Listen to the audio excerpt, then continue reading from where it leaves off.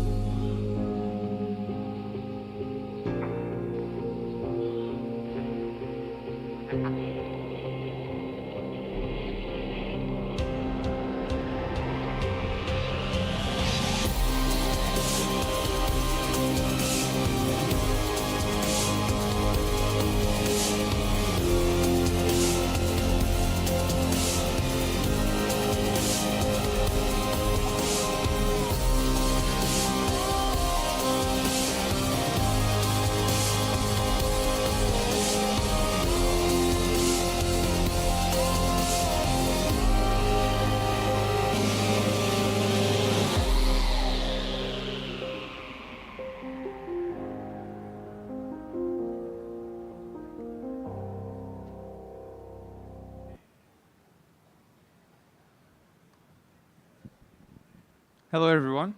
Thank you so much for being here. You might be asking yourself, what does this video mean in this big gaming event anyway? So firstly, I want to present myself. My name is Amin Houari, the founder of this project. And I want to thank my friends who are being here, who are giving me a hand, Ali Tunati and Mustafa Utkuga. And also, unfortunately, our graphic design wasn't able to come, so it's okay. So yeah, this is the title. As you see, it's very interesting. And yeah, let's get started.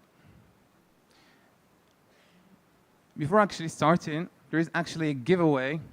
So my friend is going to distribute some cards, and you pick just a random number, and there are 3 gifts. And also, you will get this card. So for this card, you just like scan the QR code, and after that, when the space is going to launch, you can earn some HeroCat points with it. And click out. So what is HeroCat?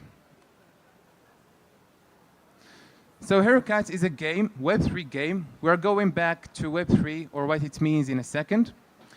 And yeah, it's a personalized, pixel-style Web3 game. As you know, maybe everyone here knows what is pixel game, as right now they are the trend, especially in NFTs. So in this game, when you enter your fears, and you enter your goals and traits. And yeah, we are supposed to show the game trailer today, but unfortunately, because of some health issues, the game trailer will be delayed. But don't worry, everybody.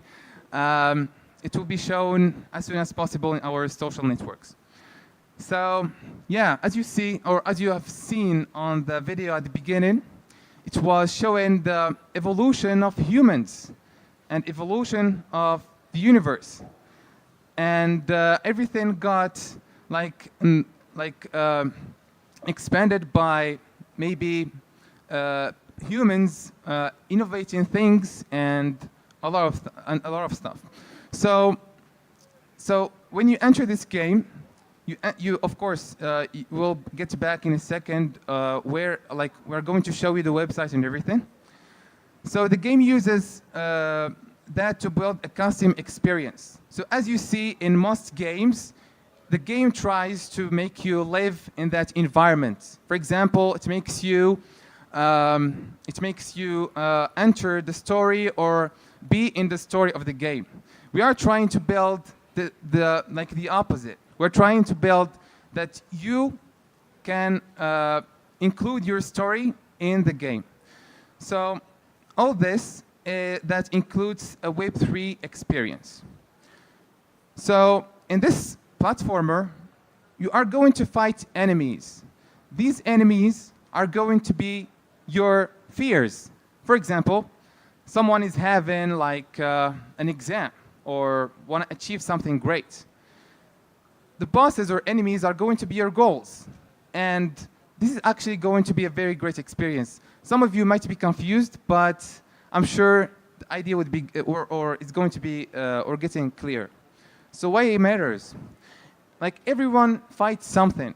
Fear of failure, anxiety, self-doubt, and a lot of stuff. And actually, HeroCat helps you face it through gameplay. And by the way, we named it HeroCat because why not? Everybody loves cats. And yeah, like you grow in real life, not just in the game. How is going to be the gameplay flow? By the way, this is our website. You can scan it if you can. Right now, the website, of course, is hosted.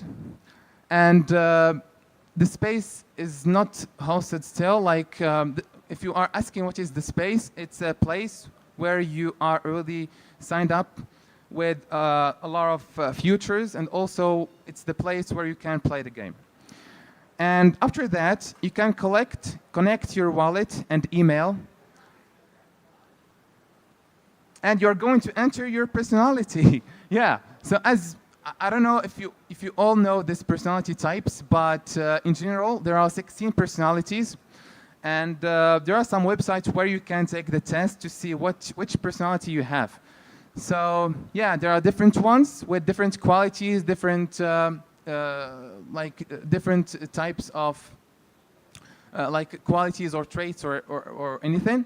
So yeah, and when you enter your personality, when you enter your fears, when you enter your goals and everything, you're going to get a player designed with your with one of your personality you choose.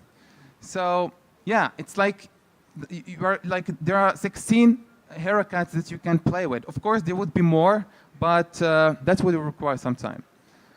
So yeah, you are going, as we said, we are going to fill the goals and fears and fight custom bosses and earn haircut points. We are going to get back in a second to what does haircut points mean. And you can redeem rewards later. And rewards, it means like money, or you can buy something with it. So this is one of the most important parts. Web3 gaming, a new era. So I don't know if everybody here knows what is Web3, but in the Web3, players own their data and rewards. And you are going to get rewarded for every task you do and for every time you spend in the game and in the space. So it's actually built for purpose, not just for profit or something like this. So Haircut uses Web3 to reward your real efforts, as I said. This is actually really important. So actually here, we see the difference between the Web3 and the Web2. So the Web2 is like in any social network we know, like Facebook, Twitter, or X, or anything. So actually, when you enter on Facebook or X, you don't own your data. It's actually centralized, and it's like Meta which owns the data. While in Web3, users own their data and assets via the blockchain. And actually, there is the identity. So the identity in the Web2 is centralized, only relying on email and password. But on the Web3, it's decentralized. Actually, this could be dangerous. That's why a lot of countries fear from the blockchain, because you can do actually a lot of stuff, and that could be dangerous. But yeah, there's also the monetization. So in the Web2, when you scroll, you see a lot of ads, you see a lot of subscriptions, and right now, yeah, you need to pay to not see the ads on most of like the known platforms. But on the Web3, users can earn directly tokens and NFTs based on the time they spend, as I said. Also, there is the control. So a platform that is relying on the Web2 is controlled by big companies. It's Google or Meta, and they can do whatever they want with your data. But on the Web3, it's controlled by the users. Finally, there is the centralized servers. So yeah, on the Web2, actually, everything is centralized, and you don't have any control over your data or something. But on the other hand, on the Web3, it's distributed systems like the blockchain.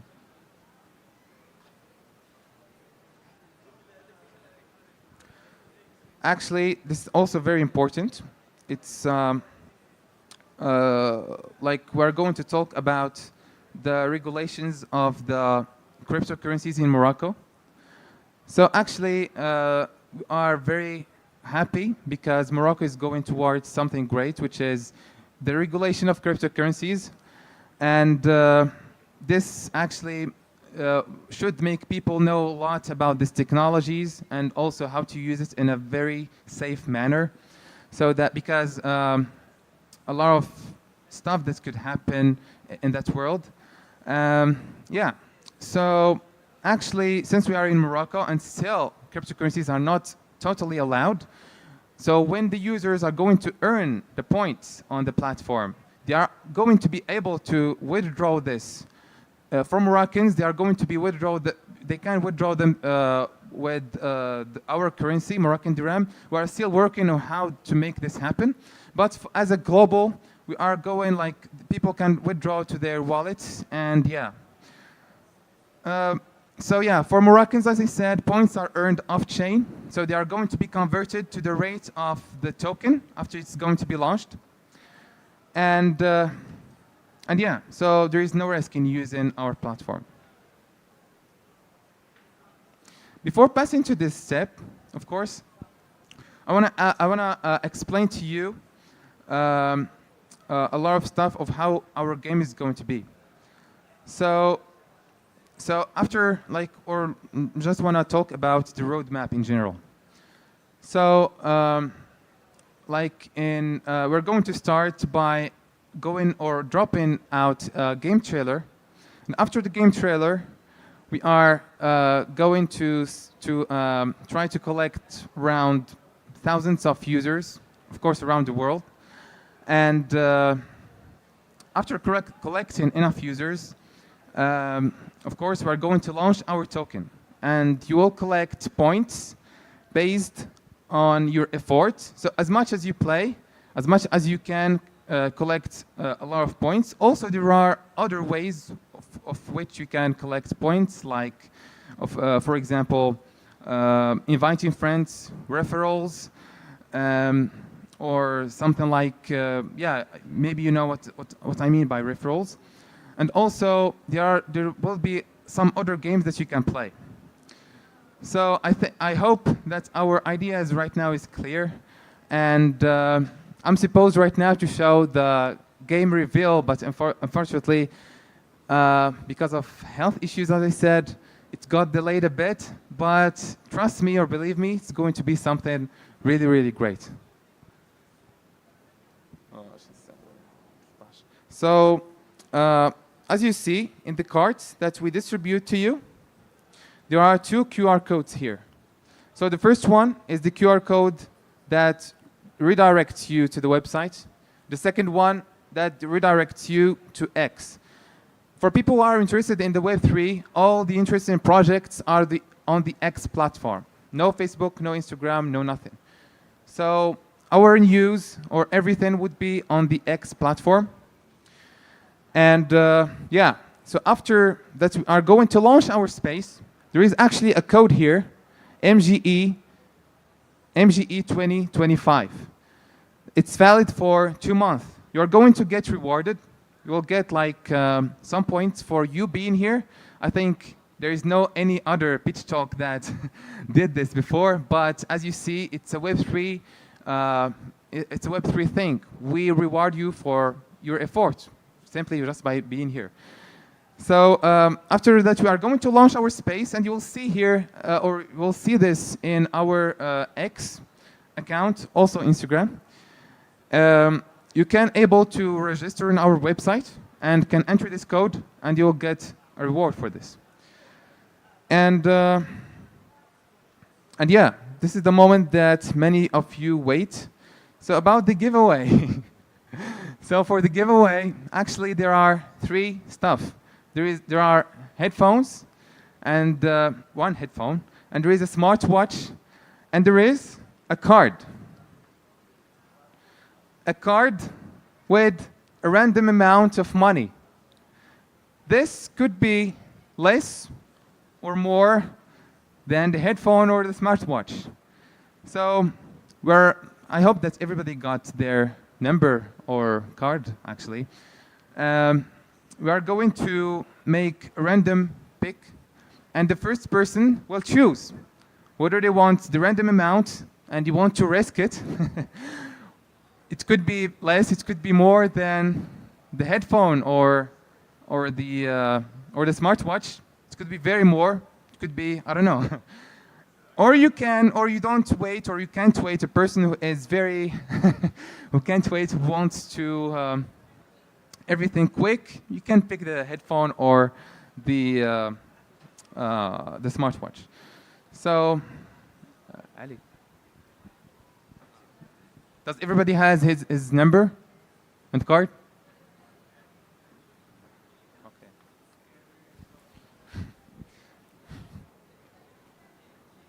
Actually, we are going to do this on the public on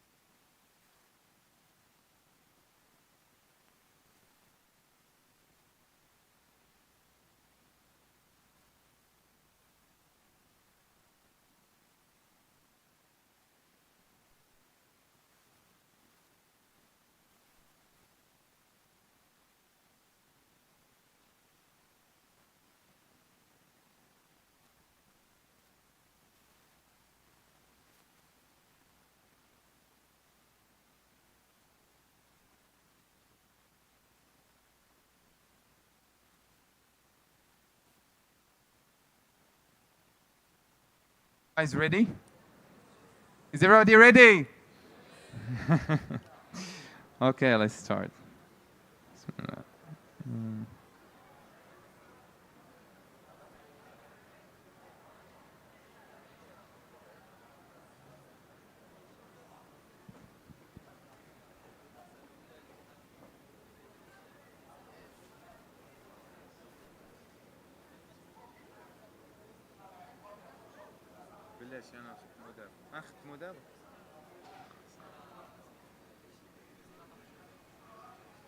So I'm going to click on spin, and I will choose or pick a random number. Let's see this lucky person.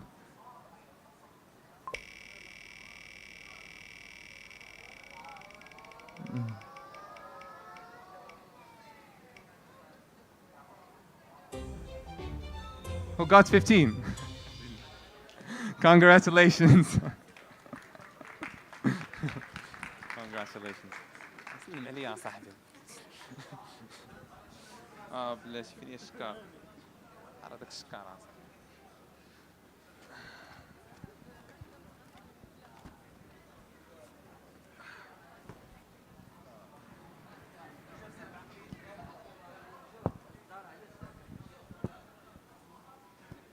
So choose a card, random amount of money, haircut tokens. Of course, you're going to get this after the token launch, or headphones, or smartwatch. What do you suggest to him, guys? Smart. Watch. Card. Okay. Try to not show it to every or to any person because it has only one time use. And try to send us a message on Instagram, or you can leave us your details later and we will show you how you can input this on your website. Lovely. Congratulations.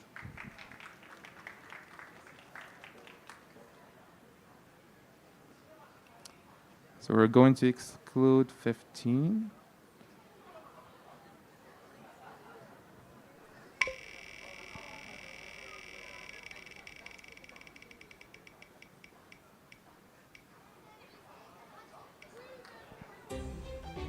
$23. حبيبي. What do you want to choose? Smartwatch or headphones? Headphones. صح.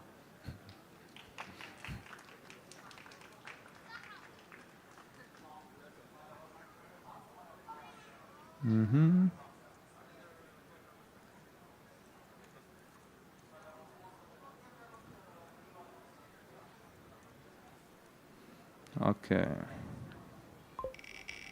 The last winner.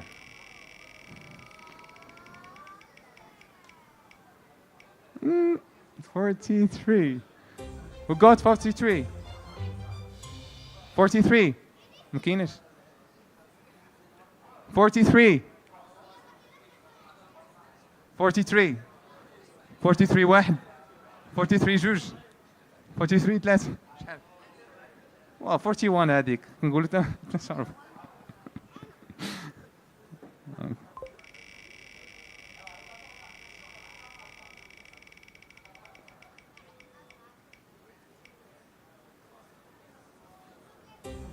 $35?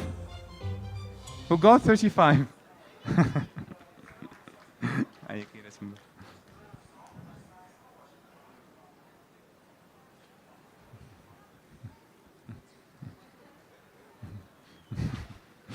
مرحبا بك. كيف صحتك؟ هاني مرحبا. So basically, as you see, this is how the Web3 works. We did actually a live experiment with you. So you can keep scrolling the whole time. We're coming to questions at the end. So you can keep scrolling the whole time on TikTok, on X, or on Twitter, and you'll get nothing. But on the Web3, you'll get rewarded for your time. So I think you got really excited, and I tried to make this experiment to make you close from the Web3 concept. So right now we are in the Q&A and A. And the first person who wants to ask us is right there. Yeah, please.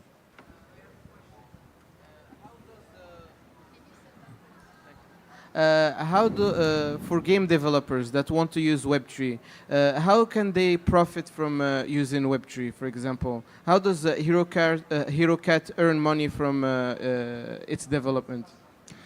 Thank you for your question. It's actually really important because that's why we're here.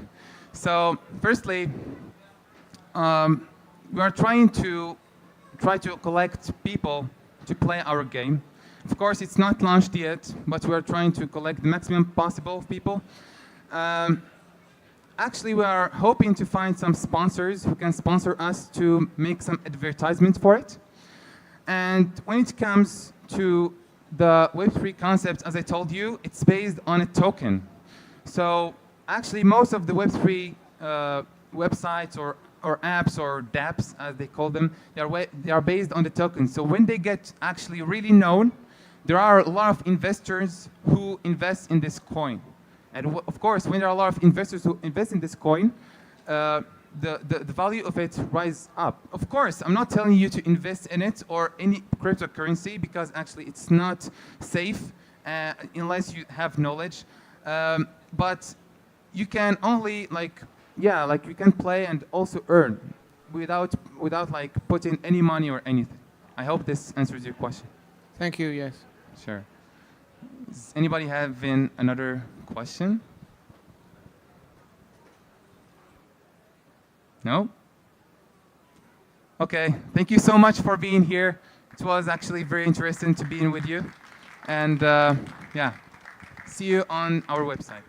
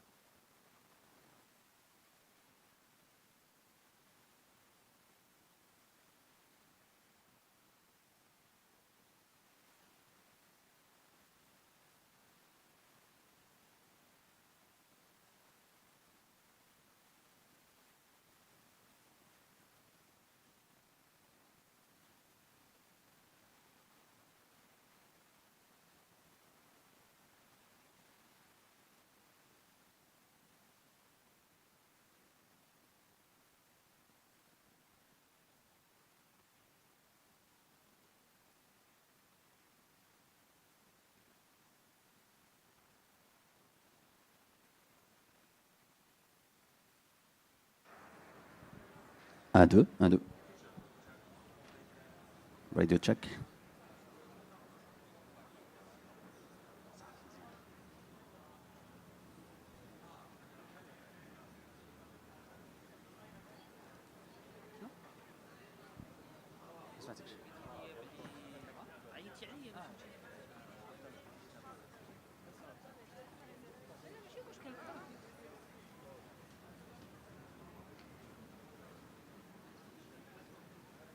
Bonjour à tous.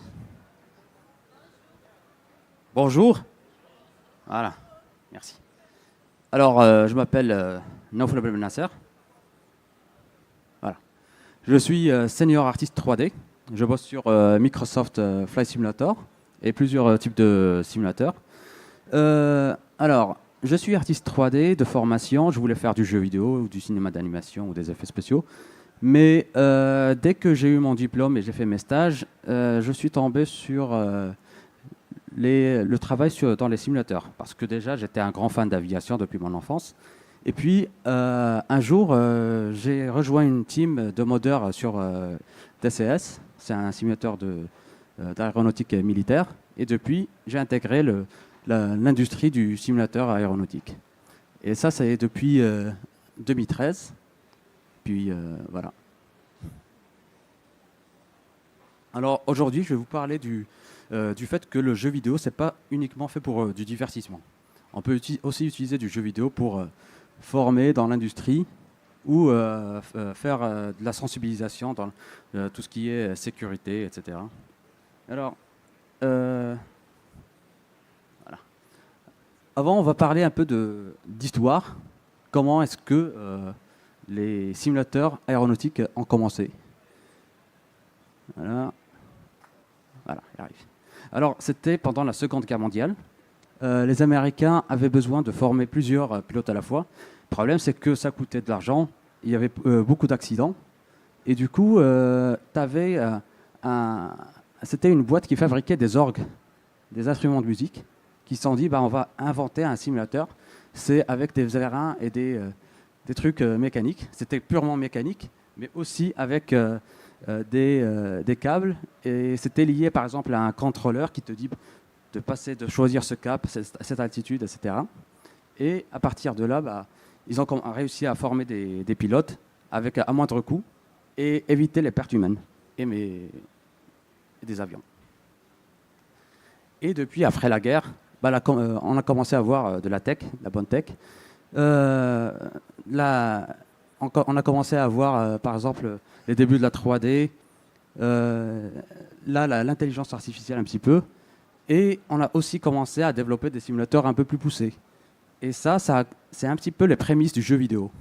Et du coup, on commence à comprendre maintenant que les deux sont liés. Et à partir, par exemple, des années 70, on a commencé à intégrer l'électronique dans les simulateurs. Mais avant, c'était un petit peu l'entre-deux. C'est-à-dire que tu avais des écrans, ou sinon, tu avais aussi, par exemple, un simulateur de char britannique, qui était celui-là. C'était une sorte de maquette miniature. Et tu avais un monsieur dans cette cabine-là qui bougeait la petite miniature avec une caméra. Et grâce à ça, ça a permis d'entraîner plusieurs pilotes de char. Et du coup, ça coûtait moins cher vu qu'il n'y avait pas de carburant, etc. C'était juste de l'électricité gratuite. Voilà. Alors maintenant, on va parler du futur ou bien du simulateur de vol actuel. Alors moi, j'ai eu la chance de travailler sur Flight Simulator 2020 et 2024, mais aussi sur FSX à l'époque. Et on peut voir que le simulateur a été démocratisé. Et du coup, tout le monde peut avoir son propre simulateur chez lui, très très poussé, avec des mécaniques super intéressantes. Et même, on peut simuler la météo et les paramètres de physique, comme la gravité, le drag ou bien la portance, etc. Et en revanche, le truc, c'est que là, le but, on essaie d'avoir le réalisme au maximum. Et du coup, on tombe sur plusieurs types de contraintes. Attends, on va y arriver. Plusieurs types de contraintes techniques, etc. Mais on essaie de les régler grâce aux pilotes ou ingénieurs ou instructeurs qu'on essaie de d'intégrer dans nos productions. Du coup, c'est une sorte de communication. En gros, c'est le jeu vidéo qui challenge les pilotes et les pilotes qui challenge le jeu vidéo. Du coup, on collabore avec avec des pilotes ou des instructeurs ou même des scientifiques pour essayer de développer le meilleur type de réalisme possible. Il y a aussi d'autres types de défis qu'on a. Par exemple, quand tu pilotes un avion, il faut suivre vraiment des directives très très précises, comme le fait de suivre des chartes aéronautiques, intégrer des radios, travailler avec et gérer les pannes, etc. Mais aussi des éléments physiques comme la météo, enfin bref, le maximum de réalisme qu'on peut avoir. Un autre souci qu'on a aussi, c'est que là, on ne vise pas que les pilotes, on vise aussi la communauté. Le problème avec la communauté... Voilà. Le problème avec la communauté, c'est qu'on a ce qu'on appelle des compteurs de rivets. C'est-à-dire que tu as quelqu'un qui va venir, qui va te demander, qui va te dire qu'en fait, ton avion, il n'y a pas assez de rivets ou bien un peu trop de rivets. Du coup, tu es obligé de rectifier le tir et mettre assez de rivets sur ce panneau-là. Mais c'est intéressant parce que ça nous pousse aussi, ça nous challenge à améliorer notre travail. Et du coup, ça reste... c'est ça le métier en fait, c'est essayer de se challenger et avoir le meilleur produit possible. Mais à côté, on a aussi réussi à, par exemple moi en tant que développeur artiste de simulateur, j'ai aussi réussi à acquérir des compétences en plus. Comme par exemple le fait que j'ai appris à piloter théoriquement un avion, on va dire. Mais j'ai réussi à appliquer ça dans la vie réelle. J'ai réussi à tourner à droite, à gauche, etc. Mais voilà, c'était intéressant parce que tu développes et tu apprends des trucs en même temps. Et ça, c'est cool dans l'industrie. Voilà. Maintenant, on va parler de l'impact économique. Le truc, c'est que en utilisant des simulateurs, on arrive à réduire le coût de la formation à plus de 60%. Ça, ce sont des chiffres selon la FAA et l'EASA. Ce sont des organismes qui gèrent l'aviation, par exemple, aux États-Unis ou bien en France. Et du coup, justement, le plus important pour la formation d'un pilote, c'est l'heure de vol. Parce que là, il s'agit c'est du carburant qui brûle, c'est de l'huile, c'est l'usure du moteur et du fuselage, etc. Et du coup, un simulateur, il y a un coût nettement moins cher. Surtout qu'un simulateur sur VR1 et tout, pour former des vrais pilotes, etc., ça coûte à partir de 400 €. Alors qu'un avion de formation, voilà, c'est entre 1500. Ça dépend des aéroclubs ou bien des sites de formation, mais bon. Voilà. Et du coup, ça permet aussi de réduire le nombre de vols qu'on peut avoir. Voilà. Il y a aussi un autre impact sur la sécurité, ce qui est le but de créer des simulateurs à la base. C'est pour former au mieux les pilotes à éviter les situations à risque. Et du coup, le but, c'est que pour mieux former, il faut de la répétition. Et du coup, en répétant, on fait des erreurs et on apprend de ces erreurs. Et du coup, là, je ne vais pas parler de chiffres, etc., mais le but, c'est minimiser l'impact du facteur humain dans la formation des pilotes et dans les erreurs qu'on peut avoir pendant le pilotage. Par exemple, tu as la fatigue, tu as par exemple le stress, tu as l'incompétence. Tu peux par exemple piloter un avion, tu tombes sur un bouton, tu ne sais même pas à quoi ça sert, ça arrive. Et du coup, le but, c'est automatiser les réflexes pour quand tu tombes dans une situation un peu stressante, bah, tu gères avec un réflexe intéressant. Le truc, c'est que quand tu pilotes et que, par exemple, tu tombes dans une situation stressante, ton collègue qui est à côté, ou bien ton passager peut te demander quel est ton prénom, tu ne pourras pas répondre tellement c'est stressant. Et du coup, le but, c'est améliorer des réflexes et éviter la charge mentale pour effectuer au mieux sa mission de vol. Là, c'est un petit livre que je voulais vous présenter qui était intéressant, qui s'appelle La psychologie du jeu. Et du coup, ça parle aussi de comment est-ce que, par exemple, là, il y a un exemple que j'ai bien aimé, c'est comment une mère chatte joue, quand elle joue avec son chaton, comment est-ce qu'elle lui apprend à chasser. Et du coup, ça, c'était intéressant pour utiliser le jeu comme un moyen pédagogique. Et du coup, c'est fun à la fois et c'est productif. Voilà. Là, c'est un petit exemple de Lufthansa Aviation Training. C'est un centre de Lufthansa, c'est une compagnie aérienne qui a investi plus de 80 millions d'euros juste pour acheter des simulateurs grandeur nature sur Vérin pour faire une formation excellente sur leur avion, sur les Airbus et les Airbus A320 et A350 et leur Boeing 777. Les simulateurs sont aussi utilisés par l'armée, de l'air et d'air, ou bien tout type d'armée, mais surtout chez l'armée de l'air. Voilà. Par exemple, là, c'est un exemple de l'armée américaine, l'armée de l'air américaine, qui utilise nos simulateurs qu'on a développés pour entraîner leurs pilotes. Ça coûte pas cher, c'est intéressant et c'est fun. Et en plus, tu peux, par exemple, tu as un instructeur derrière toi qui souligne tes erreurs, qui te montre qu'est-ce que tu as fait de mal, etc. Et du coup, tu apprends sur le tas. Une formation comme celle-là sur un vrai avion, ça peut coûter plusieurs milliers d'euros ou de dollars. Et ça peut être aussi dangereux. Là, c'est réduire le coût et le risque. Voilà. Là, c'est une formation qu'on a, par exemple, dans les forces armées royales au Maroc.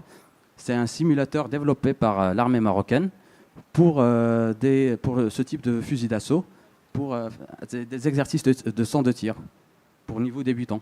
Ça permet de toucher, pour avoir un premier toucher sur les armes, etc., pour pouvoir maîtriser le tir, etc. Voilà. Là, je voulais juste souligner, par exemple, il y a aussi des startups marocaines comme TechPal qui arrivent à créer des formations HSE, c'est hygiène, sécurité et environnement.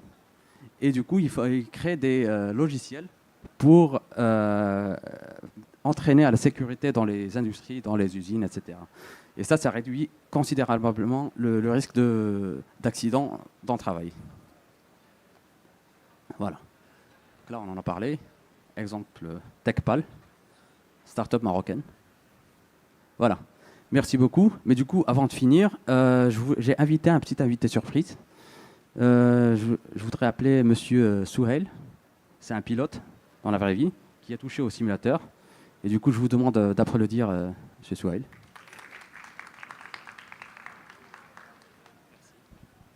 Merci beaucoup. Sabah khair. Tout le monde parle arabe.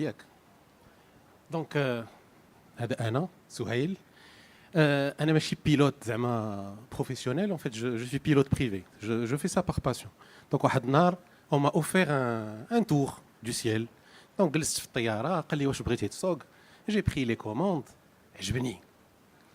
Et donc, la من تقيت il y avait un problème وين نرجعوا لكاع هادشي اللي قالسينو sur un avion دابا نوريكم تصويره ديال الكوكبيت ديال 1968 هو اللي غادي نطير فيه 2000 dirhams de l'heure.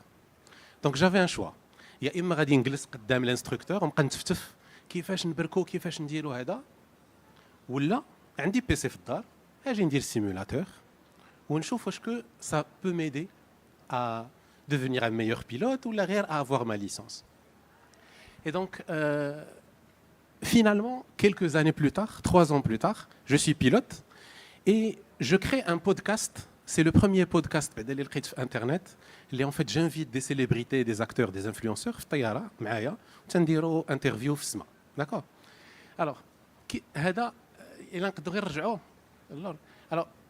ça, c'est un avion complexe qui vole vite. Fait 7000 boutons, etc. Et ça, c'est moi qui pilote cet avion 1 mois après avoir obtenu ma licence. Très rare que خديتي permis ديالك يلا خديتي البيرمي وركبتي في فيراري وتدير حوار مع شي واحد وتتصور ولي كاميرا اكسيتيرا. اللي كاع الناس اللي قلت له هو رياض راه معايا كان معايا في ليكول اللي كنقول له راه غندير هذا يقول لي انت حماق ما عندكش ليكسبيريونس اكسيتيرا. Donc quand je volais ici, j'avais 43 heures de vol. À 40 heures de vol, c'est le minimum pour avoir une licence. J'avais 43 heures de vol, mais j'avais 100 heures de vol sur le simulateur. Et donc, en fait, ce que j'ai fait, c'est que, si on peut passer rapidement sur les autres slides, donc j'ai invité des célébrités, les ما كنعرفهمش, طاروا معايا confortablement في l'avion, كاين اللي جابوا وليدات وطاروا معايا في الطيارة, وكل شيء داز مزيان et nickel.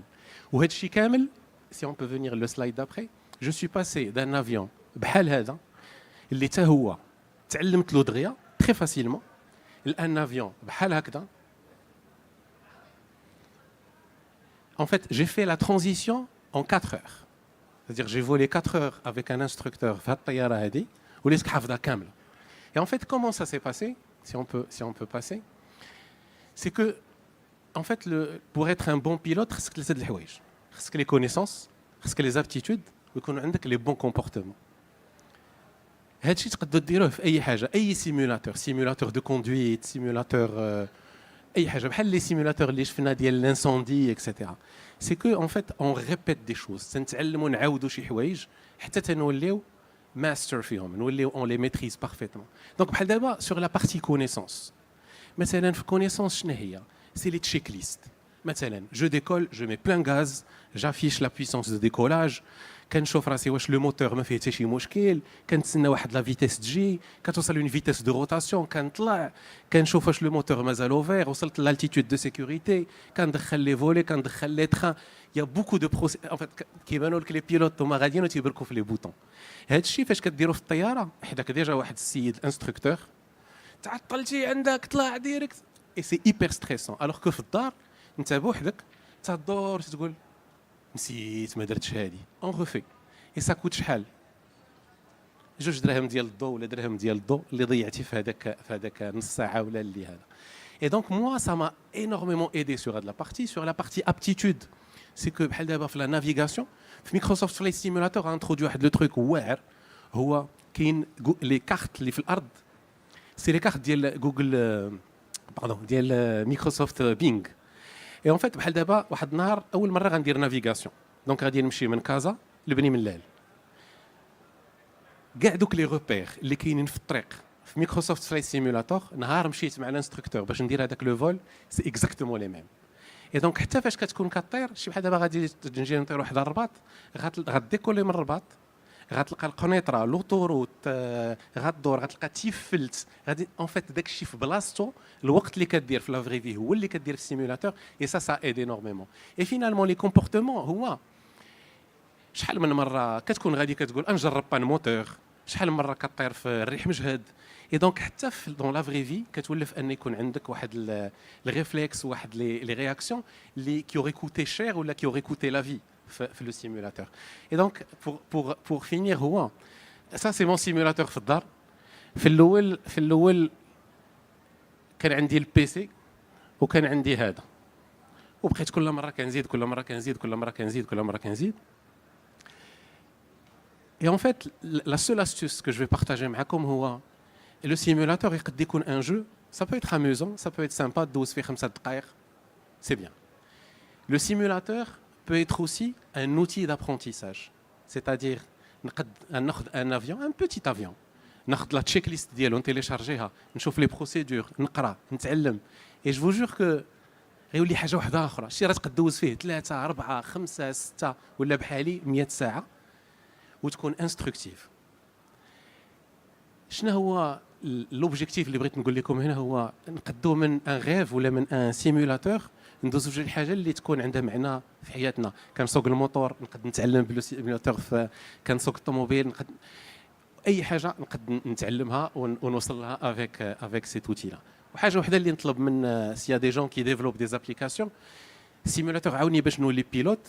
مي فاش درت البودكاست المهم تتفرجوا, المهم ديك بروميير اكسبيريونس ديما هذا الا يمكن تصاوبوا لنا سيمولاتور دو بودكاست سو سري بيان, نربحوا فيه حتى هو شي سويعات. جو فو ليس مي كيو ار كود بور لا باج انستغرام اي لا شين يوتيوب.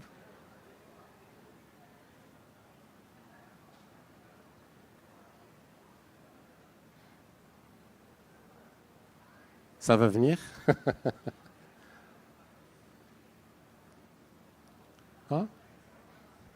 المهم فاش يبانوا عرفوا سبسكرايب, فعلوا الجرس وداك الشيء كامل. Et encore une fois, si vous voulez venir voler, rentrez sur Instagram, envoyez-moi un message. مرحبا بكم. Merci beaucoup pour votre attention et à très bientôt inchallah. Alors, je peux pas faire mieux du coup. C'est une excellente formation. Merci beaucoup Monsieur Souhail pour tout. Et du coup, merci beaucoup pour être venu. Et n'hésitez pas si vous avez des questions. Je vais prendre des questions en attendant que ça marche.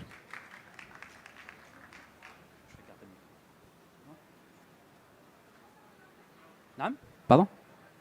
La page. Attends, comment est-ce qu'on peut sortir ça? Parce que c'est bloqué ici, ça fonctionne pas, il y a un souci avec le PDF.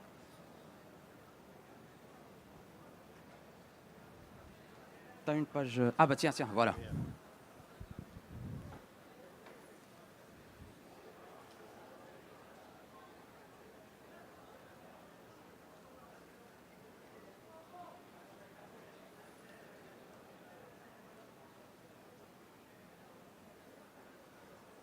Des questions? Chez Souel. Ok.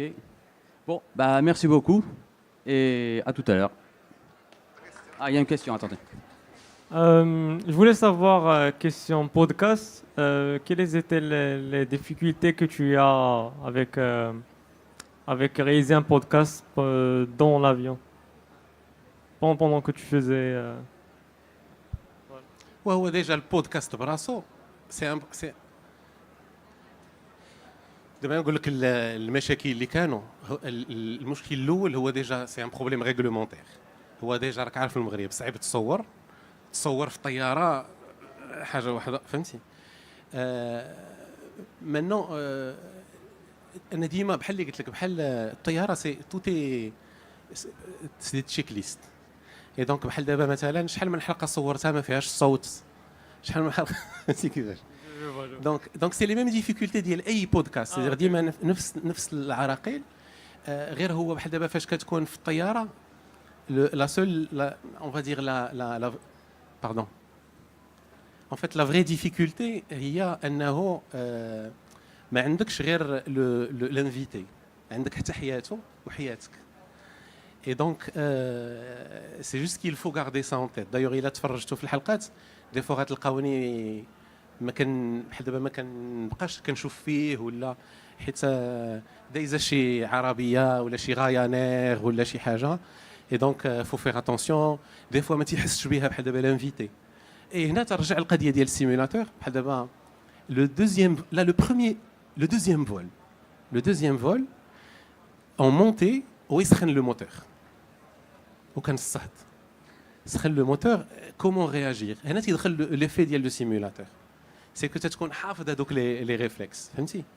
دونك سيتي ان بو تشالنجون مي دابا سي سامبا. دابا سي فريمون زعما لي ديرنيير ايبيزود اللي درت سيتي سامبا. ميرسي. Autre question? Est-ce que vous avez fait un podcast avec Ça arrive. J'arrive. أنا ساكن في مكناس. le simulateur d'IELO? اون تيرم ديال الكرياسيون ديال لي سيمولاسيون، واش كتلقى مشكل مع الرياليزم؟ كاين باش اكيليبري اونتر لو غرافيك ولا الموفمون الفيزيك وداك الشيء؟ كاين واش كتلقى واحد لو بروبليم باش انك ترد داك الشيء بلو ريال؟ كاين باش بحال كتكون في الواقع، بحال كتحس به بحال داك الشيء واقعي؟ واش كتلقى بروبليم في داك من ديك الناحيه؟ Alors, هذا c'est pas un problème, هذا c'est plus un challenge. وفي كاع les métiers كتلقى des challenges و du coup le fun هو انك نتايا les outrepasser. Du coup كتجي بحال دابا كتجي كتعيط لان scientifique بحال دابا quelqu'un qui maîtrise le physique ولا un ingénieur aéronautique en aérodynamique بحال دابا كيجي كيقول لك non يا فاش كتخرج لي فولي لو ني خاصو يطلع ماشي يهبط ولا des trucs comme ça. Du coup كيعطيك il essaie de t'aider de comment on va dire convertir les données scientifiques, les tu es un développeur, où tu essaies de les intégrer dans ton moteur ou bien dans ton avion. Mais comme je t'ai dit, c'est pas un problème, c'est un challenge. Les challenges, il y en a partout. Il suffit juste de savoir comment les outrepasser. Voilà, c'est une opportunité. En fait, on voit ça comme une opportunité pour avoir un produit unique. Et là, un avion, il a un comportement physique très très différent. Ça reste un argument de vente. où les gens كيعجبهم هاد القضيه هذه. ميرسي.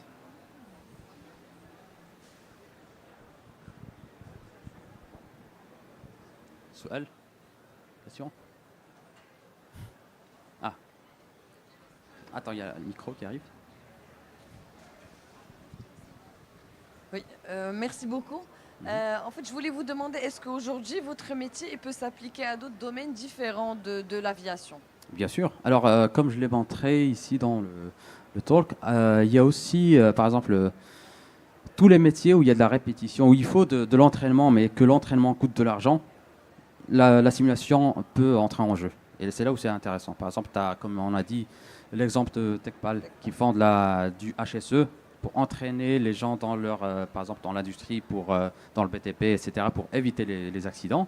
Tu as aussi, dans le militaire, on utilise beaucoup les simulateurs parce que chaque heure par exemple, dans les chars, etc., pour éviter les accidents. J'en ai vu aussi, par exemple, dans les simulateurs juste d'apprentissage de conduite automobile, tout type de métier où ça coûte beaucoup d'argent pour former. Le simulateur, c'est une très très bonne solution. Merci. Si je peux rajouter un petit point, en fait, je pense que les simulateurs sont applicables dès qu'on parle d'intuition. Dès qu'on dépend de l'intuition humaine pour avoir des réflexes et pour avoir une réaction, ce n'est pas de la science exacte, on n'a pas le temps. Là, on peut faire appel à de la simulation et là, on peut aller sur ce qu'on appelle de l'apprentissage intuitif. C'est-à-dire on entraîne vraiment la machine la plus puissante au monde, qui est la machine humaine. En ce moment, on parle tous des machines de e-learning. Tout le monde veut entraîner des machines e-learning, mais on oublie la machine la plus sophistiquée, la plus puissante, qui est le cerveau. Donc, merci, bravo. ça a rajouté. Voilà, c'est excellent. C'est tout bon? Merci beaucoup.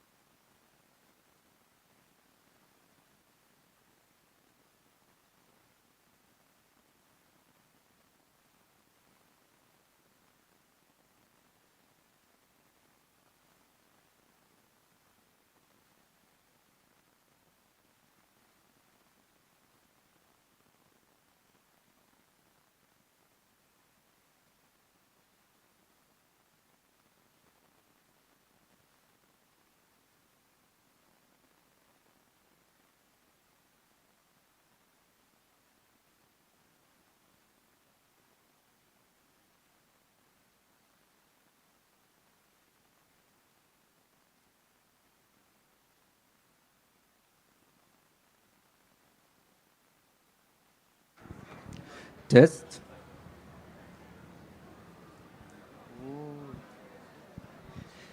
Ladies and gentlemen, thank you for your presence and your attention. I would like to present to you our project. It's called ID in the Raidborn. It is a action game, and can you hear me? Okay.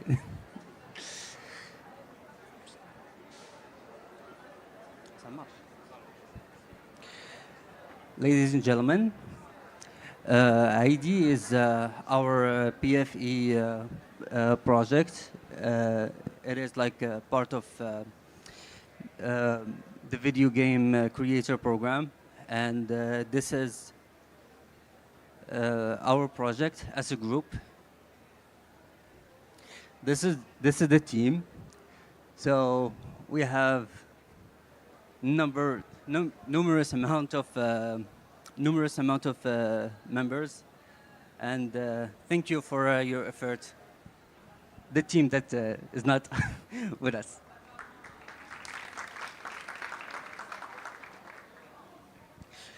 The important part.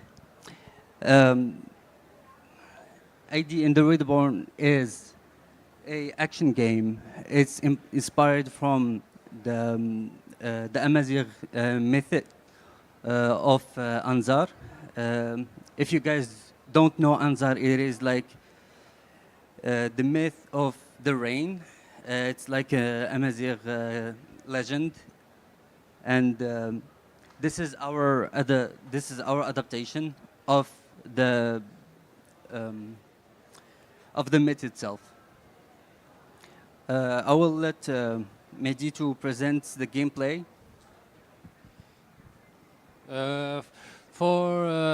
Ito can do like basic movements like walk, run, and dash. He can also jump. He can do fast shot, and while holding the shot button, he can charge shot to do more damage. For the 3C, we have the camera will be like third person on top of the shoulder, and with a slight move when aiming. For the control, our game will be only playable with a controller. The controls are pretty basic, like any normal game, we can jump with the A and heal with the X, and dodge with the B and interact with the environment with the Y. Now for the game loop, we have three major loops, the micro, the mid, and the macro. For the micro, the player need to defeat just normal enemies to acquire the dark energy. And for the mid, the player will need to reach the next checkpoint or defeat one of the bosses. And for the macro, the player needs to defeat the final boss or the final boss to unlock end game content and complete all major objectives.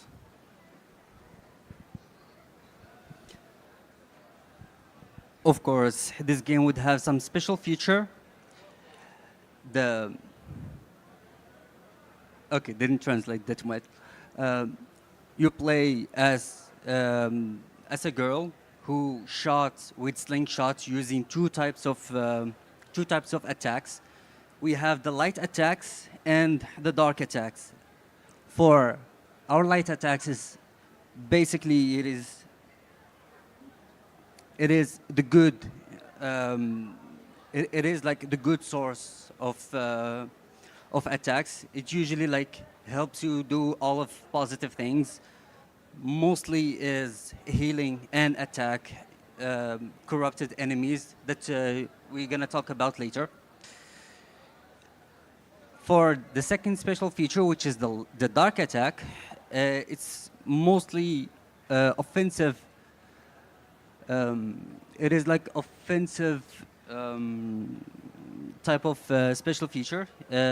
Usually, to get this attacks, you have to switch to a dark world, which is like where you can find like corrupted enemies that you need to fight and collect and to collect some orbs, which is like the dark points, and you can use them like for either having more powerful attacks, or you can have it more. What is it called? Something that would help you progress, either to interact with the special prop or open like a gate.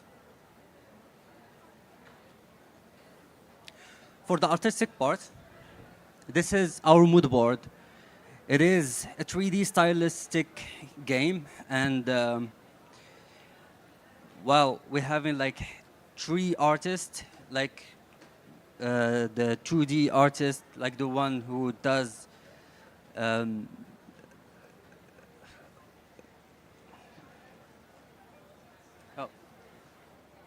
okay, wait. This is like our mood board. Usually, like it's dark atmosphere, while you have this melancholic, almost vibe. Usually, like you run in a ruin, and that's how you discover more of the story. For our narratives, like I said earlier, it is an adaptation of the Anzar. While you play as Ito, she's like a girl from a forgotten village. I don't know if you guys know much tradition, Amazigh tradition, if you guys recall Taranja, which is a thing that's been used earlier like as a bride. So you play as that bride, and this is our adaptation to it. This is Ito. This is like a creation by Mena Al-Ashawi. She's not with us today. And this is the protagonist. While we have the Forgotten God, it is like an NPC that help you to learn more about the world and also learn more about what you have to do. While we have the dark people, those are the meanies.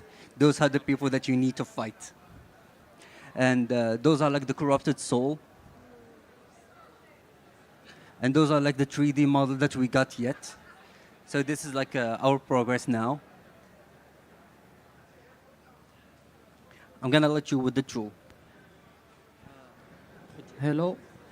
For the development tools, we have chosen the Unity game engine because of its thank you. Because of its robust and very useful in this case of projects. We have chosen also Procreate for texturing the models and any 2D work that we might need in the game. And also, this is the famous two modeling softwares. It's Blender and Maya. We have worked with Maya the most of the time, and the Visual Studio Code, of course, sorry, and GitHub for monitoring the progress and checking everything is fine.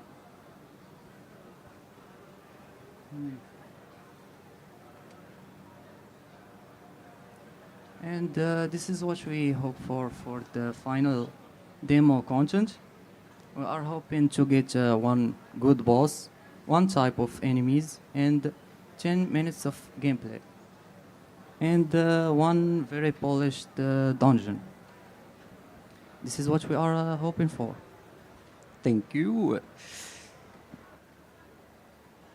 Now for the boring part. Maybe it's the exciting part from some people.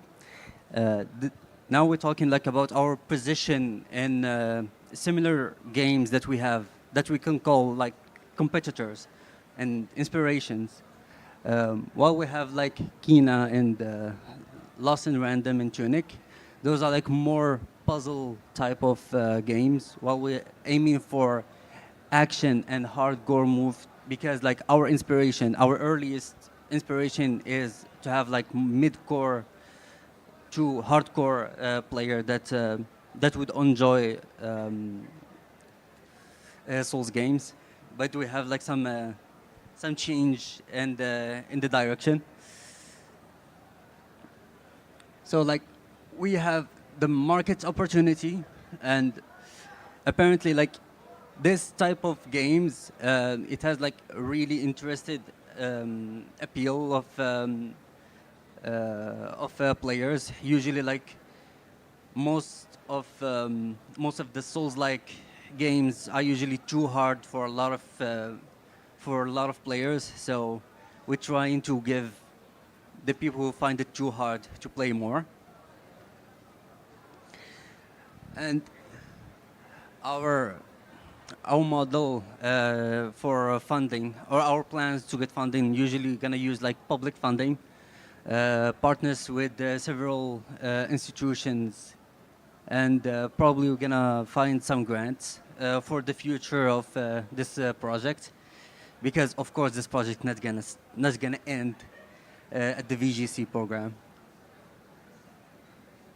So for the road to the map, this is like this is for the people who don't know the VGC program, or the strangers. So this is like our planning for the gold and the alpha, and we aiming to find the final gold in September.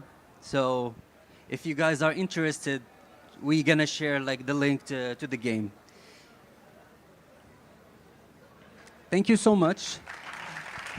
And if you guys have any questions,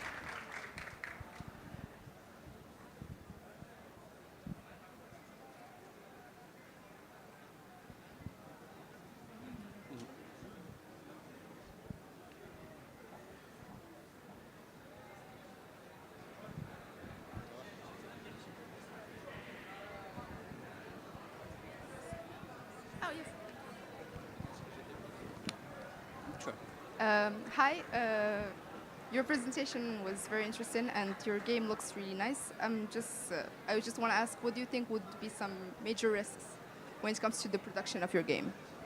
sorry. What would be some of your major risks when it comes to the production of your game, despite everything that's going on? Okay. Our major risks for now is the game design. For us, our game design, like it's still not polished yet, and we still have some difficulties, adjustments, because we have a Souls-like enemies, because it is our first inspiration. So those enemies are pretty hard to fight, while we're having almost like a unique approach to fight, which is using rage weapon with a slingshot. That is quite different thing to balance, and our intention is to find like the balance of having satisfaction in actual fight, in actual winning the enemies, and it still can be hard enough to intrigue the player a bit. Thank you for the question.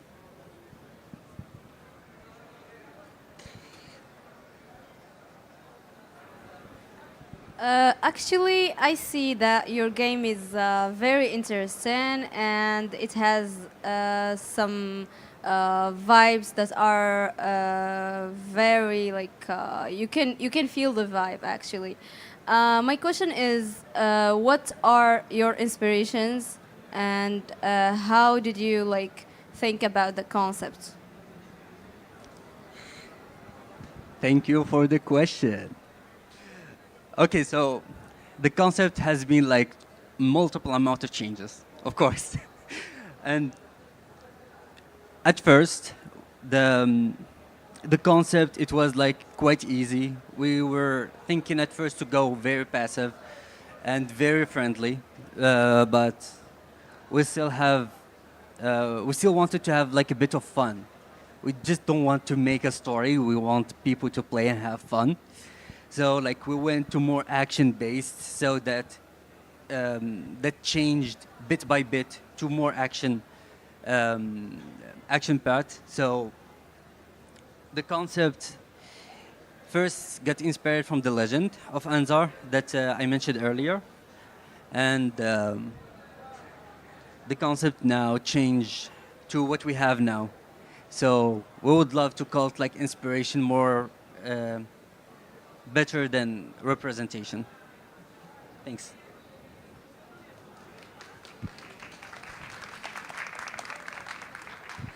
I would also love to thank the rest of the members. We're just three of us, so please clap for the guys.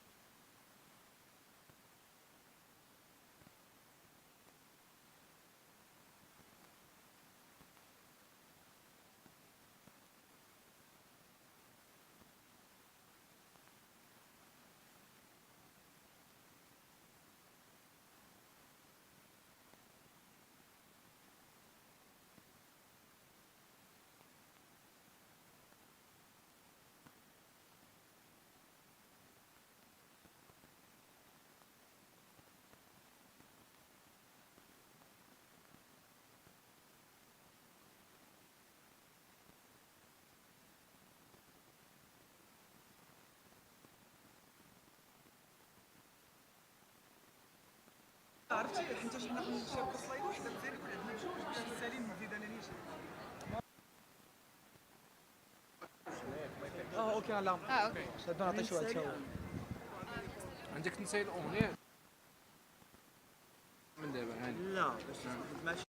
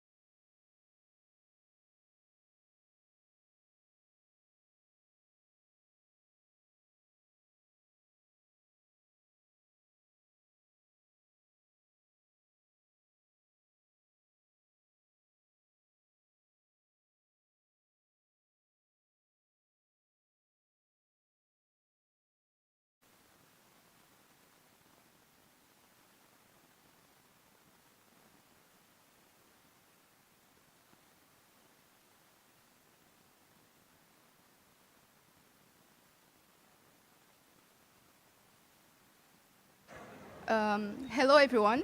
Welcome to our presentation today, which is our game, Fragments. I would like to introduce you to our team.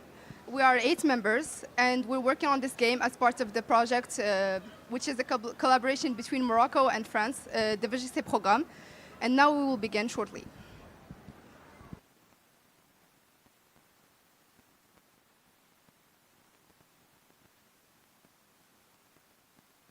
Okay, hello everyone once again.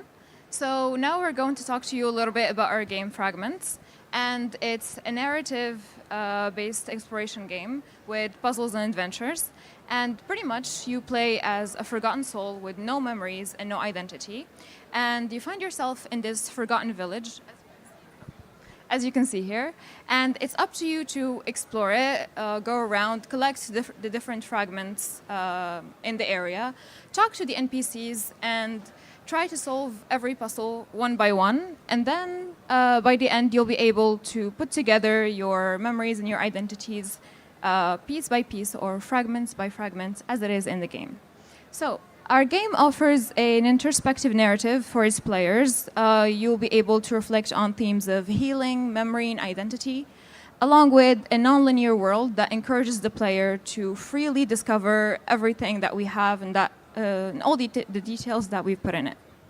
And last but not least, of course, we have a multitude of puzzles that can unlock different progressive paths and new interactions with all the NPCs that we have. So, my name is Elias, and I'm one of the developers of the game. So, I will explain to you the aspects and the audition of our game. So, firstly, our game is built for PC and with Unreal Engine 5. With Unreal Engine 5 to create a highly atmospheric and immersive world gameplay. And also, it's an explorative narration game. It's designed for the players who likes and enjoys interactions and exploration with NPCs to explore more about the world and also about the character himself. And for the target audience, we're focusing the game to be for players aged 12 and up. Also, it's a single player which has an immersive world and game feel. And now I will let you with Salma Shaki to explain to you more about the story of our game. Thank you. All right, so now I'm going to tell you a little bit about the backstory of our character, along with the lore that's been created for our backstory and our game in general. So once upon a time, before the world that we know it as it is, chaos reigned. Everything was in a state of shambles and ruins. So the person that we know as the first guardian decided to make a deal with a powerful deity, and in exchange for the stability of their world and for their pasts and histories and memories to be kept intact, the guardian will have to sacrifice themselves and keep the cycle one century after the other, one guardian after the other. And of course, the first guardian agreed. But as we know, we're humans. So as time passes, we start thinking that our histories are just stories and myths, and we stop believing in them. And that's exactly what happened. So after a multitude of guardians, the current guardian forgot to uphold the sacrifice. And then the cycle wasn't upheld, and their soul shattered into a number of fragments and a number of pieces. And so when they woke up, they found themselves with no identity and no memory, just as a soul. And they had, and you as the player will have to put those fragments of your soul back together. And so you will try to group your memory and your identity and discover who you were and your past and who you are going to become.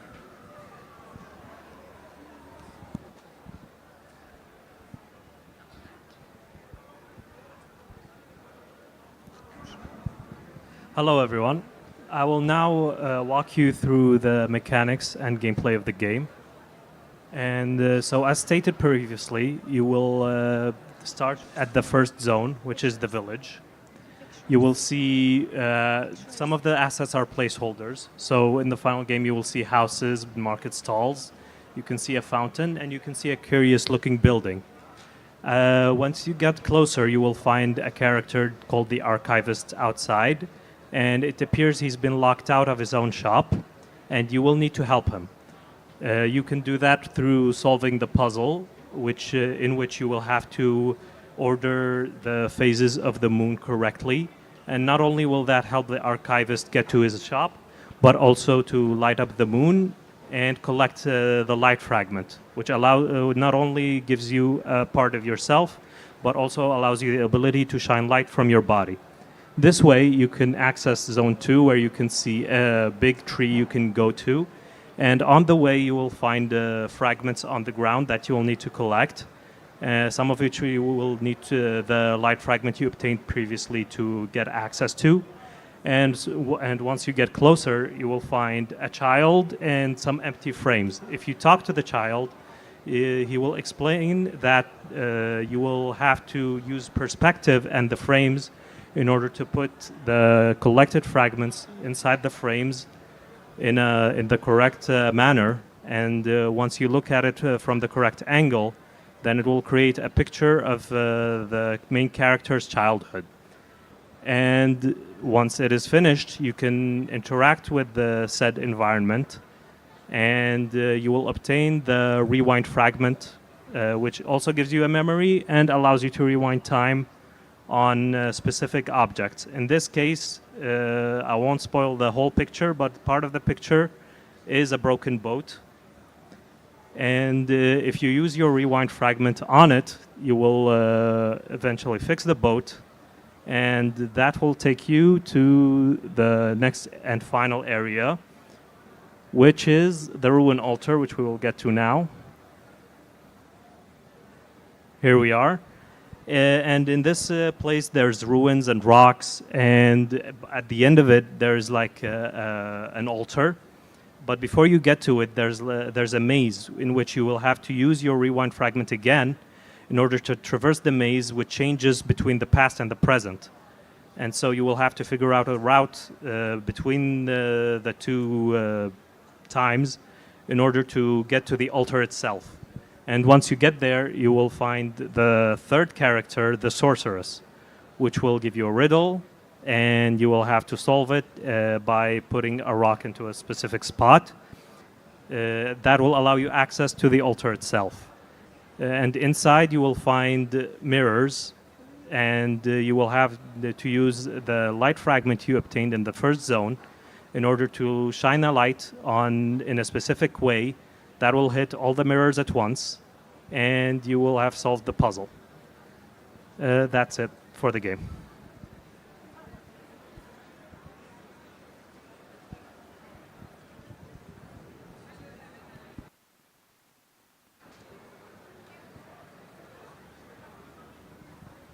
Okay, so now we're going to talk to you a little bit about the art direction that we chose for our game, starting with the environment style. So we're going for a 3D stylized look that's going to enhance the readability of our assets along with its atmosphere.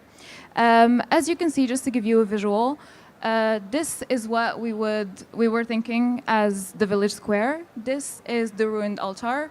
This is generally the misty and foggy atmosphere of the game.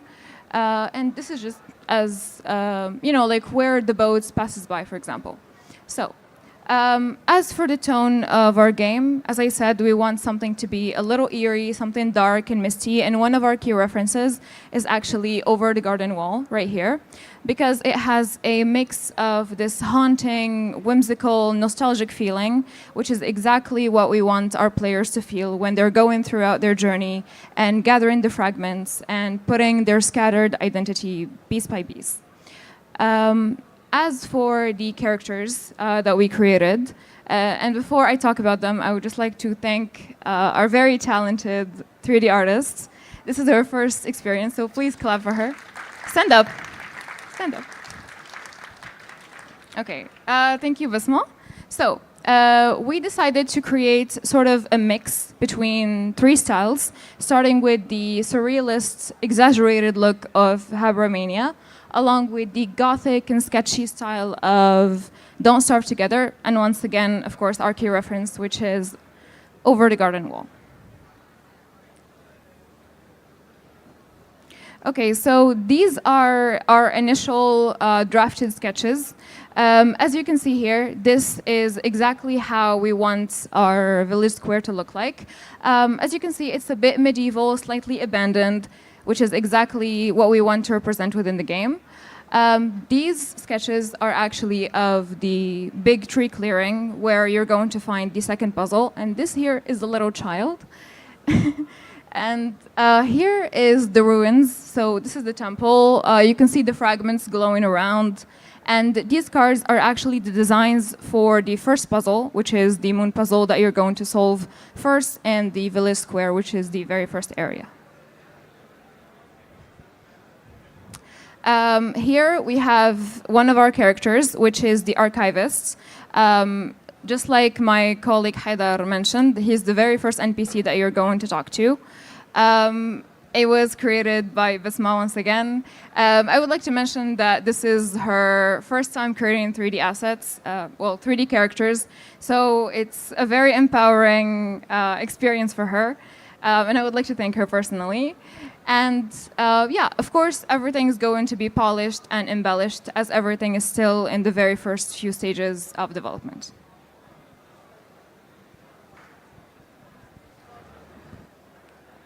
Thank you. Hello again. I will present myself first. I am one of the game designers and producer on this project. So after seeing an overview of our project, I would like to present you with our vision for the final content. Overlooking time and management issues, we hope to have a game that's around 10 to 15 minutes of gameplay, followed with 3 levels. Each level will usually have 1 NPC to interact with and 1 puzzle to play. And of course, we'd like to also have 4 unique fragment abilities, which you will have to gather so as to complete the game. Now, moving on to the competing market. I will be explaining a little bit where we want to situe. I'm sorry, I'm switching to French and English. So if we were to see the graph present here, we have game genres median earnings in comparison to the releases since 2019. This is one of the most recent data that we got. Our game, as you've guessed, falls under the puzzle and narrative genre. As you can see here, the visual novel genre is one of the highest released amongst all the genres, but the mix of visual novels and puzzles is usually a genre that has a very dedicated and focused audience. So that's why we're targeting this kind of market. Usually, if they're both separated, it's either low effort or shovelware games, but the high earnings of these games are made by indie developers, which we also fall under. Moving on to some examples of games developed by indie devs that did very well on the market. We can take, for example, if everyone knows Firewatch or Outer Wilds, Gris, or Journey. As you can see, if they get reviews of 84K, 70K, or 72K respectively, with pricings that range from, let's say, $10 up to $24, the earnings usually are hit the 30 millions. So if we were to apply these metrics on our game, we'd say that after reviewing them and comparing them to ourselves, our game would be priced at $9.99. It might get 20K reviews, and we might even have approximately earnings of $3 million. So please buy our game. Following, let's see where we fall under when it comes to the access. So we're generally in a linear world, and it's between the puzzle and the narratives. Moving on to DevTools. Yeah, thank you so much, Umayma. So right now I will talk about the DevTools or the tools that we use to our game. So as I already mentioned, we are developing our game with Unreal Engine 5, especially with blueprints, and also with the interpreter Visual Studio and Writer for coding. And for the visual, for the version control system, we use Perforce, so we can save our game on cloud. So we will have an easy access to our game. And also for 3D modeling, our game artists, they use in Blender and Substance Painter. And also for the UI design that Umayma will handle, she will use Figma. And also for the music production, we will use FL Studio and everything related about the project management. And we have a template of spreadsheet that we use to track our hours and our tasks. And yeah, now I will give the speech to Mehmet to continue. Thank you so much. Now moving on to the very final slide of our presentation, which is the roadmap to the gold. We cannot talk about a presentation of a game. We cannot talk about a production of a game without talking about the main milestones.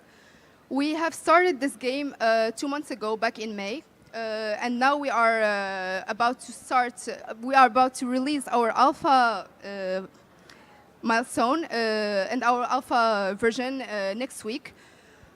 We'd like to incorporate all core gameplay, of course, have the 3 C's in place. By 3 C's, I mean character, camera, and controls, meaning everything that's movement related, camera, and placements of character in the world, and its interaction with the objects. And of course, after a month and a half, if I'm not mistaken, we'll be in our beta milestone, which will have the version that will be furnished and complete with all assets that are going to be provided by our artists, our 2D and 3D artists, me, myself with the UI and the gameplay and everything.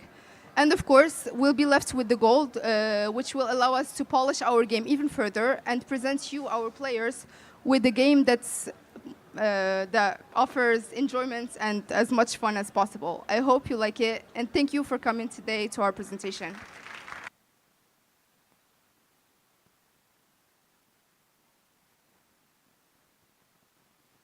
Would anyone like to? Yes, of course. Thank you. Hello. Thank you for your presentation. I have 2 questions. So I will talk with 2 hats. The first hat as a software engineer and the second hat as a hardcore gamer, 20 years of gaming. First of all, for the gaming part. Most of the games that I like to play and my favorite game of all time is Half-Life. The best part of it is never tell me what to do. Always the game narrates from the environment. They never tell me what to do and what I have to do. As I say, I saw in the demo, I say a small tutorial. It will be better. It will be in the narrative of the game, and also having like an NPC or something that can give the player the ability to solve the puzzle automatically. No need for a small tutorial. For the second question. As I think, in my humble opinion, using a real engine is like using a fighter jet for a simple task. Maybe you can use a small engine like Godot, or also building a game engine from scratch. Puzzle games like this, I think it can be ported to mobile or small device. So using a real engine, it will be hard. As I think the game is rendered and maybe is played on high performance laptop, as I think. So for small people that have no just mobile device or humble computers, I think it's better to reduce the cost of using performance by building a small game engine for that, or for example, using a lightweight engine. Sorry, I will start by replying to your second question, and then I'll move on to, because he's our game designer and he will discuss the first parts. When it comes to the second part regarding the Unreal Engine, it's mainly because it's one of the pre-requirements in our courses as part of the VGC. Because our first project, which was an arcade project, we worked on a Unity engine. But now we'd like to try out with the Unreal Engine because it's part of our learning courses. And when it comes to optimization, we have 2 very performant developers within our team. One which is very aligned with Unreal, and they're gonna do their possible to like optimize it as much as possible and make it available for every types, all types of platforms. I will leave you with our. Okay, thank you for the question. First of all, I agree with you completely. So the way you see it now, it's because we're not even at the alpha stage. And so some things may not be as clear. So I'll tell you right now that yes, we want to let the player discover the world on their own. If there's any like tutorial or something, it's not really a tutorial. It will just be an indicator in the world that you can press this button. That's all. As for the puzzles and other things like that, there will be environmental hints that are subtle. It's not in your face. And when talking to the NPCs, they are nuanced. So they won't give you the answer right away. They will talk in their own way. And but if you need help, then there are hints there that can help you. But most of the game, you will have to discover and solve the puzzles basically on your own to, so you can just, because it is a game about self-discovery. So we want to let the player immerse themselves in it without having that barrier of guides. Thank you. Thank you, everyone. Thank you once again.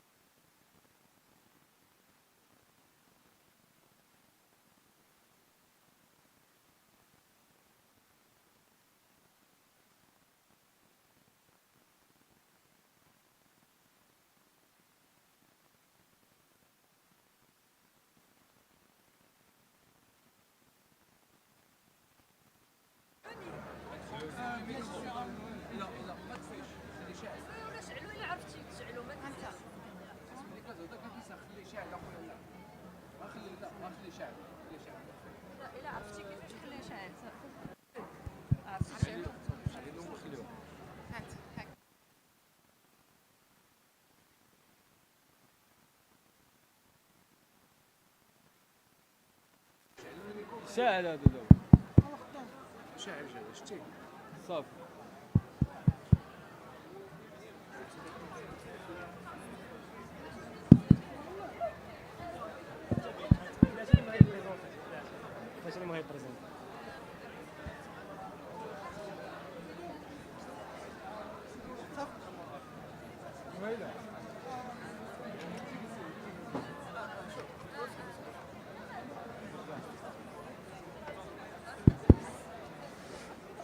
Hello everyone, ladies and gentlemen. Today we will present Lost in Sala Colonia. So Lost in Sala Colonia is a survival horror game and exploration puzzle. You play as a vlogger that enters to Shella to make some content for his followers. So after that, you will have some things that happened. So we need to anchor the city.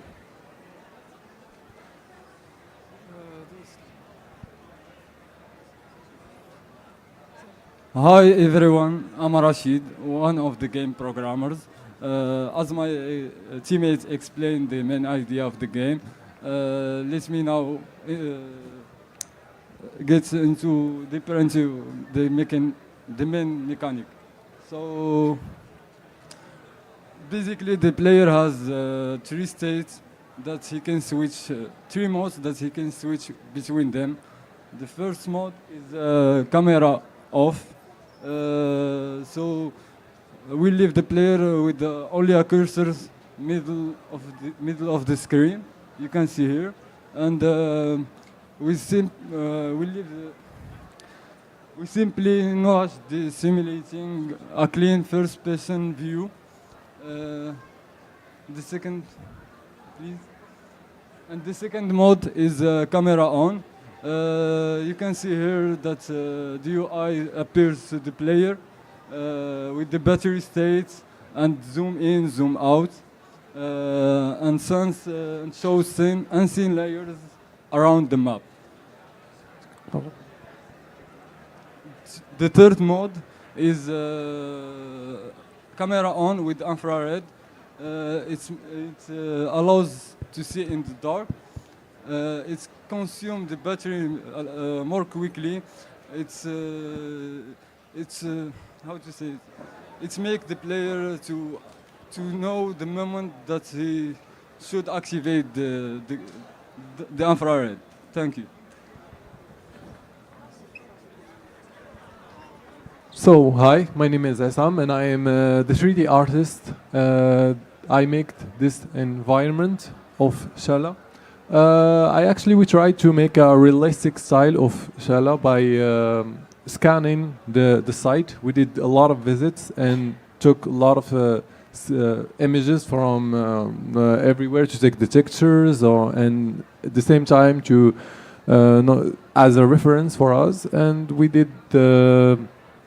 we measured the scales so we can make a real exactly one-on-one scale place of Shala, as you can see here. And also we try to, because the game is in an horror game, so we try to make the scene more darker and darker, as you can see here, and give the player the mood of a scary mood in Shala Colonia, Shala Colonia, which is the old name of Shala, in the night. Giving the player a unique experience in this unique site, and to show to give the spotlight to the site in terms of culture that Nouhaila will talk about. Hello everyone, I hope you're doing good. I'm Nouhaila Al-Kramani, a mediator cultural, game designer and game producer. For this project, we made a strong choice to create a video game based on our heritage. We chose Shala, a historic and spiritual site in Rabat as the main setting. But it's more than just a background. In our game, Shalla, it's like a real character. It holds mysteries, memories, and stories. The player will live a realistic horror game. Okay, the question is, why did we choose Shalla? Because it looks like us. Because it speaks to us. And it's our first language, our first imagination. I believe that by using what is close to us, we can create video games that are honest, deep, and meaningful to many people. In this project, I want to share a simple idea.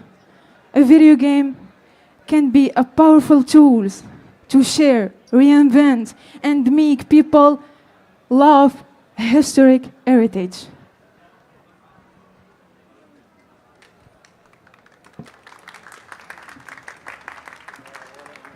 Well, hello everyone. I'm Anas, one of the developers on the team, and I'm going to represent you the enemies the player gonna encounter first on the game.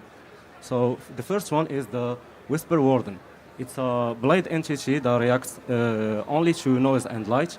It patrols corridors slowly, emits whispering sounds, and doesn't notice the player unless disturbed. For the second enemy, it's Memory Echo. It appears only where the player has already visited. In the initial encounter, she does not move or attack. But the second encounter, she starts to become aggressive. So she starts glitching through the space, chase the player briefly, and causing visual hallucinations. And this is the behavior tree of one of our enemies.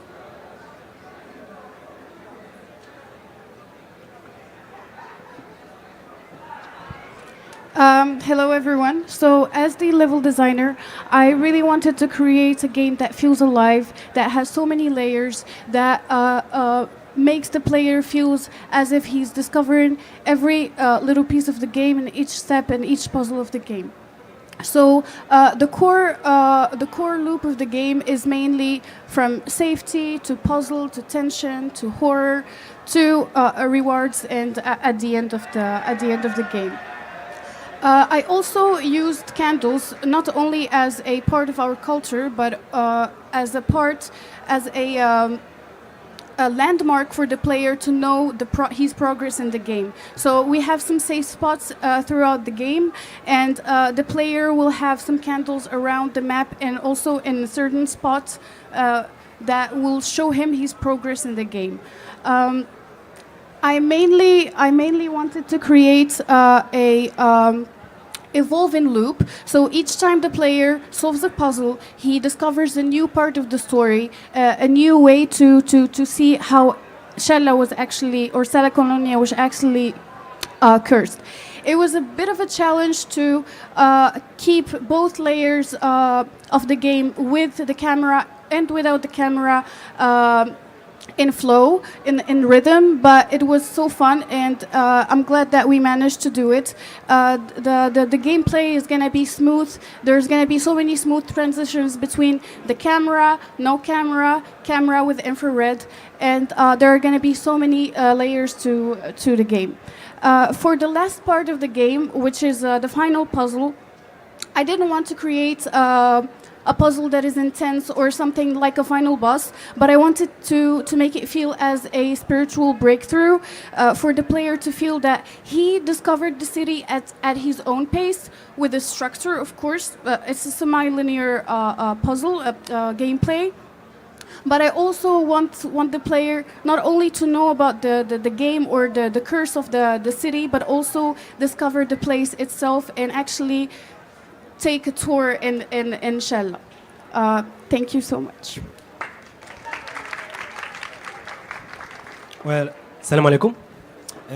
Now for the sound design and music. First of all, my name is Suleiman.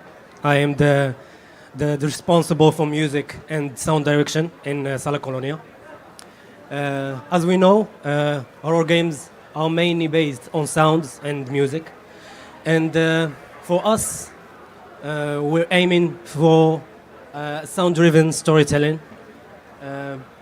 Music will be mainly experimental with some Moroccan-inspired sounds, some piano pieces, and something like that. Our inspiration are coming mainly from Silent Hill as a game, and Inscription as a game also. The Witch as a movie, and we all know Mahmoud Guinea, the Gnawi. This is our inspiration for sound. And this is the mood board for sound. So here in the middle, we can see the palette, the sound palette of Shella. We can see two main birds, ravens and storks, and babies crying, wind, hallucinations and whispers, and heartbeats are the main sound palettes. In music, I'm going to work with modulars, if you know it, in music electronic. The inspiration is Aphex Twin and Susumu Hirasawa, the Japanese electronic musician. And also we have some sampling resources in our Moroccan culture, like Isawa, Gnawa, and also Andalusi. And that's all for music. If you have any questions, I will answer with the happy face. Thank you. So my name's Rabat Arab. I'm the one of the member of team. I'm a game designer and level designer. So for the reference, we take the best popular horror game, gave Encounter 2, Counter Warning, Outlast, and SCP Foundation. So we took, there is something special in this game, like ghost hunting, scary jumps. So, but we are different from these games. Like we present our culture and heritage of Morocco. So for the business model, we're gonna sell our game. So we are game. It's an horror psychological game. We're gonna sell it for $15. So the games that are already published, like Content Warning, Outlast, and Phasmophobia, and that's it. And thank you so much.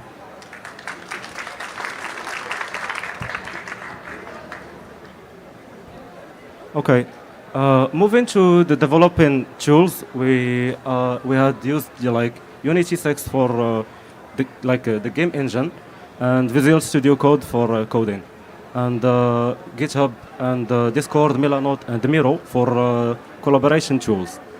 And the art tools, we used Photoshop for creating the assets, and Illustrator for the code, like the visual like logo you can see here, and Blender for creating the 3D assets.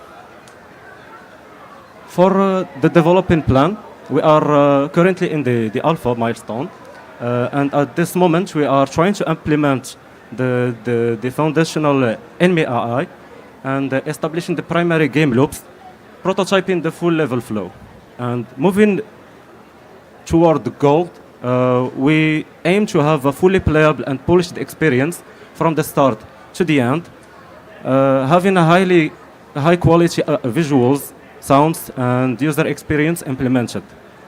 And those are the team members, as you can see here. And thank you for your attention. And if you have any question, you can ask us.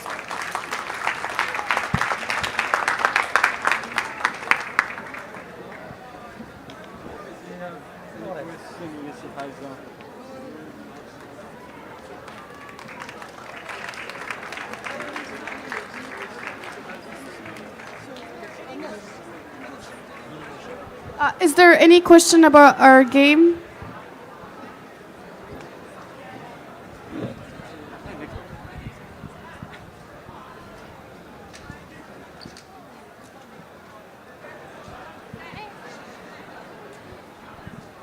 Is there any lore about the game? Yeah, so I can't really tell you much about the lore because it's part of the gameplay. It's part of the discovery of the game. But mainly, there is an emperor whose city was cursed, and this vlogger didn't know how bad it was. And when he's gonna go in, he's gonna discover how bad it is.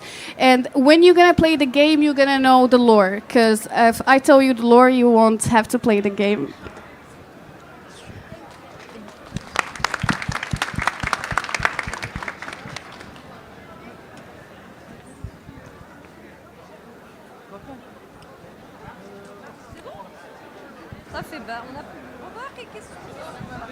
Well, hello everyone.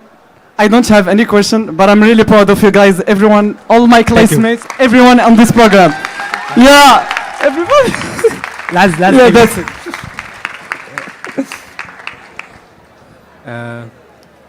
If you have any other question, please don't hesitate. If not, it was a pleasure for me. Okay, there is a question.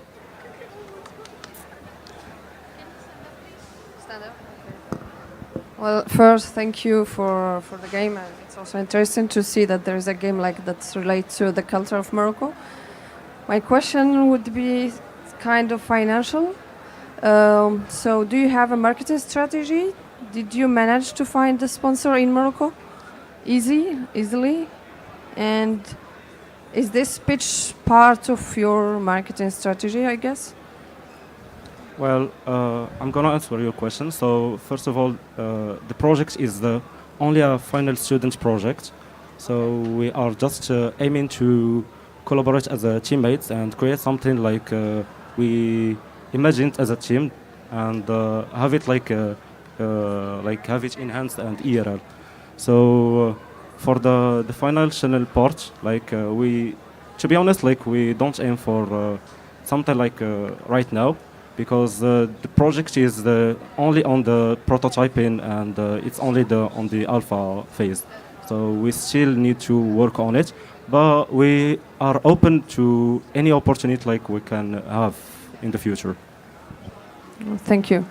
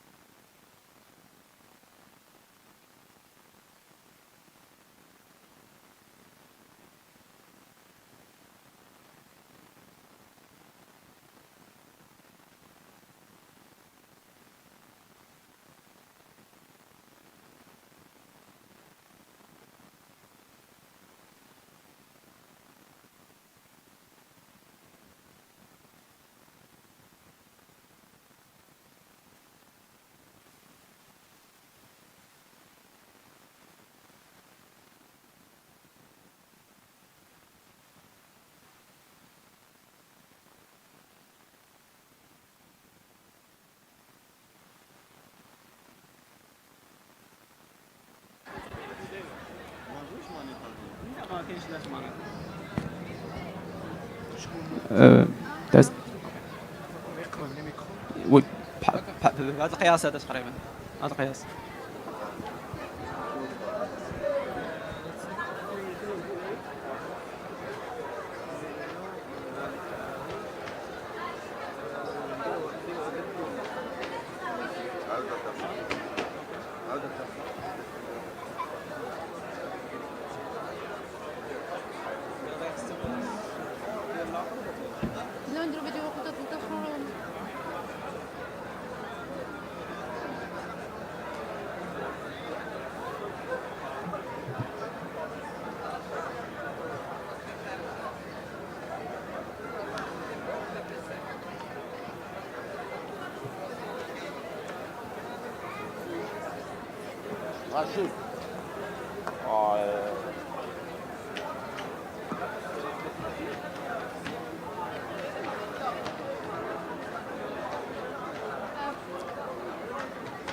Hello everyone. I'm sorry that we are a bit late. Just we are facing some technical problems. Just like 1 minute and we will be ready for you. Thank you so much for your time.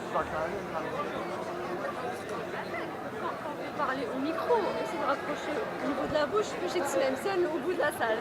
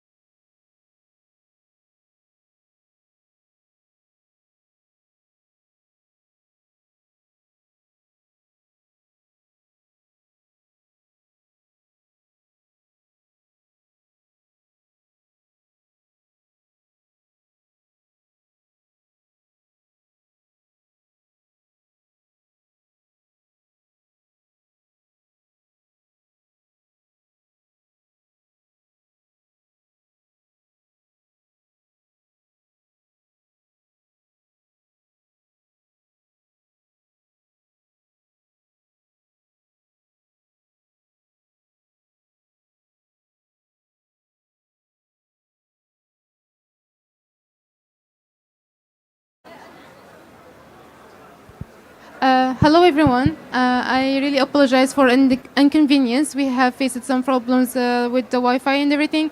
So allow me first to thank you all for your for being present here to see our pitch for our game. My name is Fadwa Qorshi. I am a technical artist at Scattered Signals and one of the game programmers, along with my teammates Yusuf Yusfi as a game programmer and the producer, Fawzi Boutarta as like a 3D artist. So as you can see now, we have managed to develop a game that is under development, currently still under development. It's called Scattered Signals. It's a psychological puzzle and exploration-driven game. It's targeted for mid players to casual players, and for the age rating is 10 years and plus. And it's going to be on PCs, and for the genre of the game is puzzle exploration, as I have already said. And now let me walk you through a video walking through of our game. That's my friend is going to play along, so you can see the first level of our game. So it's a 3-level based game. Each level of the level, you can see that the difficulty is increasing for the player. And for the first level, as you can see here, it's the player. So if you can all imagine with me and picture with me this, you are in a cave with no memory, no directions, nothing. Basically, you don't know what you should do or anything. Just with the device pulsing in your hand. It's a frequency device emitting some frequencies that can later on show some layers of the environment based on categories of each object. So each object has a category and can be shown by the frequency device when you tune in the right frequency in the device. And the only way out from the cave is by closing your eyes. So once you close your eyes, you can see the doors in front of you, as you have already said in the beginning of the video of walking through of the gameplay. And the player starts discovering and going through the level, which is a maze. And it has like 9 rooms pretty much, and which the main goal for the player is to turn off a radio. Why he has to turn off the radio? Our game is based on like the dark, eerie aspect. So the player, once he closes his eyes, he's playing basically in the dark, and the radio is emitting some sounds they are disturbing and making it harder for the player to focus on solving the puzzle.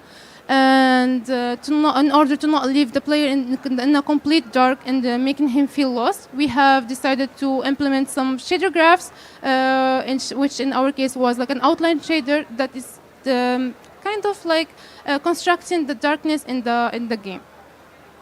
And this part, as you can see, this is the cave where the player finds himself first. And now let's get back to our presentation to explain to you more about our mechanics. So our game is based on 3 to 4 different mechanics. The first mechanic, as we have already mentioned, is the frequency device. What is the frequency device? It's a device that you can tune in frequencies that each correct frequency shows you the environment with layers. So that you are in a dark, eerie environment. You can't see nothing but the shader that's like constructing the darkness. So once you can get to see the objects by layers, you can get even to tune into 3 different frequencies at the same time. And our second mechanic is the eye closing mechanic. Once the player closes his eyes once by holding the left and right trigger in the controller, he can get to discover and navigate through the first level. And with that said, he can switch between either like returning back to the cave or discovering each level of the game. Because once you open your eyes, you ultimately teleport back to the cave. And the third mechanic is the frequency interaction. With that same device that we have talked about, you can interact with objects in the scene. The first interaction is going to be closing and opening doors. For example, once you press a button on the controller, you can open or either close the door in front of you. And now I will let my friend Yusuf to talk about the puzzles. Thank you, Fedwa. So, as Fedwa mentioned, we still have two more type of puzzles. The first one, you have to move some cubes in a different way, but the specificity of this puzzle is when you move one cube, that is all the cubes move in the same way. So the objective is to put all the cubes in this yellow square to win the level. For the second puzzle, you have to activate and deactivate some cubes to let some ray pass to the objective. As you can see, for the zone 1, you have to activate the A cube, B cube, and D cube to win the level. To unlock the objective that you can take to the start zone to unlock the end of the game. So for the 3C, I will let Fedwa, she will explain it one more time. So hello again. For the 3C's character camera control, I will take you along with me to explain it even like more better and give you a more clear version of our game. So for our character, is going to be a lost explorer. He doesn't have any directions where to go or anything, trying to piece together some fragments of his memories. So ultimately, he will know who he is, himself, and the story behind him. So this is our lore, basically. And for the camera, it's like a first-person view with limited visibility, so you can't see much of the player, and you can, especially with the lore we are going with, you can see much of the environment unless using our mechanics. We see it this way that once you are playing, we chose it to be first person because you can get to be at the place of the character playing in our game to have a feeling of the feelings that the character has. And now let's talk controls. We have aimed to make the controls easier for the player to play with. So our game is targeted for mid to casual players, and obviously we don't want the player to feel like frustrated or lost, not knowing how to play our game with the controller. So you can move your way around forward and backward using the left stick. You can turn your way around using the right stick, and some buttons for interactions like E button to interact and select some objects in the scene, and X button for the frequency interactions. As for the touchpad, the D touchpad, you can switch between frequencies horizontally and change between frequency selectors. As you can see in our device, there were like 3 frequency selectors. You can change between them vertically. And for the left and right trigger, that's how you can close your eyes. So I would want to show you how we can do that. So.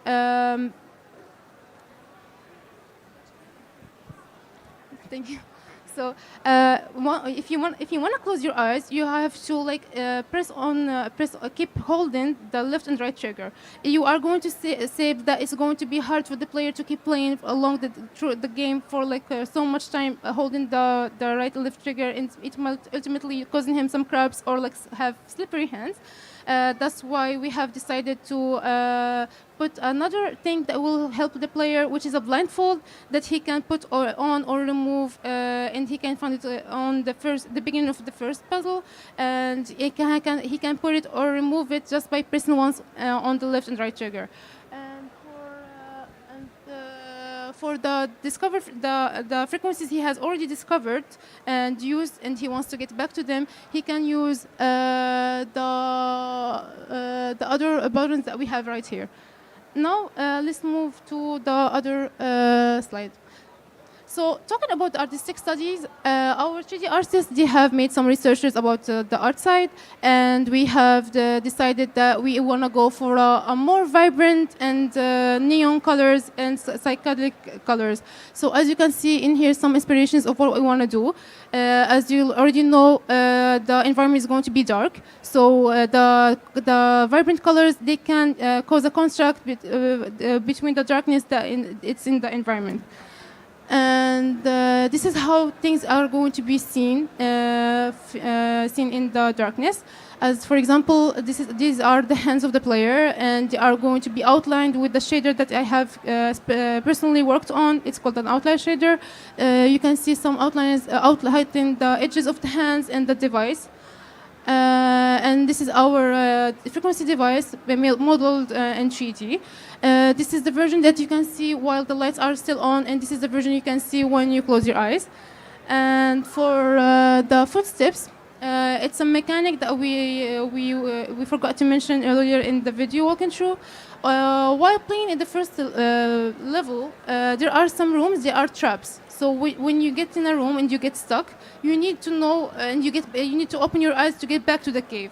And once you open your eyes and get back to the caves and go back in the hallway, you find that there is a trail of footsteps that will take you back to where you have went. So this is for the player to help him avoid getting in the trap once more. And we are using a glowy color so it can be immersive in the dark. Next, we have the doors. So the doors, we are going to combine two shaders. The first shader is the outline shader highlighting the edges of the door. And the second shader is a portal shader that is going to be seen once the doors are open. Because like in our game, we are focusing more on the visual aspect and the sound design. So we are aiming for visual effects and sound design. And now, the main object that we have talked about in the first level is a radio that we need to turn off. This is how it's going to look like, and this is the key for it to shut it down manually. And later on, this is the main object in the second level. It's a TV that you need to shut down by inserting some 3 tapes in this area, like one after the other one. For the level 2, focusing more on the visual aspect, we have decided to implement some patterns of kind of patterns on the wall using some shaders to make it more visually appeasing and to make it focusing more like on the player, so it can a bit distract the player while playing in the game. And now I will leave my friend Fawzi to take you through the 3D part. Hello, assalamu alaikum. My name is Fawzi Bouattar. I am a 3D artist and animation. About this slide, we have a device. We see 3 screen number and right button, left button. Also, we have a scroll button to control these frequency numbers. Next slide, we have this animation to get more explain how to work this scroll animation. And texturing, also we have, because this game first person, player is first person, and we have glow effects is alpha to control it in the engine. Next slide, we have first door for a cave, also some symbols of culture Amazigh, converted to emission glow effect. Another slide, we have base models to building this cave. For example, we have a door and wall window. We can to see this window is Moroccan style and big bag or rock to get more detail for ground plane. Another slide, this is second door for a maze. We have animation, the same symbols of Amazigh. This is, what is? Okay, this is a switch to control and mute the sound waves in this maze. آخر حاجة اللي هي this is speaker big speaker that's behind all the sound in this game. Okay, thank you.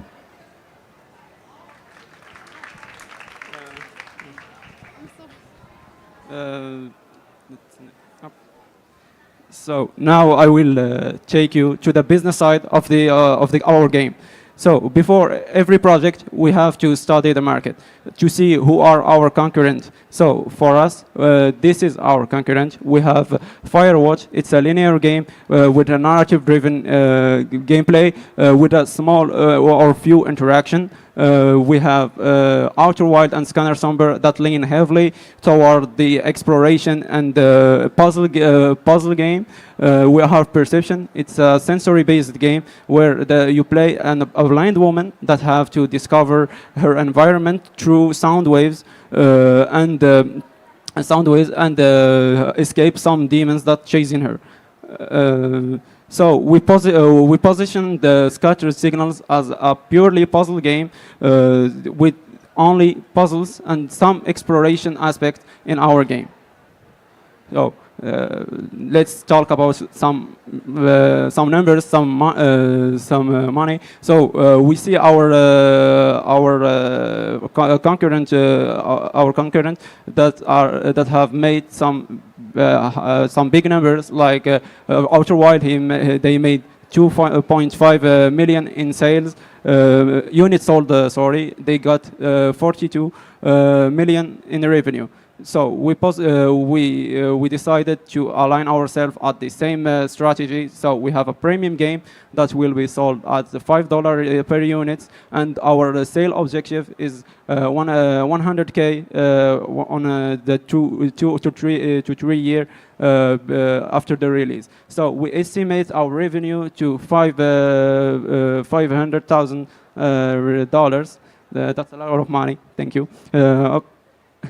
So let's go now to the tools that we used for developing the game. So for the art team, they used Blender for 3D modeling and animation, Procreate for 2D and concept arts, Substance Painter for texturing. For the programming side, we used Rider as our text editor. We used Unreal Engine 5 as our engine, Diversion as our version control source. For sound design, we used Reason. It's used by our sound designer because it's free, it's open source. For the roadmap to the gold, we still have 3 milestones. We still have 3 milestones more. We have the beta, where we will polish the mechanics, add all the assets to the game, and fix the critical bugs. We have to the QA test, where we will organize some playtest sessions to get feedback on the game, so we can work on balancing the game. We have the gold phase, where we have to finalize our game, fix the minor bugs, and prepare the deployment of our game. So thank you for your attention, and let's go to the question part.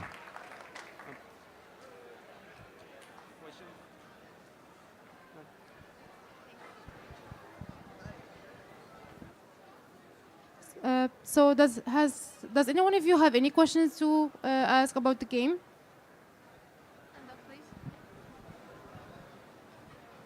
Hi. Hello. It's working. Do you have a playable version of the game or not yet? Maybe you told us, but I didn't hear it. Actually, we have a video for walking through of the game, but the playable version we are still polishing it for the next milestone, which will be in this week as well.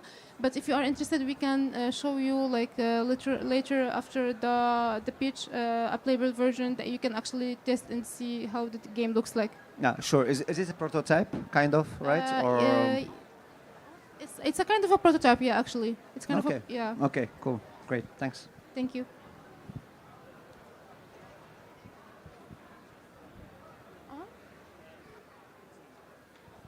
If you wanna try our game, you can come to the sound beacons in the hall B. for the video game creator program.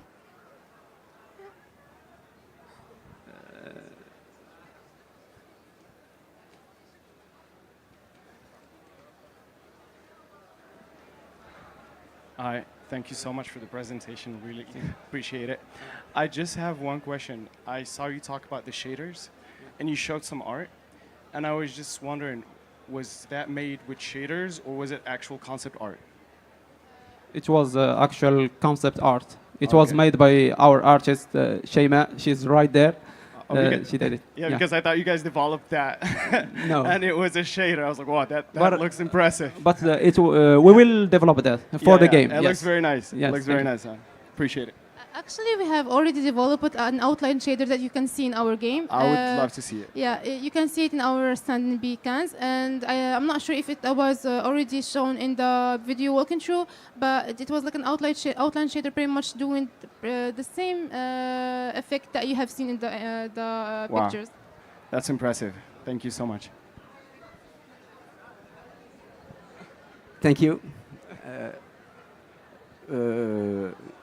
Please, and I'm not expert in video game, but I feel that this work is very important, and I congratulate you and your team to this work, big work, and good road, inshallah. Merci.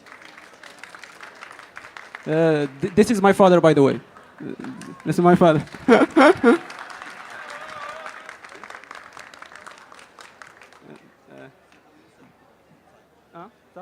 I have just one more thing to add. This my mom couldn't make it here, and I want to wish her happy birthday. Unfortunately, yes, thank you. Bye. Yes, thank you. Let's all wish her happy birthday, and thank you so much for your attendance. It was a pleasure to have you all here to pitch for our game. And if you are interested to know more about our game or anything, we are going to be waiting for you in our stand. And have a great day. Thank you so much. And we would like to thank the rest of our team that you couldn't attend with us today, Ziad, Shayma, and Safia, who they were really helpful for our game, and Isar Digital, and the minister who made this program possible. Thank you all.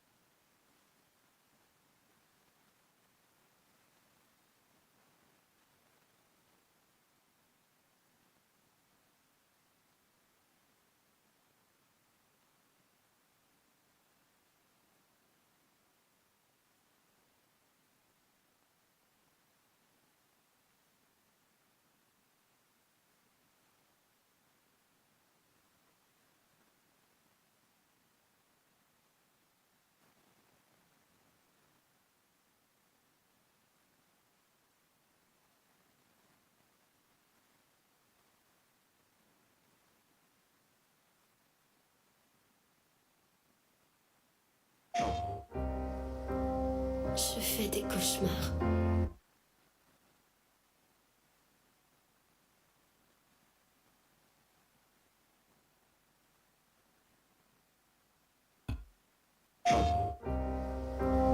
Je fais...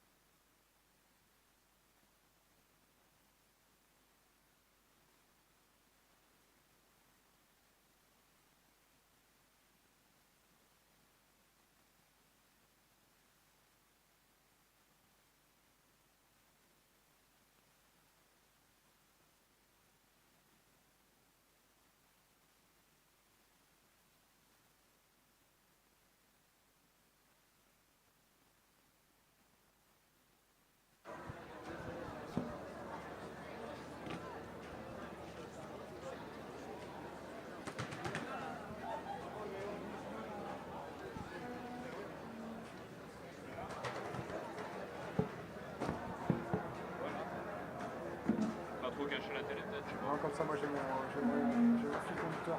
Ouais, ok.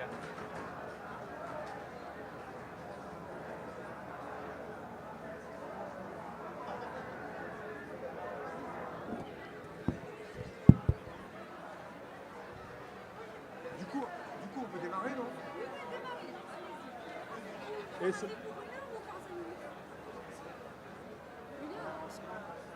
bah vas-y, moi je commence là. Par contre, non, en fait je vais dire un mot et ensuite on lance le trailer et ensuite j'appelle. Attends, je fais un... Et après on met la vidéo. Et après en fond vous mettez la vidéo mais sans son.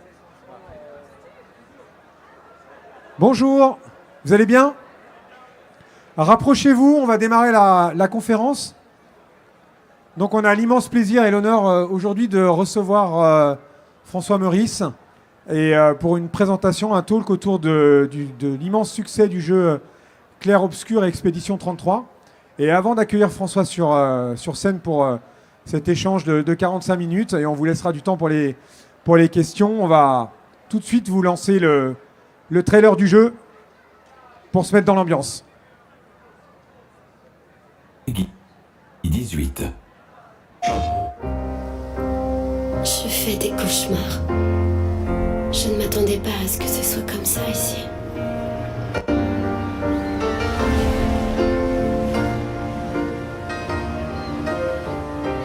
l'héritage peut prendre plusieurs formes. Apprendre de ceux qui sont passés avant nous. Et montrer la voie à ceux qui nous suivront.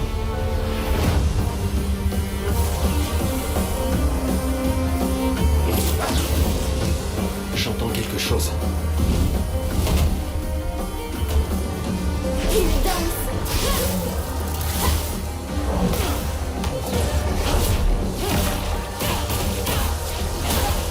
Attention.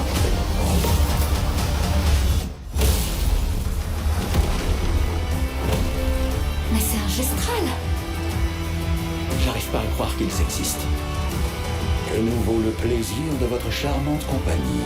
J'ai juste besoin de sa jambe. Elle peut se transformer en hébreu.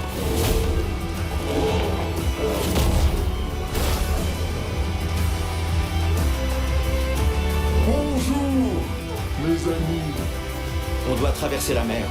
Tu peux nous aider? Génial. Prêt à prendre le large? Alors, c'est parti. C'est un bien meilleur moyen de transport.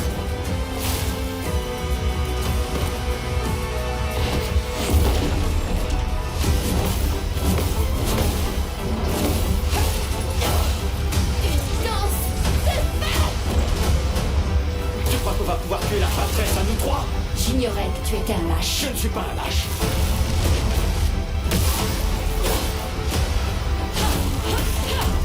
La patresse! Quoi? Aussi longtemps que l'un de nous sera en vie, notre lutte n'est pas terminée.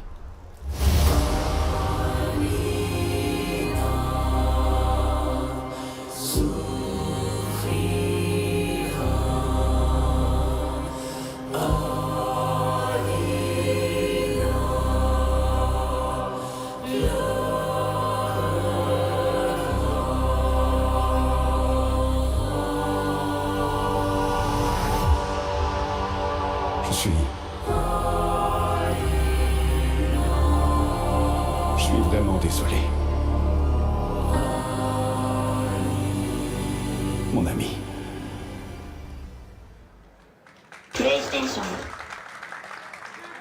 Je vous demande d'accueillir sous vos applaudissements François Meurice, qui est cofondateur du studio Soundfall Interactive.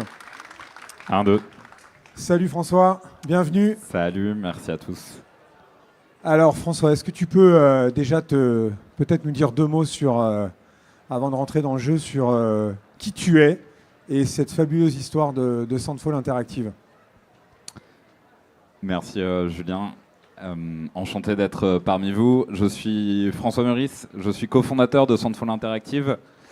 J'ai été directeur du studio et je me suis occupé de la production de Clair Obscur Expédition 33. J'ai cofondé le studio du coup avec deux anciens d'Ubisoft. Guillaume qui est vraiment le game director, le réalisateur, le directeur créatif du jeu. Tom à la programmation. Et moi du coup je me suis occupé de toute la partie gestion du studio, business, les liens par exemple avec notre éditeur Kepler Interactive et gestion de projet sur Expédition 33, donc le rôle de producteur. Comment est né le projet Clair Obscur? Est-ce que tu peux nous dire deux mots de la genèse de ce jeu? Oui, bien sûr. Alors, Clair Obscur, c'est un projet très particulier. Expédition 33, c'est un projet qui est né vraiment... en fait, à la base, c'était le travail d'un seul homme, Guillaume, le game director. Il a eu cette idée en même temps qu'il apprenait au fait Unreal Engine. C'est quelqu'un qui bossait chez Ubisoft à l'époque, mais dans des postes plus de producteur ou d'écriture de scénario, de narratif. Et un jour, il a décidé au fait de voir ce que c'était au fait de créer un jeu vidéo comme un développeur. Il a essayé Unity, il a essayé Unreal Engine, il est tombé amoureux de Unreal Engine 5, enfin 4 à l'époque, il est passé sur 5 après. Et il a passé pendant un an et demi, toutes ses nuits, après son boulot, à essayer de développer son propre jeu. Et l'idée qu'il avait, c'était de faire un jeu de rôle au tour par tour, inspiré des jeux de rôle japonais au tour par tour qu'il adorait, inspiré des Final Fantasy par exemple. Et il a commencé seul à assembler au fait un prototype, une bande-annonce, d'un jeu qui à l'époque s'appelait We Lost, qui était l'ancêtre d'Expédition 33, qui n'avait pas encore cette histoire, qui n'avait pas encore cette direction artistique. Il a été très vite aidé par Tom, qui est programmeur chez nous, et notre premier programmeur, et avec qui on a cofondé la boîte. Et au fur et à mesure, c'est devenu plus sérieux. En 2020, il s'est dit qu'il pouvait en faire une entreprise, un vrai projet, pousser le projet plus loin. En 2020, on a créé du coup Soundfall Interactive. On a repris l'histoire, on a ajouté une direction artistique originale, inspirée de la France, belle époque, début XXe siècle. On a essayé de trouver un peu un visuel au fait qui soit un peu canou et qui puisse se distinguer au fait des autres jeux de rôle et des autres jeux qui sortaient à l'époque. En 2021, on a ouvert des studios à Montpellier, dans le sud de la France. On était au départ une quinzaine, puis on a grandi progressivement. Il y a eu 1 an de pré-production, je veux dire, avec cette équipe-là, qui a permis de faire une démo qui était beaucoup plus aboutie. À partir de là, on a commencé à travailler avec un éditeur, Kepler Interactive, qui est venu financer l'ensemble du projet et nous accompagner sur toute la partie marketing, la campagne de distribution pour annoncer le jeu et faire en sorte qu'il trouve son public. Ça, c'était l'été 2022. Et après, il y a eu 3 ans de production avec une équipe qui a culminé à 35 personnes environ, plus des partenaires partout dans le monde. Et le jeu est sorti il y a 2 mois et on a été ravis par le succès critique et commercial et l'écho que ça a eu chez les joueurs. Donc c'est un immense succès. Tu nous annonçais hier pratiquement 4 millions de ventes, c'est ça? Ouais, alors on a annoncé 3 millions 3. On aime bien faire des petits jeux sur le 33 dans toutes nos communications. Donc, et en vérité, on a atteint 3,3 millions de ventes en 33 jours. Donc on a communiqué là-dessus. Et le jeu, ce que je peux dire, c'est que sans donner de nouveaux chiffres, je peux dire que le jeu continue à bien se vendre grâce au bouche à oreille, grâce à la communauté et aux fans qui en parlent autour d'eux. Et ça, c'est vraiment super, quoi. Ok, si tu devais pitcher Clair-Obscur, Expédition 33, allez, tu as 1 minute. Est-ce que tu peux nous dire c'est quoi ce jeu et qu'est-ce qu'on vit quand on allume la console ou le PC et qu'on se lance dedans? Alors Expédition 33, déjà c'est un jeu PC et console. C'est un jeu solo, ça se joue à une seule personne. C'est un jeu d'aventure et un jeu de rôle au tour par tour, mais avec des éléments dynamiques qui fait que vraiment on s'ennuie pas. Donc il y a à la fois de la stratégie et à la fois faut des bons réflexes et les combats sont très très prenants. Ça se passe dans une version fantasy de la ville de Paris au début du jeu, qui s'appelle Lumière dans le jeu, et dans un monde qui mêle fantasy et inspiration belle époque et art déco. Et c'est surtout l'histoire d'une expédition d'hommes et de femmes qu'on va suivre pendant tout le jeu, dans un monde où, au fait, le monde d'Expédition 33, on commence dans une ville, la ville de Lumière, où il y a quelques survivants qui sont de plus en plus jeunes, parce qu'au loin, il y a ce monolithe avec un chiffre qui est inscrit dessus. 35, 34, 33. Chaque année, la Paintress, qui est une géante qui est au bas du monolithe, chaque année, elle se réveille et elle peint un nouveau chiffre, de plus en plus jeune. Et les personnes dans ce monde qui ont atteint cet âge-là disparaissent d'un coup. Et chaque année, au fait, les survivants de ce monde-là envoient une expédition, des personnes qui ont plus qu'1 an à vivre, pour essayer de détruire la Paintress et d'empêcher, au fait, ce compte à rebours de continuer et du coup à l'humanité, au fait, de disparaître. Et ça va être l'enjeu vraiment du jeu, d'accompagner cette expédition et d'aller essayer de détruire la Paintress. Alors ça, c'est le jeu aujourd'hui, mais pour parler un peu de la genèse et des inspirations, le jeu au départ, les inspirations, c'est quoi? C'est quoi vos références? Alors la plus grande référence, je pense, pour Guillaume, quand j'ai rejoint le projet, il m'a dit, il y a un jeu, si tu l'as pas fait, il faut que tu joues, c'est Final Fantasy X, qui est le dernier grand Final Fantasy qui soit du tour par tour. Et ça a été un peu, je pense, dans le cœur de Guillaume, ce qu'il voulait faire aussi, c'était un jeu qui puisse être dans cet héritage-là, mais en restant du tour par tour et en y ajoutant quelques mécaniques sympas, mais vraiment voilà, dans l'héritage de ces grands jeux de rôle japonais qui l'ont inspiré.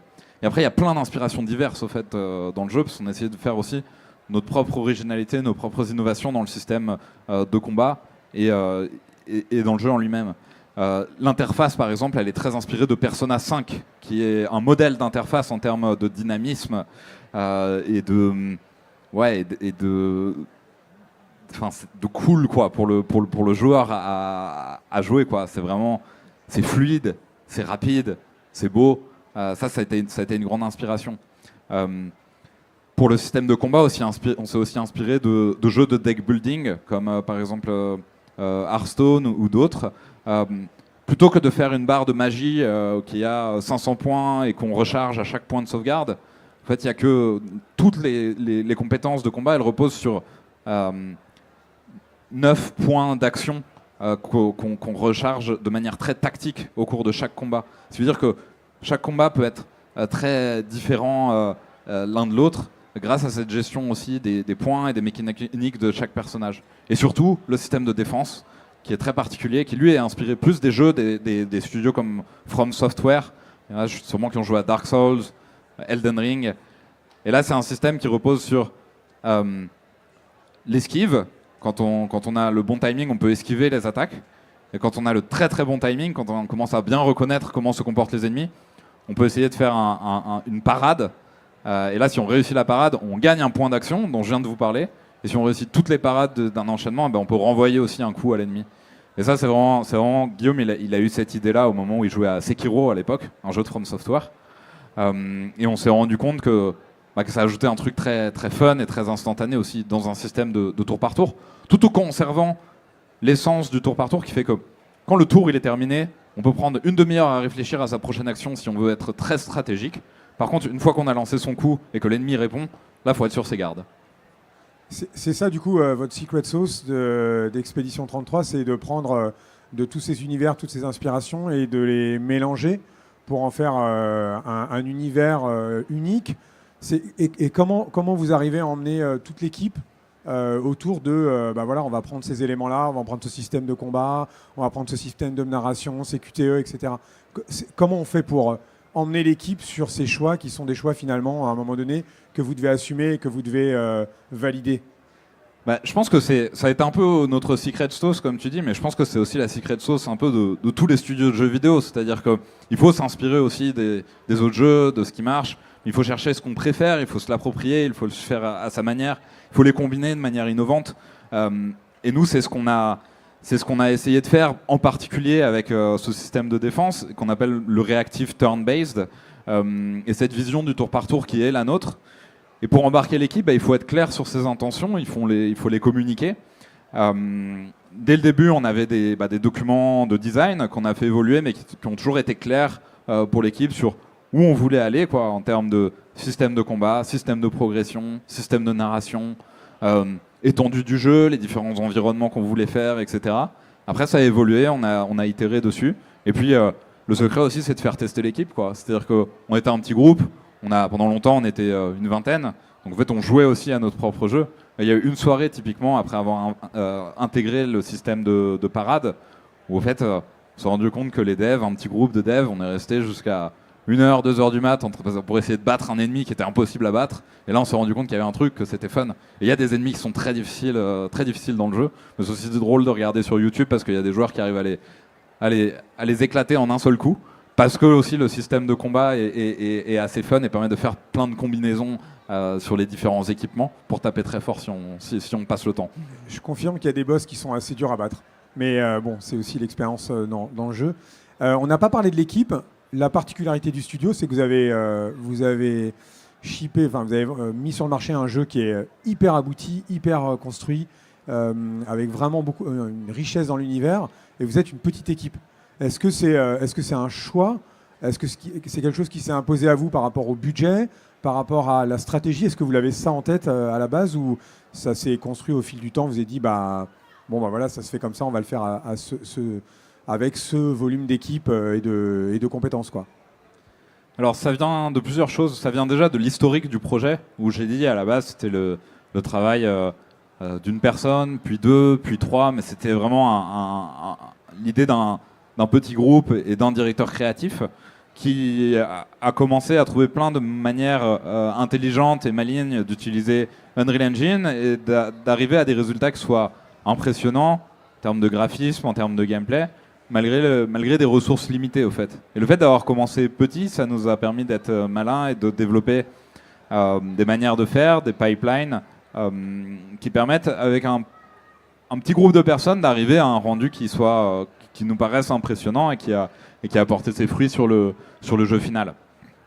Ça a été une contrainte de budget aussi, parce que premier jeu, premier studio, c'est difficile de convaincre un éditeur ou des investisseurs de donner des millions et des millions sur en plus une licence originale.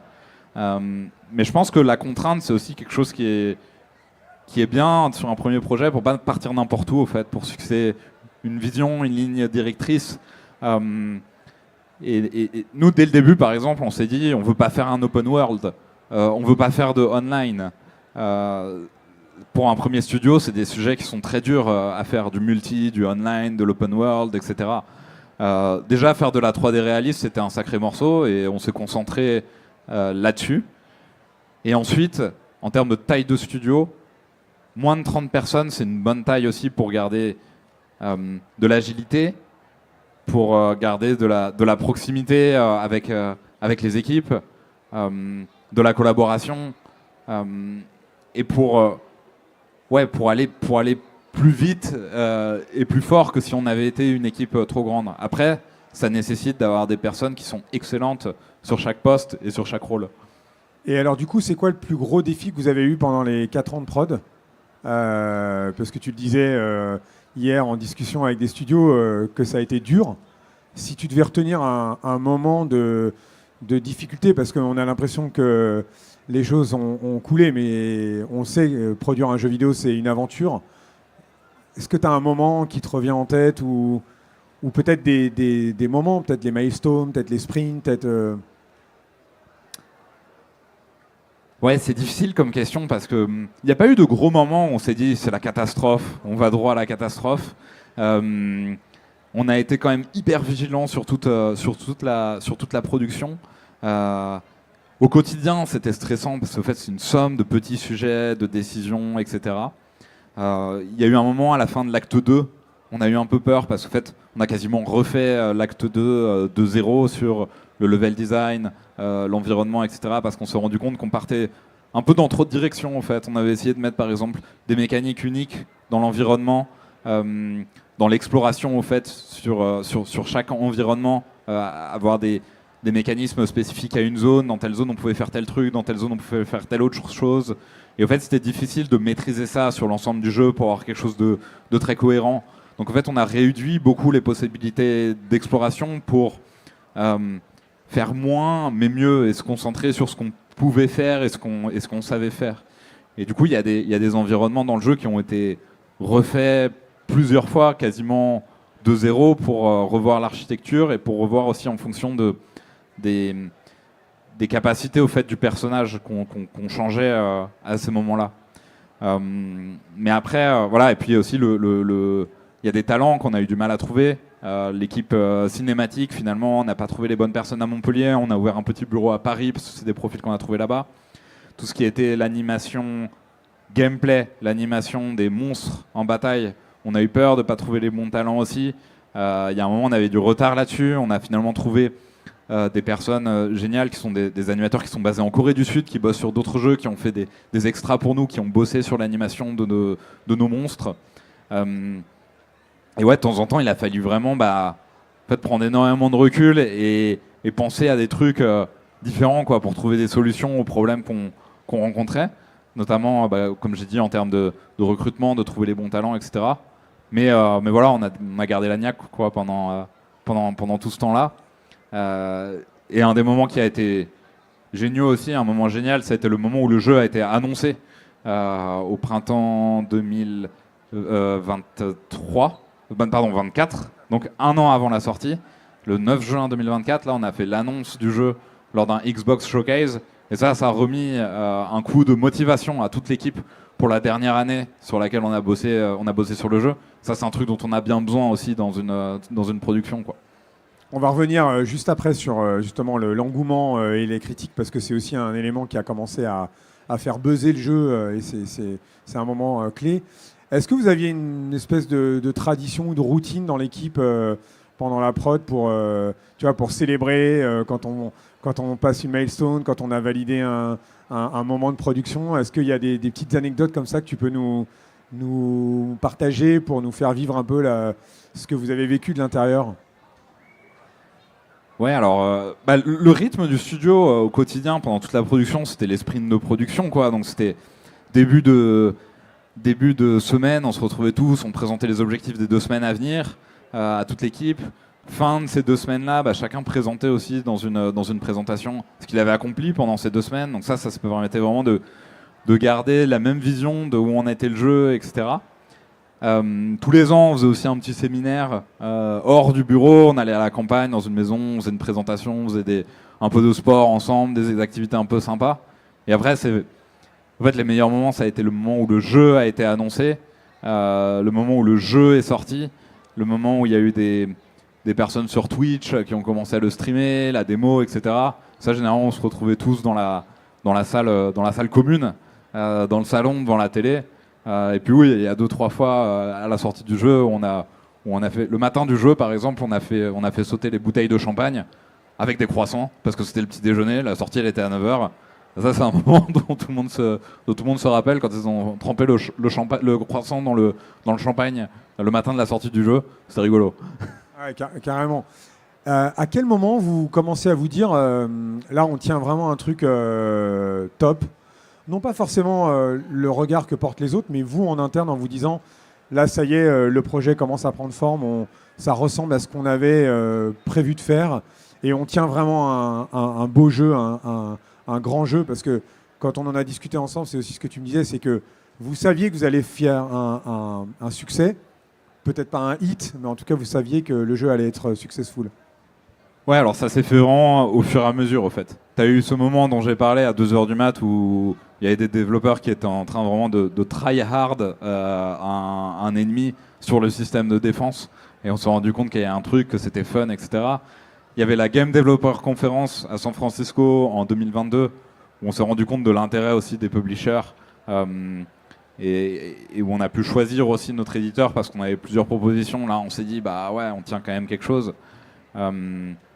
Il y a eu le moment où on a sorti une démo jouable 4 mois avant la sortie, 3 mois avant la sortie. Et au fait, le fait d'avoir une démo jouable stable, même qu'on puisse jouer nous-mêmes, prendre du recul, se mettre à la place des nouveaux joueurs et se rendre compte que bah ouais, c'est cool quand même. Et de voir ensuite les retours de presse qui étaient très prometteurs. C'est ce moment-là où je me suis dit, ah ouais, ça va sûrement être un succès. Après, on ne s'attendait pas à ce... En fait, je pense que ce à quoi on ne s'attendait pas, c'était l'impact émotionnel que ça pouvait avoir sur les gens. Parce que nous, l'histoire, les cinématiques, le prologue par exemple du jeu qui est très fort, les personnages, les moments tristes, les moments d'émotion, en fait, on les a vus des centaines de fois en boucle pendant 4 ans, pendant tout le développement. Donc on avait oublié l'impact que ça pouvait avoir et on en doutait presque, quoi. Et en fait, je pense que le jeu, il a si bien marché, et ça, on ne pouvait pas le prévoir parce que l'histoire, elle est extrêmement attachante, elle est unique, elle est pleine de rebondissements.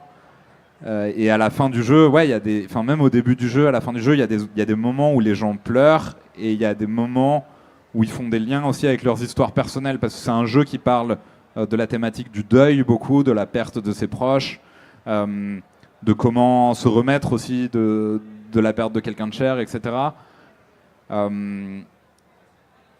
Et ça a touché intimement en fait des joueurs et des joueuses qui du coup en parlent autour d'eux. Et on a reçu des mails extrêmement touchants depuis la sortie de personnes qui ont joué et qui ont fait un parallèle avec leur propre histoire ou qui ont été particulièrement touchés par l'histoire. Notre office manager qui reçoit tous les mails, il y a eu 3 semaines où elle pleurait tous les jours à cause des mails qu'elle recevait. Et ça, c'est des trucs qui sont très forts. Et je pense que ouais, le jeu a marché aussi grâce à cet élément-là, quoi. Alors je confirme qu'en termes de charge émotionnelle, c'est du lourd. quand les premières reviews presse sortent, il y a des notes qui sont données qui sont folles. Comment vous recevez ça dans l'équipe? Est-ce que vous vous dites, bon, c'est une note, on a fait un soleil avec quelqu'un, ou est-ce que...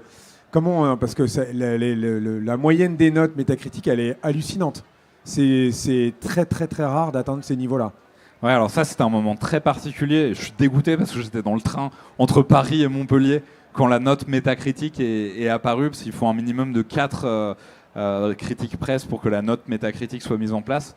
Et au fait, apparemment, dans le studio, le moment où le 94 sur 100 est apparu, ça a été une espèce de moment hyper fort pour tout le monde. Et moi, je l'ai suivi et je suis arrivé 1 heure après. Et d'ailleurs, ça a été filmé parce qu'il y avait des... On va sortir bientôt un making-of sur le jeu. Et il y avait les caméras à ce moment-là qui ont filmé ce moment-là. Donc j'ai hâte aussi de rattraper ce moment-là parce que j'ai eu plein de moments, mais le moment exact de l'apparition de la note métacritique, je l'ai un peu loupé. Mais je sais que c'était quelque chose de très fort. Et même quand j'ai découvert ça, moi j'étais fou aussi à distance. Et après, la note elle est un peu redescendue à 92, et puis elle a remonté à 93, là, c'est stabilisé à 93 sur 100, ce qui est parmi les meilleurs jeux de 2025, ce qui est très touchant. Et on a aussi un user score sur Metacritic qui lui est complètement démentiel, de 9.7 sur 10. Et ça, je pense que c'est le fait d'être tombé au bon moment avec un jeu original, à un moment où Nintendo commence à proposer des jeux à 80 € et nous on avait un prix un petit peu plus raisonnable par rapport à ce que les gens perçoivent du jeu. Et ouais, il y a une espèce d'alchimie au fait, un peu imprévisible, où les joueurs se sont mis à... La communauté elle-même s'est mise à noter le jeu de manière très favorable, et ça c'est très touchant aussi. On dit souvent que dans le jeu vidéo, il y a 3 succès. Il y a le succès personnel de l'équipe, il y a le succès de la presse, donc le succès d'estime, et puis après il y a le succès commercial. Et vous avez finalement coché les 3, parce que j'imagine que c'est un énorme succès pour l'équipe, et les reviews parlent d'elles-mêmes. Et après, les ventes, tu nous l'as dit, c'est énorme. On n'a pas beaucoup parlé de l'éditeur, si on peut dire un mot, parce qu'il est déterminant aussi dans la réussite du projet. Il y a le studio, votre équipe, et puis il y a Kepler Interactive, qui est un éditeur très atypique aussi. Donc vous avez une équipe, vous êtes assez atypique, vous avez un éditeur atypique, et sur un jeu aussi qui est très original. Donc comment s'est fait le choix de cet éditeur? Est-ce que vous avez eu le choix déjà? Ouais, alors c'est marrant parce que c'est un éditeur à qui on avait envoyé un premier prototype avant qu'on ait l'équipe, avant qu'il y ait... Enfin, à l'époque où c'était encore l'ancien scénario, et qui nous avait dit ouais, c'est pas encore ça, mais revenez un peu plus tard quand ce sera plus abouti. Et j'ai vu des jeux comme ça finir par obtenir le budget nécessaire, quoi. Et ils nous ont donné quelques bons conseils sur comment avancer. Et au fait, on a suivi un peu ces conseils. Et un an et demi après, ils étaient complètement alignés pour nous suivre. À un moment, oui, où on avait des propositions d'autres éditeurs. Kepler Interactive, ils sont très particuliers parce qu'en fait, c'est un éditeur qui a été fondé et qui est détenu par des studios de développement. Donc ils ont une vision déjà, ils savent ce que c'est que d'être côté studio de développement. Ils ont cette expérience-là, ils ont cette sensibilité-là. Et dans leur vision, ils sont au service du coup des studios de développement pour accompagner leur vision et être les meilleurs partenaires possibles. Un éditeur, il s'occupe de financer le jeu, de s'occuper de la distribution, du marketing, du lien avec les plateformes par exemple. Donc c'est Kepler qui a obtenu par exemple le fait que le jeu soit sur le Game Pass de Xbox dès sa sortie et annoncé lors d'un show Xbox. Et ils nous ont aussi accompagnés sur des choix de production. On a été très transparents avec eux, ils ont été très transparents avec nous. Ils nous ont fait participer et valider chaque décision marketing. À l'inverse, nous, on leur donnait de la visibilité sur comment on avançait, les difficultés qu'on avait. Et ils nous ont... Comme ça, ils étaient au courant, ils pouvaient nous dire s'ils pouvaient nous aider, mais sans jamais rentrer en confrontation, au fait, avec nous. Et ils nous ont aussi poussé à aller plus loin sur certains aspects. Typiquement, c'était l'initiative de Kepler d'aller trouver des voice actors, des acteurs qui font les voix de renom. Par exemple, sur la version anglaise, on a Andy Serkis, qui était l'acteur de Gollum dans Le Seigneur des Anneaux, qui a joué aussi dans La planète des singes, dans tout plein de films. Et on a eu Charlie Cox qui est Daredevil dans les séries Marvel. Et ça, je pense qu'on n'aurait pas proposé ça de nous-mêmes si Kepler nous avait pas un peu incité au fait à voir les choses en grand aussi sur ce jeu. Ouais, ils vous ont aidé aussi à pimper un peu le jeu, la com, le marketing, et c'est vrai que c'est important pour donner encore plus de surface. Voilà, maintenant que le jeu est sorti, il vit son succès. C'est, j'espère, pas prêt de s'arrêter pour vous et puis même pour le jeu vidéo en général, parce que ça fait rayonner aussi cette culture au-delà de nos frontières. On en parle partout. C'est quoi la suite pour Clair Obscur, pour Expédition 33 ? C'est quoi ? C'est une suite ? C'est un film ? C'est de l'animation ? Vous avez des visions là-dessus ? Vous avez des envies ? Alors nous, depuis le début, on voulait travailler des histoires et des personnages forts pour pouvoir éventuellement aller plus loin que du jeu vidéo. Et là, c'est vrai qu'avec le succès du jeu, il y a plein de portes qui s'ouvrent sur des possibilités de produits dérivés, d'adaptation, peut-être de livres, de bandes dessinées, peut-être de cinéma. On est en lien avec un producteur qui nous accompagne sur ces sujets-là. Après, il n'y a rien de concret encore qui soit acté, mais c'est des sujets sur lesquels on avance. La musique du jeu aussi, elle est extraordinaire. Il y a 8 heures de musique originale qui ont été composées par Lorien et par Alice Duport-Percier, qui est une chanteuse qui est également de très grand talent. Et la musique en elle-même aussi peut donner lieu à plein de choses, peut-être à des concerts. Donc ça, c'est plein de sujets qu'on est en train de prendre en main. Et après, en tant qu'équipe, on n'a pas envie de trop grossir le studio, on n'a pas envie de se diviser en plusieurs lignes de production.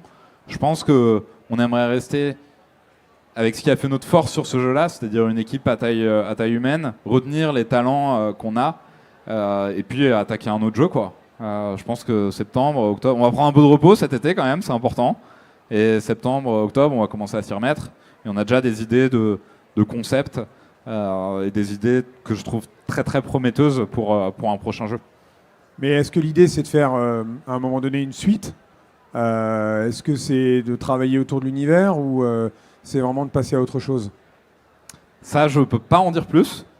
Mais pour celles et ceux qui joueront au jeu, qui iront à la fin, vous pouvez vous faire votre propre idée sur les portes qui peuvent s'ouvrir dans un univers comme celui de Clair Obscur. Est-ce que vous vous sentez aujourd'hui ambassadeur d'une nouvelle vague ou d'une, je sais pas, alors j'aime pas ce mot French Touch, mais quelque chose qui pourrait y ressembler, parce que vous véhiculez quand même, vous avez fait des partis pris très forts dans le jeu sur cette culture française aussi.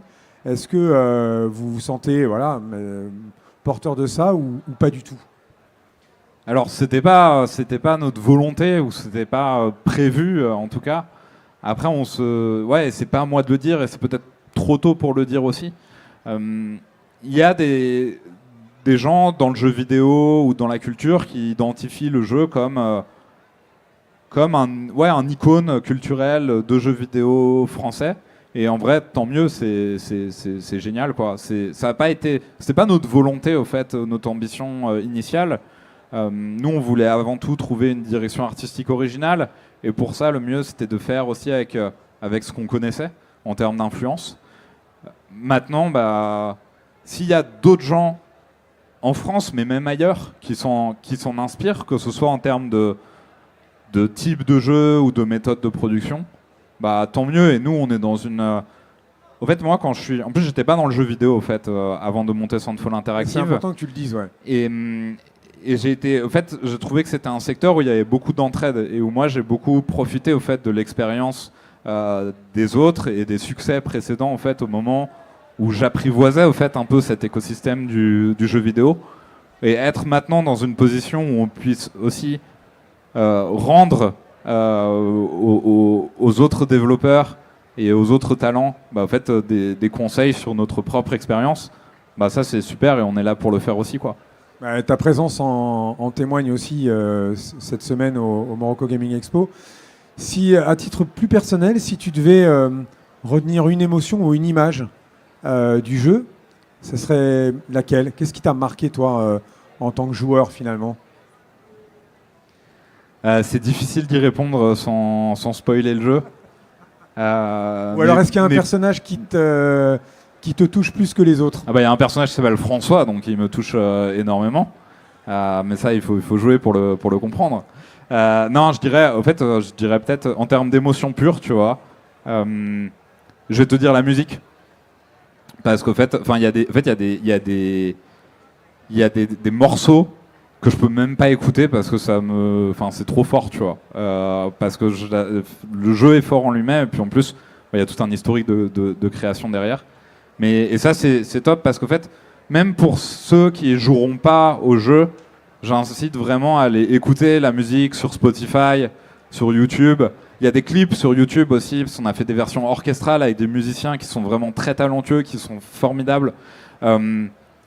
Et ça, c'est des émotions que tout le monde peut ressentir en ayant joué au jeu ou non, quoi. Et la musique, je m'en souviendrai très très longtemps. Et d'ailleurs, c'est marrant que tu parles de la musique parce qu'on n'en a pas beaucoup parlé, mais elle est très importante dans le jeu. D'ailleurs, les paroles des chansons sont vraiment top. Et surtout, c'est de la musique classique et elle a été dans les top charts. Je ne sais pas si elle y est encore d'ailleurs, mais des classements, c'est pendant 2 semaines, ouais. Elle a été Billboard top chart musique classique pendant 2 semaines. C'est énorme. Donc encore une fois, vraiment bravo et c'est un énorme succès. François, je ne sais pas si tu veux rajouter quelque chose. Moi, je voudrais peut-être qu'on donne la parole au public. S'il y a 1 ou 2 questions, on a encore un petit peu de temps. Mais je te laisse peut-être si tu veux. Il y a quelque chose que tu voudrais dire qu'on n'a pas évoqué dans notre échange. C'est maintenant. Non, en vrai, je pense vous avoir fait un petit tour d'horizon. Non, et puis je remercie Rabat et le Maroc pour nous accueillir comme ça. Et j'étais très heureux de rencontrer aussi des studios, des étudiants, des professionnels d'ici qui on a déjà échangé hier et qui avaient des très bonnes questions également à poser. Donc si vous en avez également, je serais ravi d'y répondre. Alors, est-ce qu'il y a 1 ou 2 questions? Ah bah voilà, il y en a. Test. Okay. My name is Hamza Al-Muqaddam. First of all, congratulations on the release and the reception of the game. It has been truly phenomenal. It is an incredible game. My question is mostly directed towards the production side of things. It's been no secret that Sandfall Interactive is not exactly the largest team, but given the production value and the polish of the game, it's been incredibly surprising and somewhat weird to see just how was this team able to achieve this level for the game.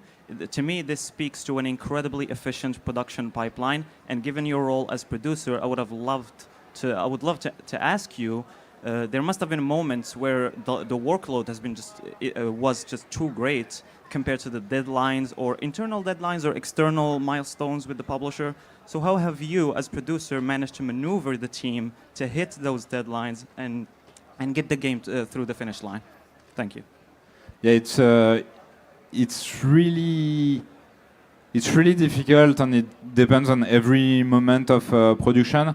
First, it's a collaboration with the game director, and hopefully he has a good understanding of producing deadlines as well. So we communicated a lot on our internal Discord server about every milestone and what's the plan to arrive there and how to achieve it and how to be realistic about our own goals.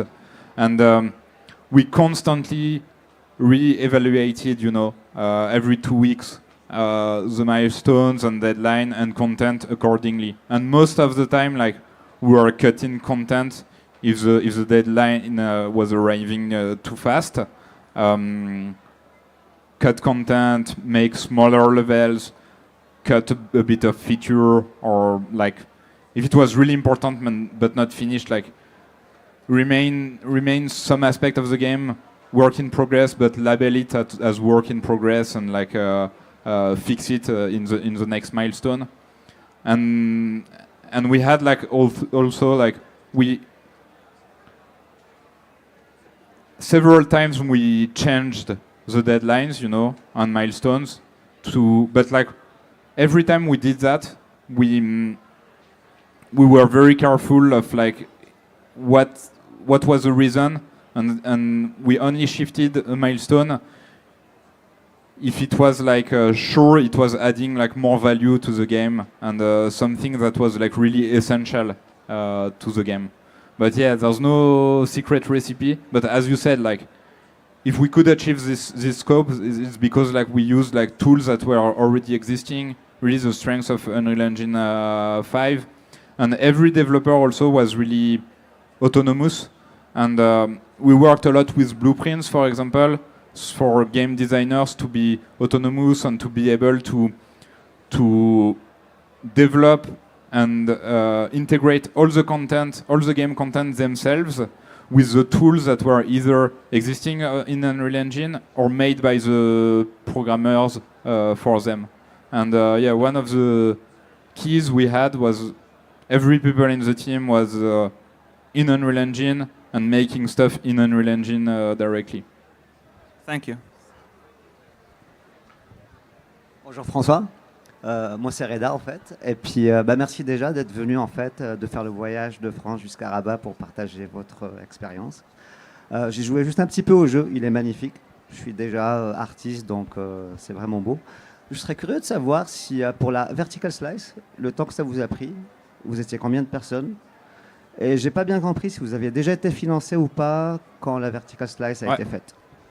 Alors, très bonne question. On avait un prototype jouable, mais où tout était un peu placeholder. Enfin, c'était des assets de marketplace. Et ça, il y a eu plusieurs prototypes qui se sont succédés comme ça sur l'année 2020, début 2021.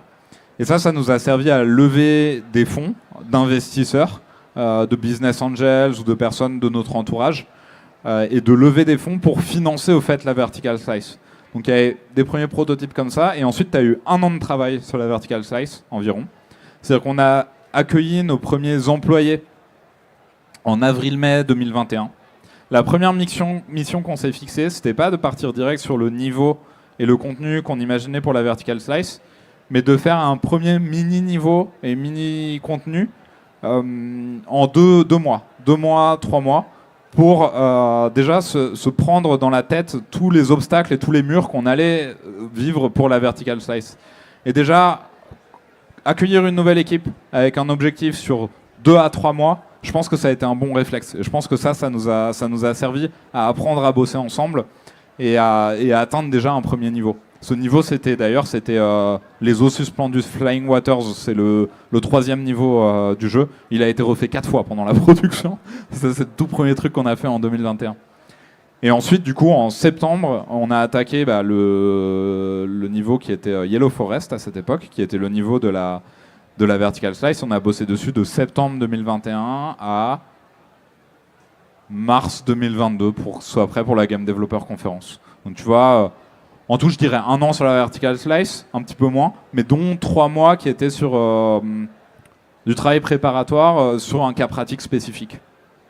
Et vous étiez combien environ? Et à ce moment-là, je dirais qu'on était environ une 12aine. Ok, merci beaucoup.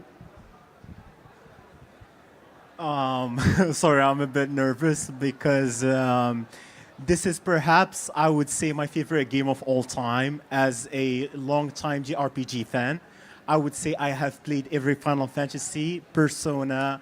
I have played every JRPG that is well known up till now, from the NES era. So I would say I'm a pretty big JRPG fan. So I have played even the PS2 Manakemia, like very slow ones. So this game is, I would say, a celebration of JRPGs. And I see this as a very big JRPG fan. How did you, as somebody who is risk averse, choose JRPG as your first project when even Atlas, who I would say are the leaders of JRPGs now, are saying that it is a very risky business right now, and they are trying to change it, even when we are seeing Metaphor have action right now in its combat. It's action JRPG hybrid. So when you said you were risk averse, it was kind of weird for me when you said you chose JRPG as your first genre. Did I say I was risk averse? Yeah. I mean, you said you didn't want to say you didn't want to take multiplayer, didn't want to take online. You Oh didn't yeah, I want got it.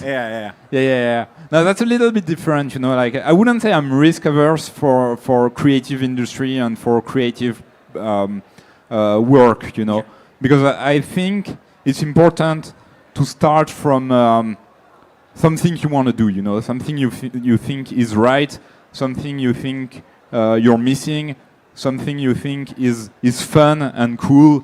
And I think like this is the starting point we should take, and that I want to take, you know. I'm not thinking like, okay, open worlds are a big thing, FPS are a big thing, or like we must do that because it will work, or like some kind of, I don't know, cryptocurrency, online betting stuff. Like there are like many people, there are enough people that try to follow trends, and some people are really good and really successful at that. I know that what Guillaume wanted to do was like the game, his dream game, you know. And I think like I trusted that. I trusted that instinct, and I thought like if he's missing that so much, there must be other people. And we do not have the same constraints as Atlus or Square Enix, or like, because we were a new studio, a small team, indie team, we wanted to do things our own way, and we didn't have the same like profitability constraints, you know, or high budget as very big company. So maybe it was our chance to take. So yeah, that's how like I trusted the project so much at the beginning, and I was really easy to convince, you know, to quit my job and to start this new adventure. And his story proved us that it can work, you know. I would say thank you very much as a lifelong JRPG fan. It has been, I would say, very cathartic playing this game. I truly took my time with it. It took me 180 hours just because I didn't want to finish it. And I think like this year's Spotify like playlist, when the end of the year comes out, I think my #1 would be like Clear Obscure playlist. Thank you very much for listening to me.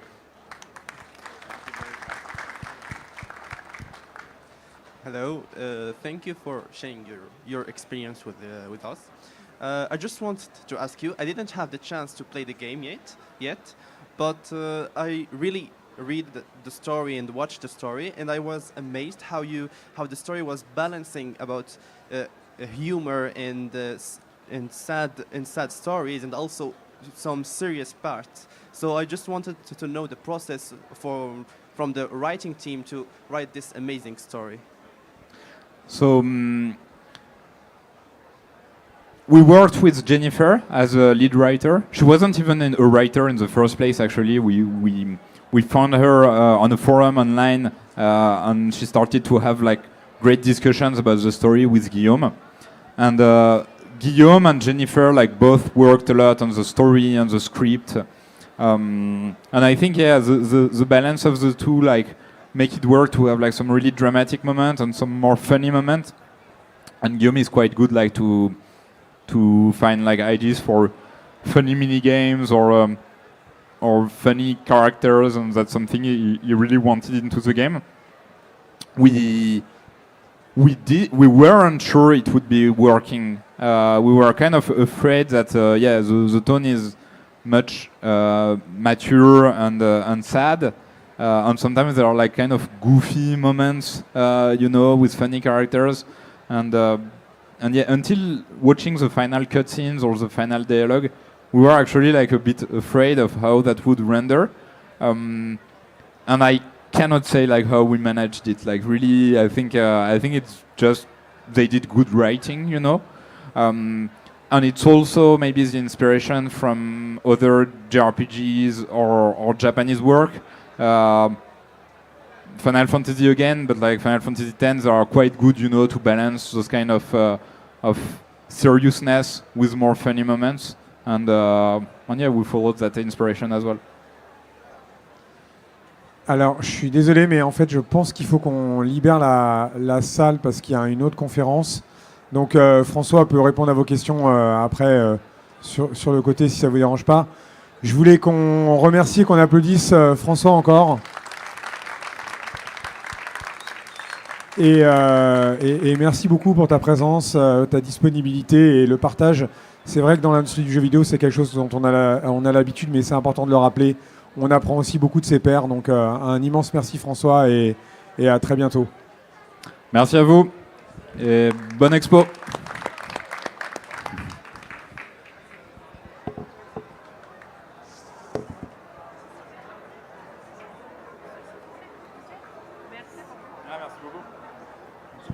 Bonjour Nisrine, ça va?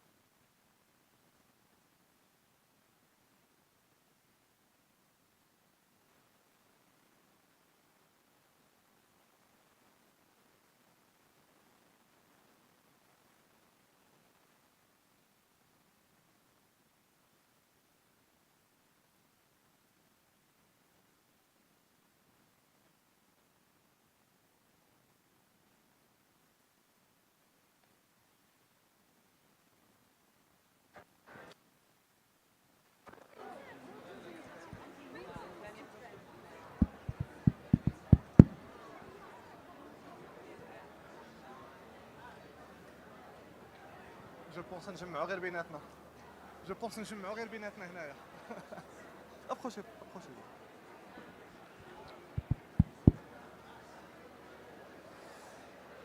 Okay.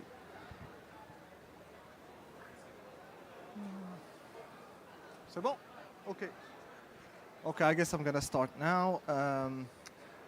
Thank you for being here. I don't know if you already closer. Okay. I don't know if you already know about 1337. Who knows about it here? No one. Okay, 2 people, 3 people. Okay, so I'm gonna start from scratch, but before that,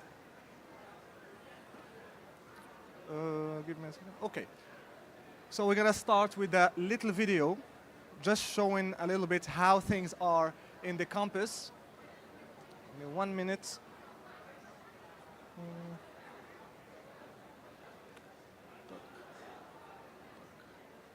Okay, so before explaining how things work in 1337, we're gonna take a look a little bit at the campuses, at the clubs, how the life in the school is, how the life in the campus is.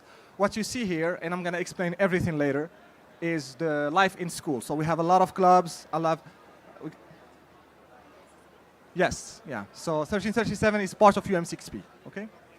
Okay, so everything you see here, if you join us, of course, you're gonna benefit of all of that. And today we're gonna talk specifically on the gaming industry, but I'm gonna answer all your questions. So if you have any questions around 1337, I'm here to answer them. Okay, so 1337 is the result of the partnership between UM6P, OCP, and School 42 in France. So the school opened in 2018, so it's been a while now. And for now we have 4 campuses. So one in Rabat, one in Ben Guerir, Khouribga, and Tétouan. So what is 1337? 1337 is a free tuition school. So it's 100% tuition free, open 24/7. We don't ask for diplomas or prior knowledge about coding, computer science, or anything. So doesn't mean we don't have tests, but you don't even need a high school diploma. All you need is to have passion. And the only thing we ask for is to be 18 years old plus. That's the only thing we ask for. And of course, there is one other thing, is to have passion for coding, development, video games, etc. So how things work in here. So we don't have teachers. A lot of people like this part. So we don't have teachers and we don't have classes in the classical term. Okay? You're gonna learn how to learn. So as I said, you don't have teachers, so you are not gonna sit down and listen to someone tell you what to do. What we're gonna do is, everything is project-based. So you have projects, you have to work with your peers, you need to find the solutions by yourself. And why do we do that?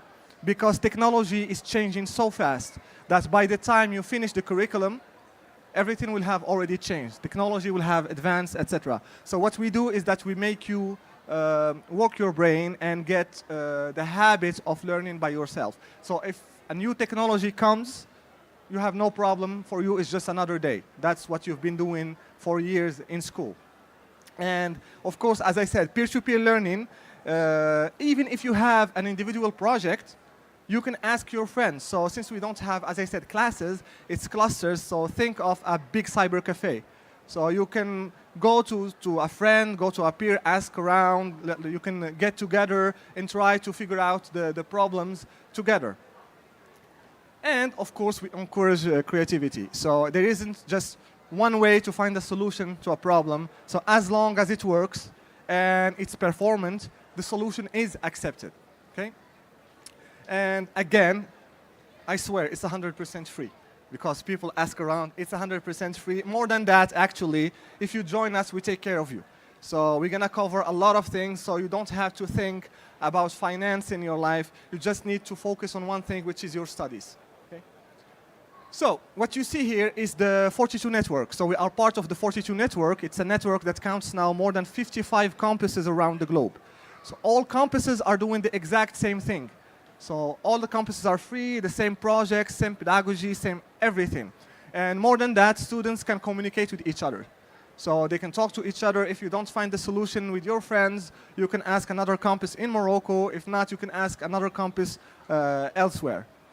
And another beautiful thing is that we do a lot of events where campuses meet. So last time we did a cybersecurity event where we had all campuses from Germany joining us in Ben Gurir campus.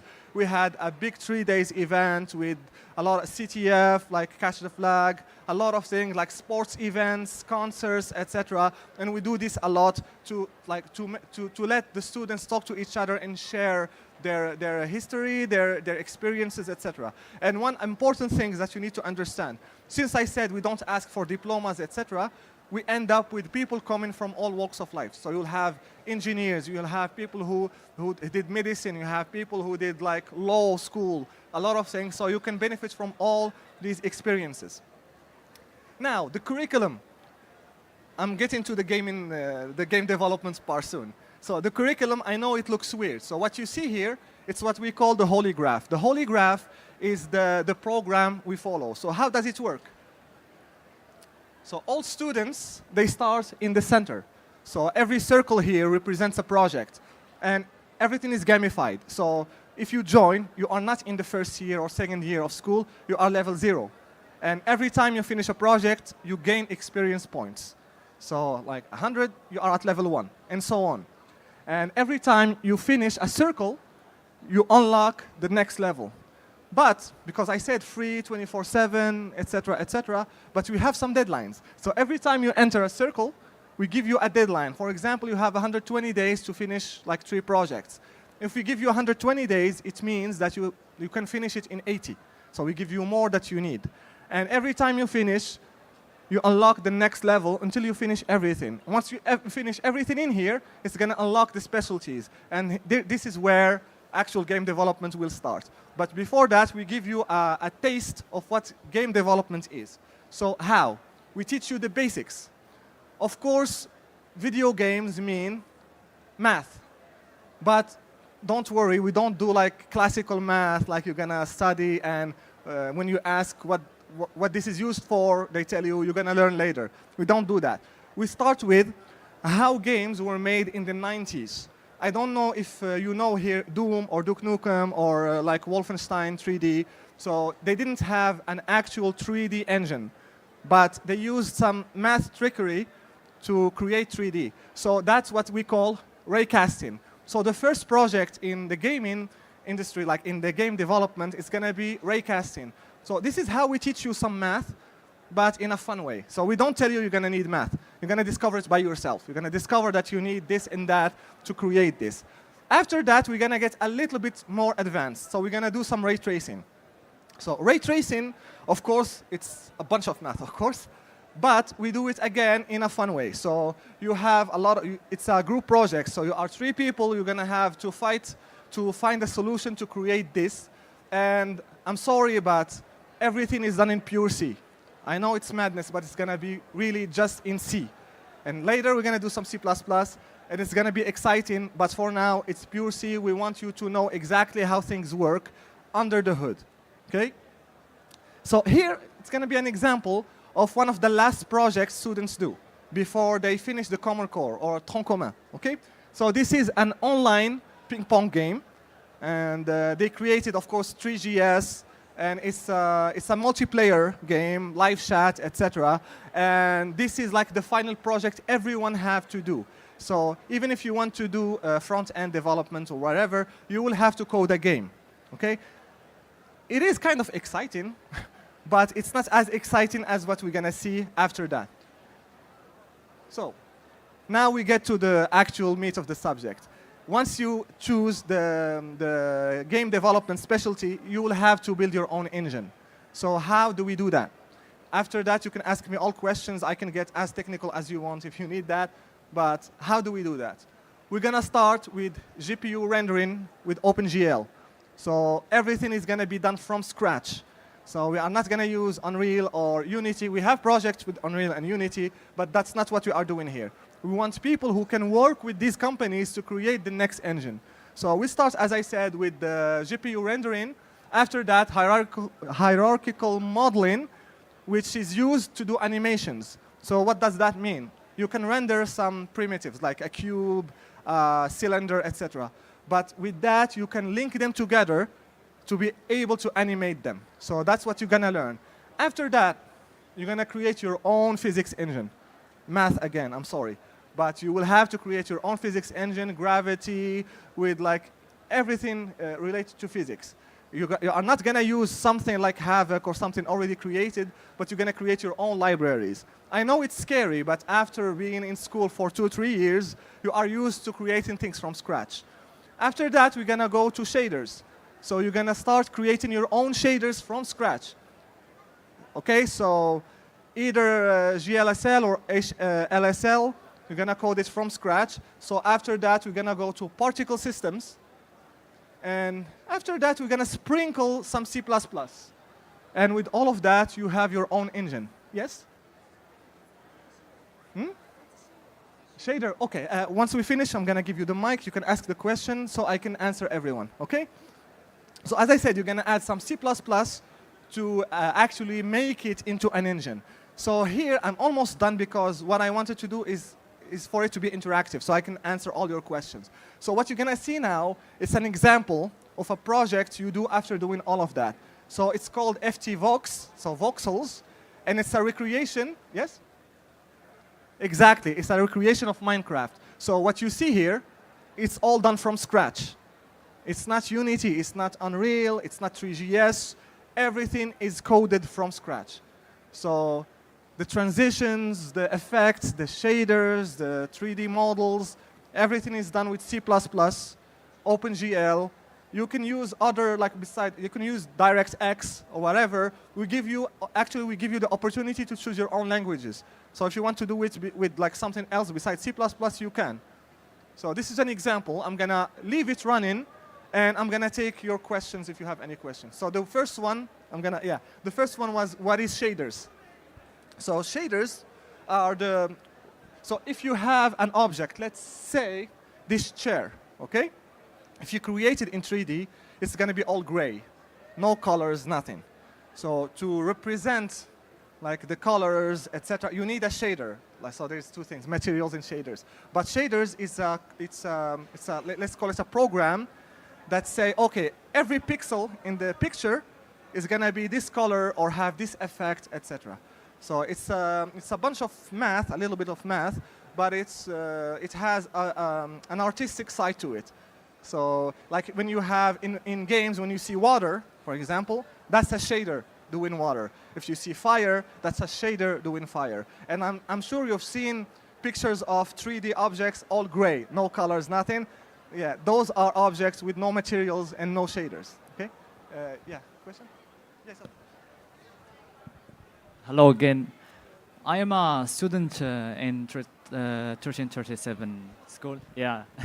And I want to ask you about the Vox project. Have any students in Morocco did that project? We have some people who done it in Khribga a while ago. Yes. Yes. We have 3,000 students. I can't remember the names. I'm sorry. Yeah, I'm sorry. But in the like three cohorts, the first cohorts, some people worked on the game development specialty, and they worked on that. Yes. Yeah. Well, it is FTVox, just the name changed. So it is FTVox. Yeah, so the first one is just an introduction, and then you get more complicated. So you need to... Yeah, you can add that, but I'm keeping it vanilla for now, okay? Is there any other questions? Yes? Well, I was interested in joining 1337, and I tried to do so. I saw that there were like a reflex and memory tests, and then there was a type of program. The thing that I found difficult was, well, basically there was a dot, there was a point, and it had to go to a star, I believe. Yes. Yes, and because there was no instructions, Exactly. I was very confused, and I had like to figure it out for like 30 minutes. But okay, so that's great. So that's what we want. We want you to figure it out for 30 minutes. So the idea is, because we say we don't ask for any prior knowledge, so we try to make it available to people who don't have a strong French or English language knowledge. So that's why there is nothing written on our tests. So when you go to our website and try to subscribe and open an account, you have to go through 2 online tests. So a memory test and a logic test. But there's nothing written in there because we want you to discover it by yourself. Because after that, once you join the school, it's going to be the same thing. We are not going to hold your hand. So we're going to let you swim by yourself. You're going to have to discover what you need to do. Maybe do some internet research, I don't know. But we want you to make the effort to actually make it through those selection games.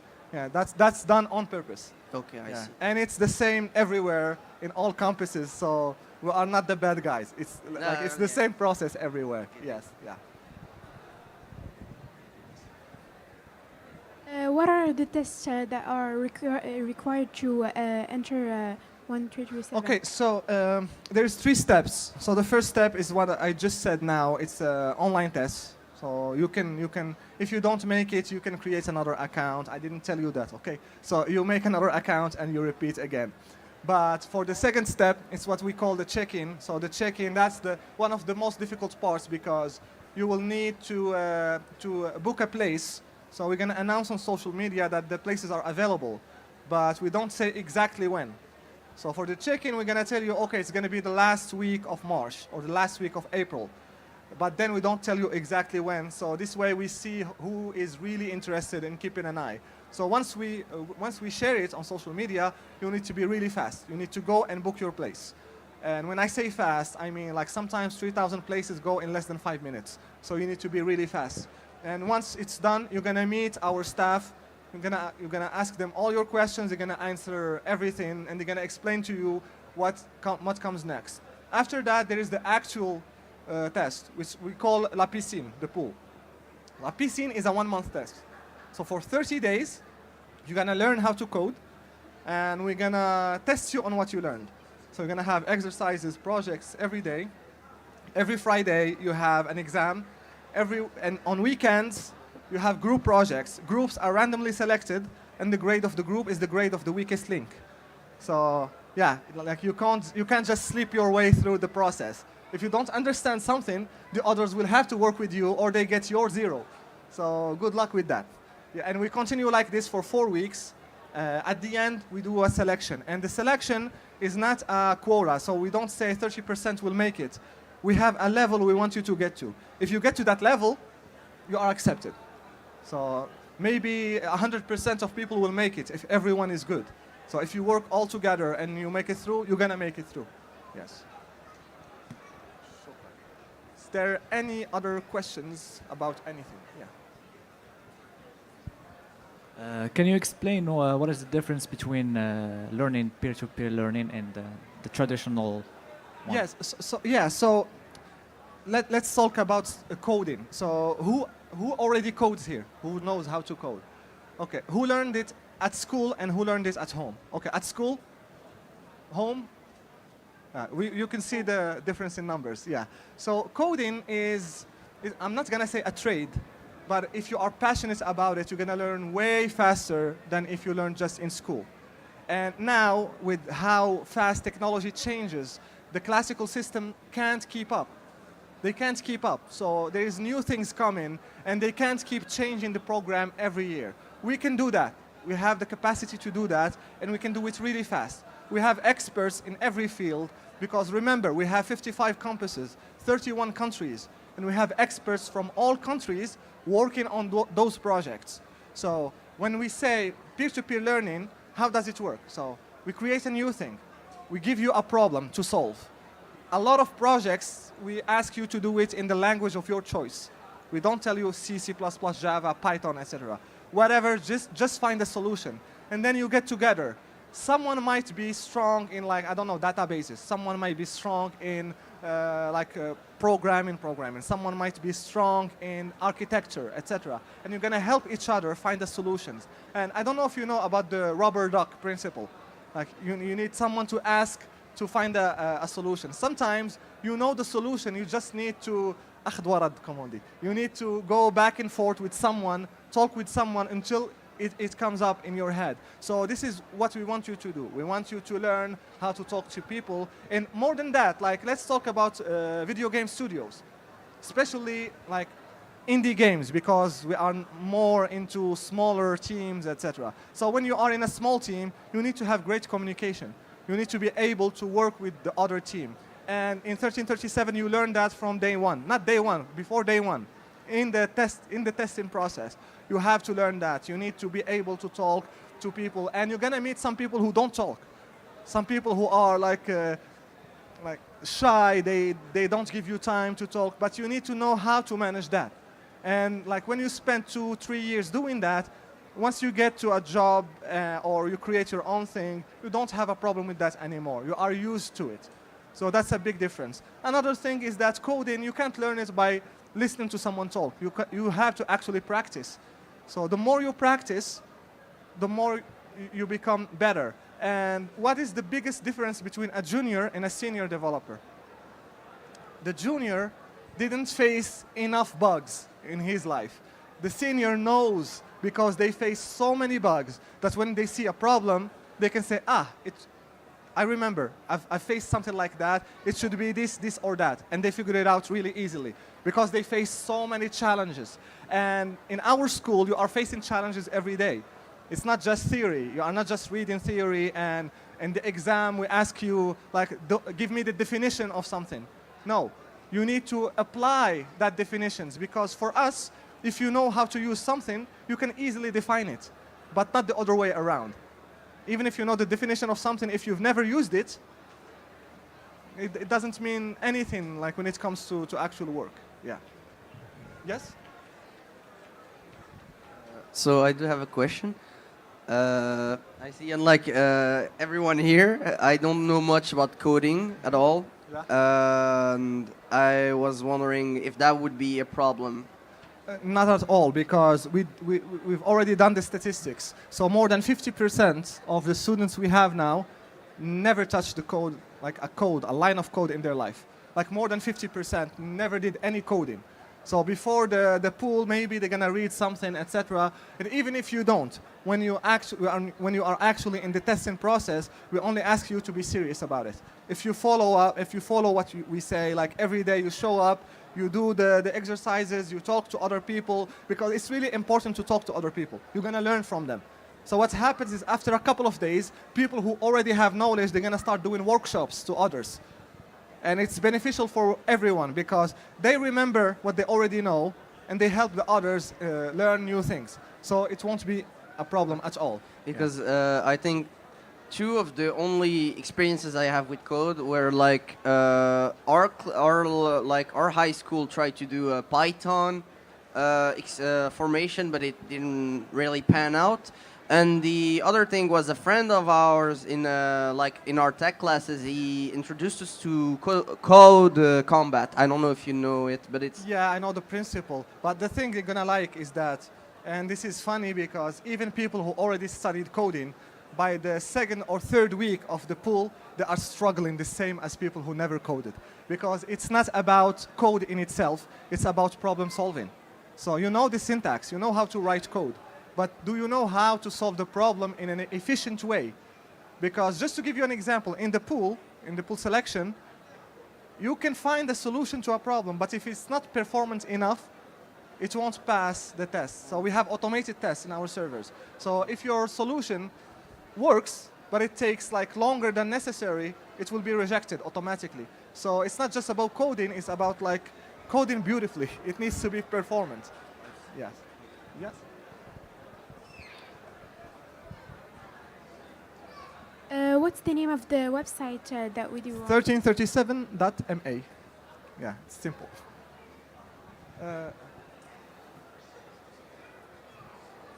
Hi, thank you. I would like to know your opinion on the use of AI in game Yes. development.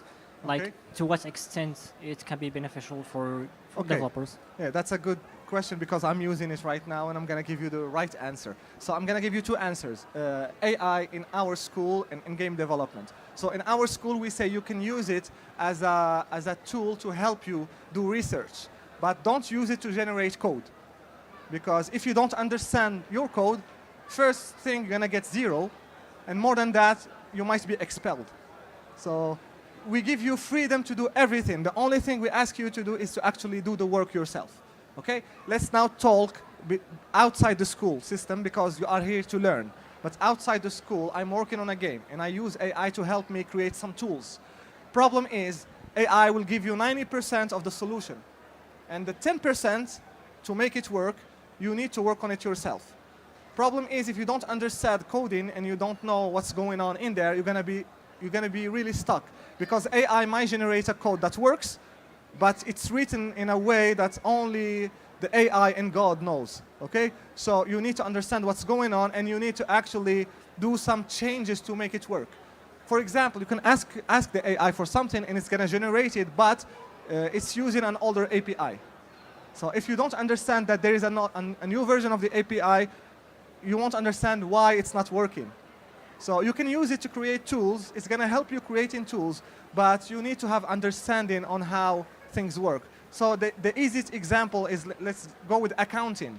So Excel sheets, they help you with accounting. But if you don't know the rules and the legal terms of accounting, it won't help you that much. Okay? Thank you. Two questions. Hello again. Yeah. I want to ask you about the soft skills. How you guys deal with skills? soft skills? Yeah, in the Yeah, school. so soft skills, that's one of the greatest things of being part of UM6P. So since we are part of the university, so UM6P, all students have full access to all resources in the university. So we have workshops, so let's say you are students and you think, okay, we need this, like, I don't know, this skill. Like, we don't know how to do interviews, for example. So if you get together, you ask us, we're going to get you like a coach and like someone amazing. We're going to get you someone amazing to work with you on that. And when I say coach or workshop, I'm not talking about 1 session, 2 sessions. It depends on what you need. If you need 100 sessions, we're going to do 100 sessions. Okay? So everything you need, we're going to cover. We say in Arabic, just work, do the work, and whatever you ask for, we're going to make it happen. But as long as you are serious, yeah, we're going to help you, no problem. And one other thing is that the fact that you are working together already helped with your soft skills. So even if you are not used to talking to people, you will have to do that in our school. I guess when you defend your projects and you defend your... Exactly. Yeah, so just to explain why he said defend, so when you finish a project, you will have to defend it against 3 people. So 3 people will come and test your code and tell you why did you do that, why you did this, why this works like this, etc. And you need to be able to defend what you did. If you don't, they're going to give you a 0. So it works on your soft skills too. Okay, I guess one last question and we stop. Okay? Is there any last questions or not? Oh, okay.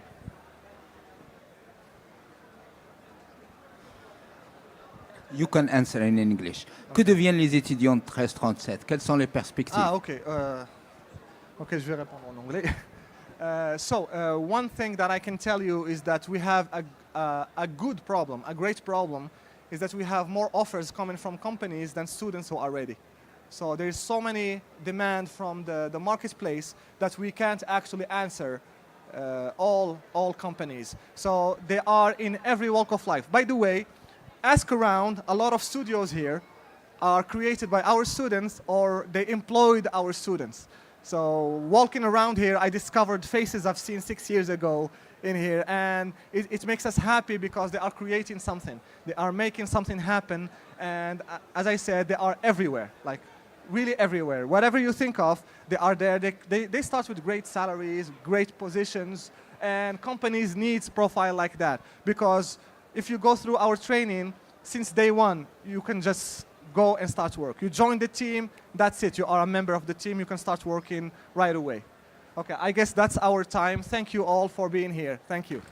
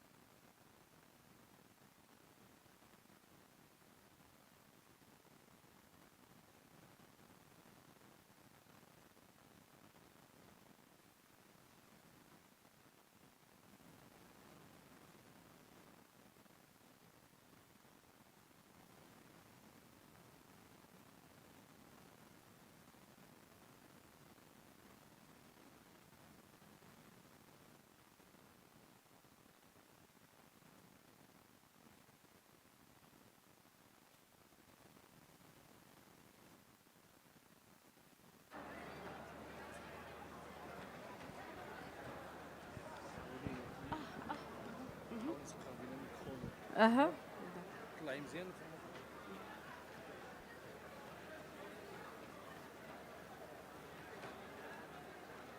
and gentlemen, we're about to begin an exciting session on copyright protection in the digital content sector, starting now in Beach Talks Hall C.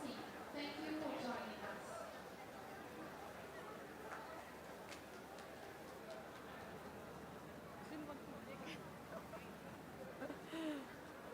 Ladies and gentlemen, we're about to begin an exciting session on copyright protection in the digital content sector, starting now in Beach Talks Hall C. Thank you for joining us. Dear visitors, join us for an exclusive autograph signing session with Yusuke Okamoto today from 3 p.m. to 4 p.m. in Arena Space first floor. Don't miss it. 3 p.m. to 4 p.m. in Arena Space first floor. Thank you.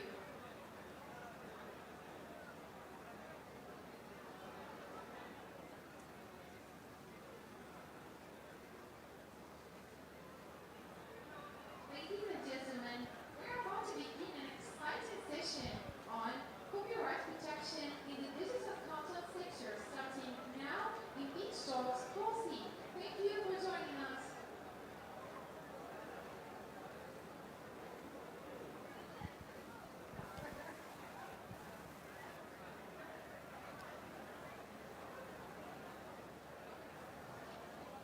Dear visitors, join us for an exclusive autograph signing session with Yusuke Okamoto today from 3 p.m. to 4 p.m. in Arena Space first floor. Don't miss it. 3 p.m. to 4 p.m. in Arena Space first floor. Don't miss the chance to meet the creative mind behind Street Fighter, Resident Evil, and Monster Street. See you there. السلام عليكم. نعيمة السامري، رئيسة قطاع الشؤون القانونية بالمكتب المغربي لحقوق المؤلفين. في البداية يسعدني أن أشارك معكم اليوم في هذا الحدث البارز الذي يمثل محطة مهمة في تقاطع التكنولوجيا مع الإبداع والاقتصاد الرقمي. قبل الدخول في صلب الموضوع والمتعلق بحماية حقوق المؤلف في المجال الرقمي، لابد أن أقدم بإيجاز نبذة عن المكتب، عن هذه المؤسسة التي أتشرف بالانتماء إليها، وهي المكتب المغربي لحقوق المؤلف والحقوق المجاورة. هذا المكتب هو جهاز وضعته الدولة لتدبير ورعاية حقوق المؤلف والحقوق المجاورة ببلادنا. أحدث بمقتضى مرسوم 8 مارس 1965. تم تحويله بمقتضى قانون رقم 25/19 الصادر سنة 2022 إلى هيئة للتدبير الجماعي في شكل شخص اعتباري خاضع للقانون العام، وتحمل اسم المكتب المغربي لحقوق المؤلف والحقوق المجاورة.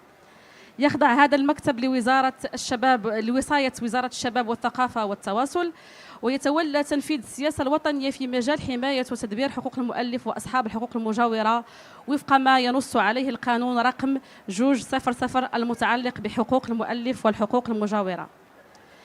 ما هي المهام التي يطلع بها هذا المكتب؟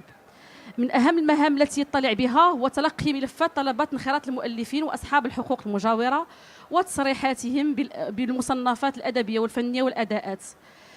كما يتولى استخلاص مستحقات حقوق المؤلف والحقوق المجاورة.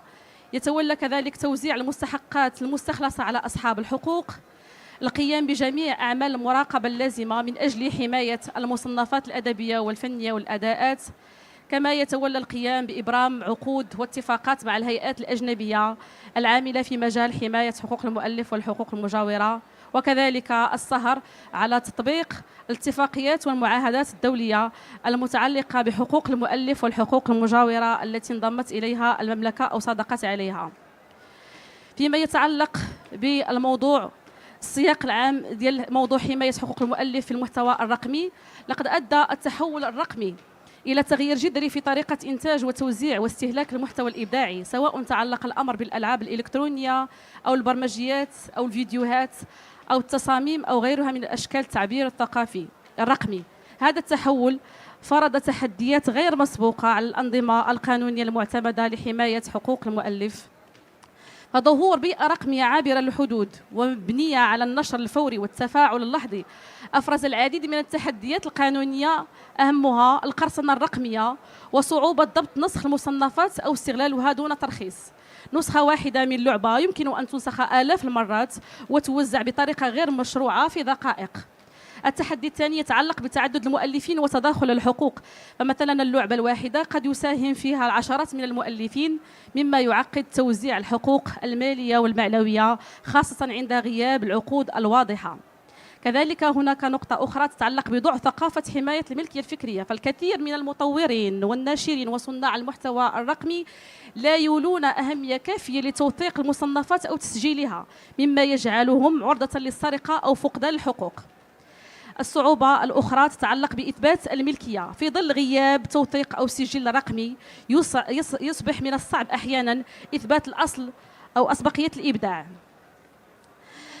عرف الإطار القانوني الوطني تطورا مهما مع صدور القانون رقم 66/19 المتعلق بحقوق المؤلف والحقوق المجاورة، والذي جاء بمجموعة من المستجدات التي تستجيب لهذه التحديات، ومن أبرزها ما ورد في الفصل 9 من القانون الذي خصص أحكاما جديدة لحماية المصنفات الرقمية والسمعية البصرية، حيث نص على عدم جواز استغلال أي مصنف محمي على الإنترنت دون ترخيص مسبق من صاحب الحق، إلزام مقدمي خدمات البث والنشر الرقمي بالتبليغ عن طبيعة المصنفات التي يعرضونها، إرساء آلية التعاقد بين المكتب وهذه الجهات لضمان احترام الحقوق وتحصيل المستحقات.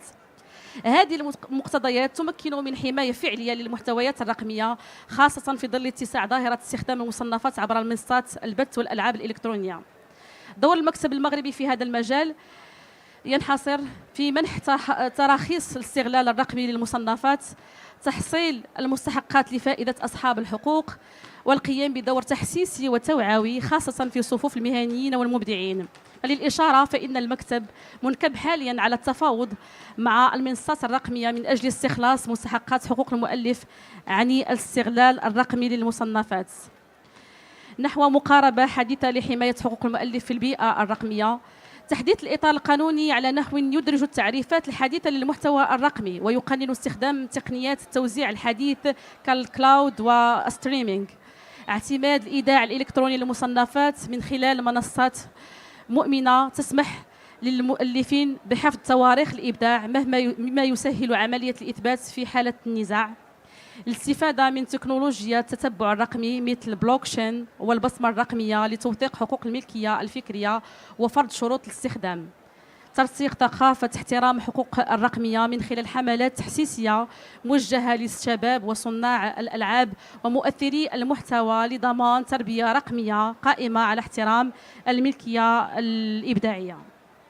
وفي الختام أود التأكيد على أن حماية حقوق المؤلف في العالم الرقمي لم تعد مسألة قانونية فحسب، بل هي أساس ضمان بيئة تشجع الابتكار والاستثمار، والمكتب المغربي لحقوق المؤلف والحقوق المجاورة يظل منفتحا على كل المبادرات والشراكات التي تساهم في بناء منظومة رقمية عادلة ومتوازنة تحفظ الحقوق وتدفع بالإبداع إلى الأمام.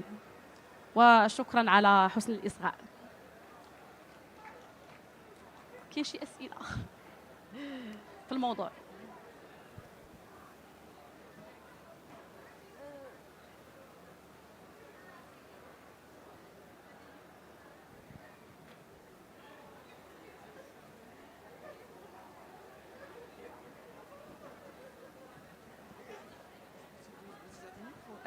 سي بغيت حتى واحد كاين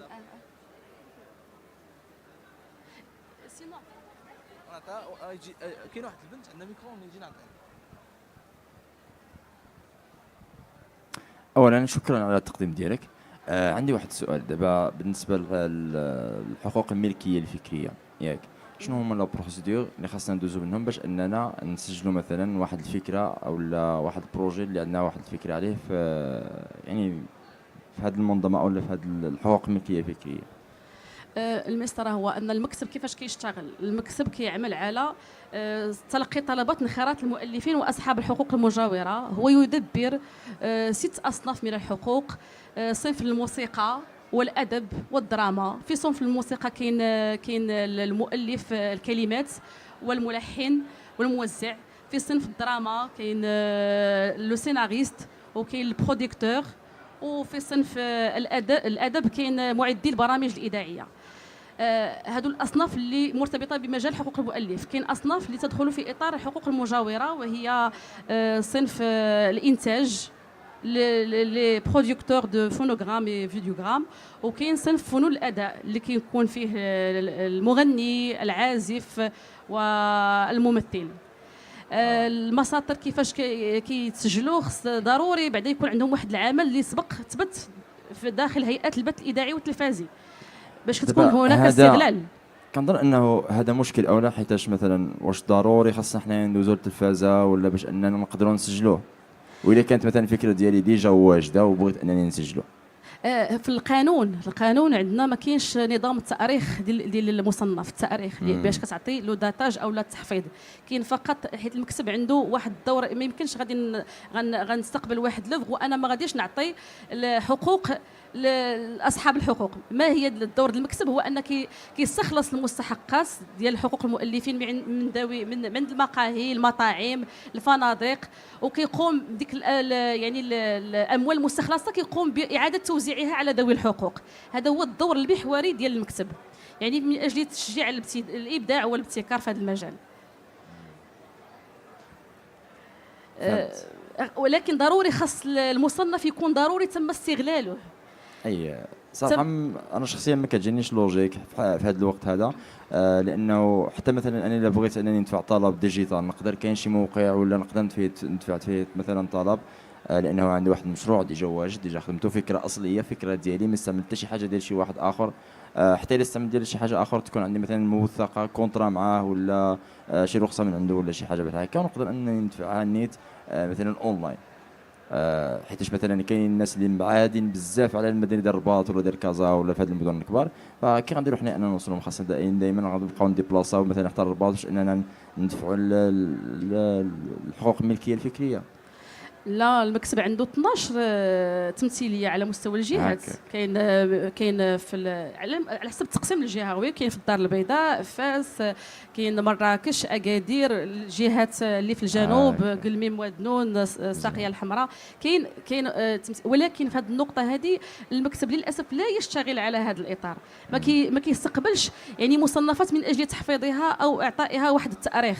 لو سيستم دو داتاج، هذا لو سيستم دو داتاج كاين بالنسبه في القانون ديال الملكيه الصناعيه والتجاريه، غير هما كيقوموا بتاريخ المصنفات اللي عندها علاقه بالملكيه التجاريه والصناعيه.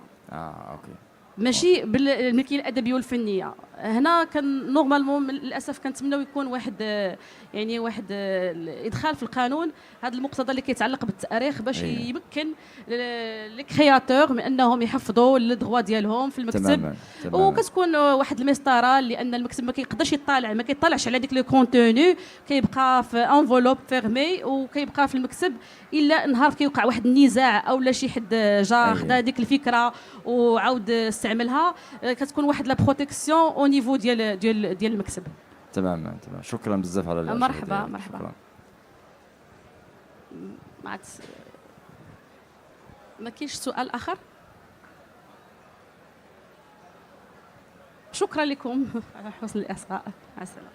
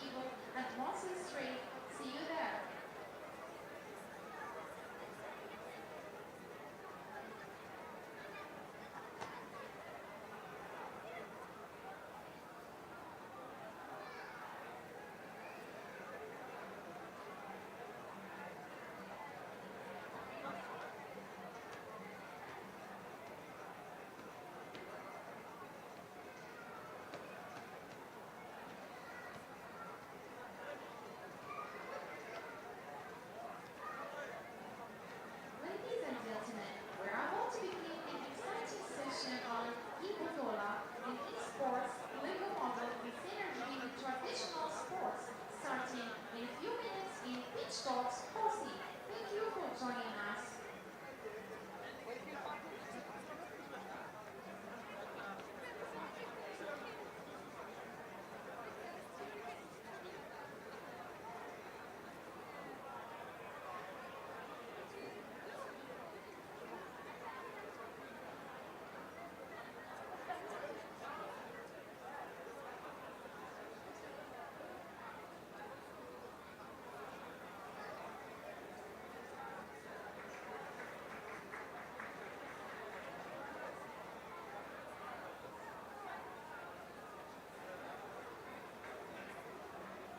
Dear visitors, join us for an exclusive autograph signing session with Yuzuki Akamoto now, starting now to 4 p.m. in Arena Space first floor. Don't miss this chance to meet the creative mind behind Street Fighter, Resident Evil, and Monster Stray. See you there!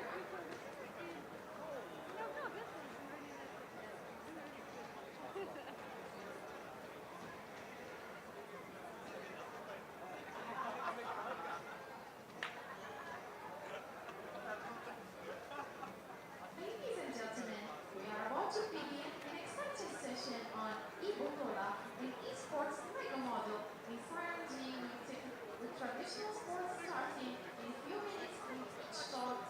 Let's see. Thank you for joining us.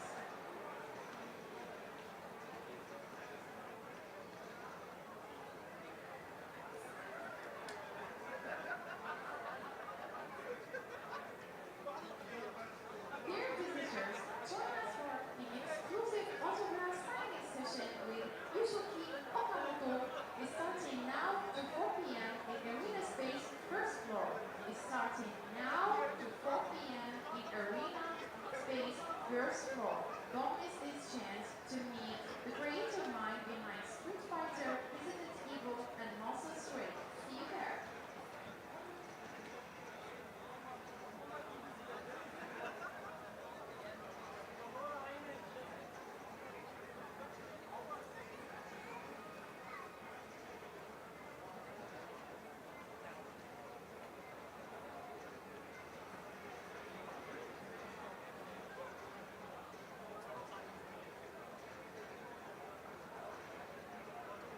Dear visitors, join us for an exclusive autograph signing session with Yuzuki Okamoto.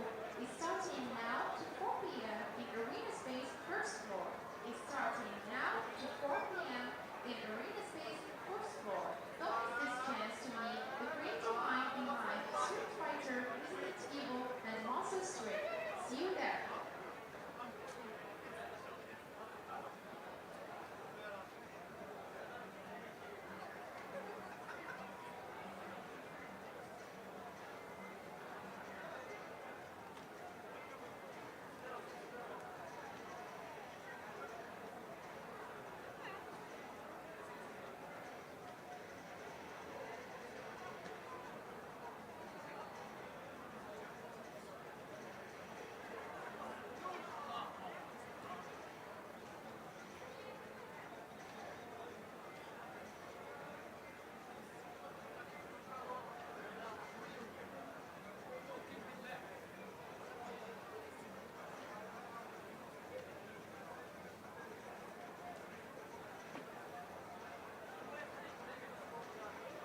Dear visitors, join us for an exclusive autograph signing session with Yuzuki Okamoto, starting now to 4 p.m.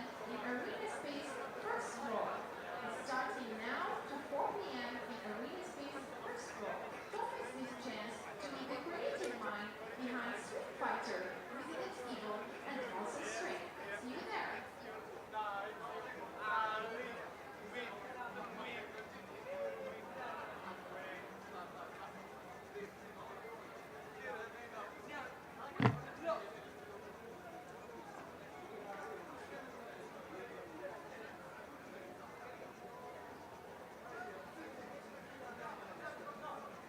Ladies and gentlemen, we are about to begin an exciting session on e-Botola, an esports Lego model in synergy with traditional sports, starting in a few minutes in beach talks, Hall C.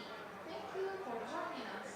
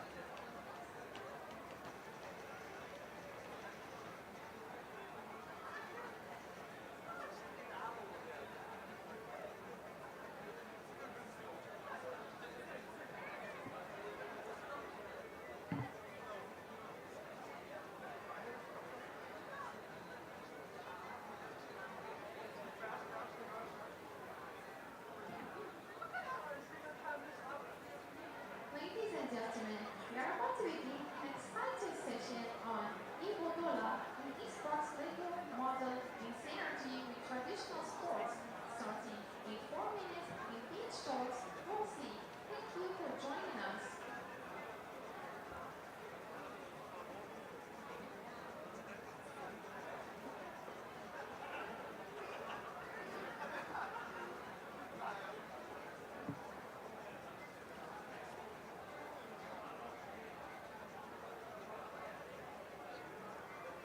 Dear visitors, join us for an exclusive autograph signing session with Hijiki Okamoto, starting now to 4 p.m. in Arena Space first floor.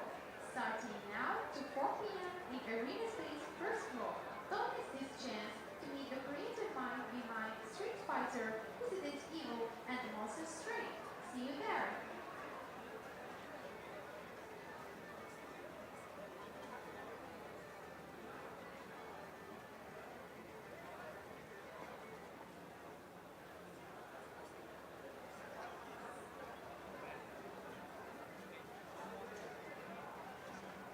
Ladies and gentlemen, we are about to begin an exciting session on ABDELLAH, an esports Lego model in synergy with traditional sports, starting now in each talks. Hosting.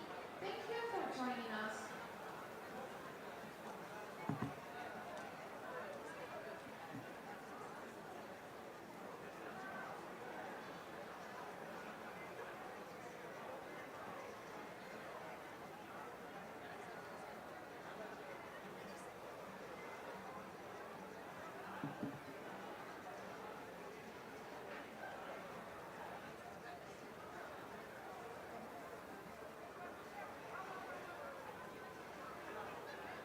Dear visitors, join us for an exclusive autograph signing session with Yoshiki Okamoto, starting now to 4 p.m. in Arena Space first floor.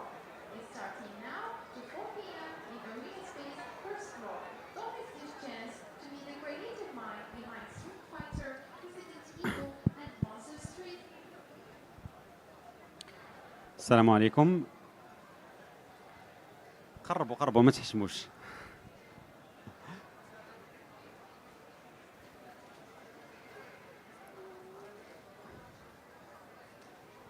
الوغ هاد لو بيتش باش نهضروا شويه على الاي سبور كيفاش كيتحول من اي سبور للسبور، حيت لا كيسيون ديما كتبوزا اسكو لو اي سبور اي ان ريال سبور. الوغ ان توكا في لي زانغريديون ديال السبور، الاي سبور عنده تو لي زاتو، كاينين اللعابه، كاين جيم بلاي اللي هو الرولز ديال شي سبور، وكاينين لي كومبيتيسيون، كاين لي زاربيتر، كاين tout l'écosystème qui fait qu'aujourd'hui le e-sport peut être considéré comme un sport.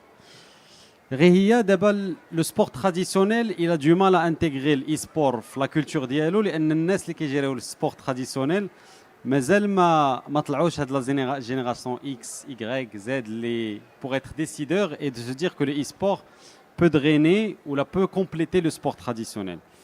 Alors on a aujourd'hui une présentation d'un exemple qui pour moi est la perfection en termes de lier le sport traditionnel à l'e-sport. Donc, on a le football, le kora, الرياضة الشعبية الأولى في المغرب، في العالم، في أفريقيا encore plus.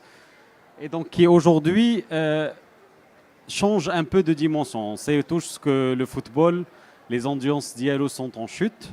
Ça, c'est une réalité. Il y a aujourd'hui des championnats qui ont du mal à vendre leurs droits, par la Ligue 1 France, le Calcio, et c'est des grands championnats. Je ne parle même pas des championnats de deuxième zone, de troisième zone. Et aujourd'hui, on se retrouve dans une situation où le sport traditionnel, où la SAF fait un acatjib les audiences. Et le e-sport, c'est le seul aujourd'hui sport qui a des audiences avec une évolution exponentielle. Alors, le partenariat de l'ABDELLAH, en fait, il a déjà commencé par un partenariat entre le sport traditionnel et le sport électronique. Donc, c'est un partenariat avec le Jamia al-Malakiyya لكرة القدم والجامعة الملكية للألعاب الإلكترونية. Donc, c'est un partenariat où الجامعة ديال الكرة كتعطي يعني كامل الصلاحيه للجامعه الملكيه للالعاب الالكترونيه باش انها تجيري تو لاسبي اي سبور ديال لو فوتبول، حيت كاينين شي بلدان فيهم الجامعه الملكيه ديال كره القدم دونك لا فيديراسيون رويال ماروكين دي جو الكترون ليكيفالون ديالها هي اللي كتكري ان ديبارتمون على الانتيريور دو لا فيديراسيون وكيجيريو هما لو سبور اي سبور. Parfois, c'est pas forcément le bon modèle parce que غالبا il nomme quelqu'un qui est interne à la fédération, dès qu'on ne connaît pas forcément le e-sport très très bien. ولا تيجيبوا شي expert en freelance تيقولوا له شوف انت كري ديبارتمون شوف شنو دير بهذا الاي-sport. Alors que là, c'est vraiment une intégration en direct, عندك une spécialisation, mais la Fédération royale marocaine de football n'est pas loin. C'est-à-dire ils voient ce qui se passe. D'ailleurs, d'où est venue cette idée-là d'un partenariat, c'est qu'un jour, si le Rja كان جالس un salon VIP هنا في الرباط مع Infantino. Infantino, il a dit au président, est-ce que vous savez que la FIFA a fait plus de revenus, donc des flous en 2020 في l'e-sport que في le foot. Alors c'est vrai que quand Corona à l'époque, donc c'est pas forcément un bon levier, mais je pense هذيك العام فيقت la FIFA أنه le e-sport عنده واحد البوتنسيال وأنه peut-être c'est un axe de développement بالنسبة لهم à l'avenir. Donc c'est là où est venue l'idée justement de ce partenariat. Alors après, quand la fédération de football vous délègue la gestion e-sportive, il faut discuter avec l'éditeur. Je connais l'éditeur à l'époque, donc quand FIFA, mais quand derrière EA Sport. Donc EA Sport qui est une entreprise américaine. Les noms des jeux, je pense, les كتعرفوهم كاين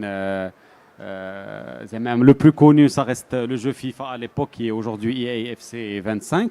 Donc les qui خرج كل عام. Donc il fallait gagner leur confiance. Pour eux, le Maghreb, باش نكونوا واضحين بلد من ثانوي لما كانش أهمية يعني أدنى بالنسبة لهم. Les marchés prioritaires عندهم امريكان عندهم l'Europe, l'Asie, le Maghreb, c'est pas forcément le marché ou même l'Afrique, c'est pas les marchés prioritaires. Donc il fallait gagner la confiance de l'éditeur. Bon, ça commence déjà par du professionnalisme. Parce que montrer qu'on est une structure, qu'on a des gens avec chacun sa responsabilité, qu'il y ait de le marketing, qu'il y ait de la communication, qu'il y ait de l'administratif pour les contrats, le juridique. Donc tout ça, ça permet de créer et aussi d'avoir une image de gens compétents vis-à-vis de l'éditeur. Donc فاش يهضروا معاك ماشي انت كهما تيهضروا معاك بالانجلي كتبقى زعما تشوف فيهم.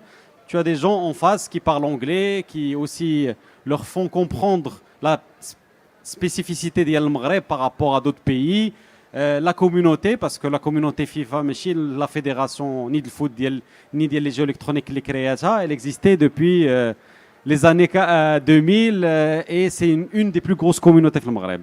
Donc par contre, elle n'a pas eu l'opportunité justement de s'exprimer à l'international des tournois, alors que Souaïda, qu'on a كنشوفوهم تيمشيو تيشاركوا. D'ailleurs, ils ont eu des champions du monde بحال الدوساري اللي كتعرفوا كاملين. Et avec l'éditeur, ce qui est important et ça peut paraître banal, هي بحال دابا فاش عندنا réunion مع العشرة, c'est réunion مع العشرة. Ça veut dire ماشي هما دايرين معاك مع العشرة انت غتجي حتى العشرة ونص. غير هادي ça peut faire capoter le projet. Ils sont pas sérieux, voilà, ils ne nous prennent pas au sérieux. Donc il faut être ponctuel, il faut avoir une communication transparente. Il faut aussi respecter les engagements. C'est-à-dire, la FIFA a telle présentation à telle date, ou là je vais vous signer ce contrat-là et vous l'envoyer à telle date, c'est telle date. C'est pas J+1, ni J+7, ni un mois après. D'accord ?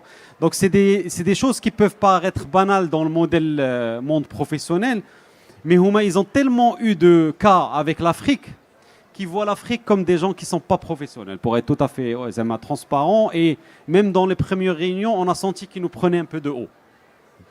Mais ce n'est pas grave. C'est-à-dire que dans la vie, بحال في الكورة كنقولوا en fait le match كيتلعب في التيران. Donc à nous de montrer qu'on est compétent et qu'on peut faire avancer la chose. Alors من بعد en fait j'ai donc la version 2022, donc après plusieurs حيت même si la fédération de foot كتعطيك la délégation كتولي انك en fait خاصك تبرهن ليديتور انك عندك لي مويان باش دير داكشي اللي بغا يدير. دونك كانت ليديسيون 2022 ديال لو جو و عطاونا اون بيتيت بيس دو ليديفيس. صافي بداونا غير اخر حاجه عندهم هي لا انيشنز. قالوا لنا اوكي غنتيستيوكم في الانيشنز غنديروا المغرب كي بارتيسيب في لا ريجيون اللي ماشي ميم با ديالنا باسكو لا ريجيون كي سيتي لا ريجيون ميدل ايست.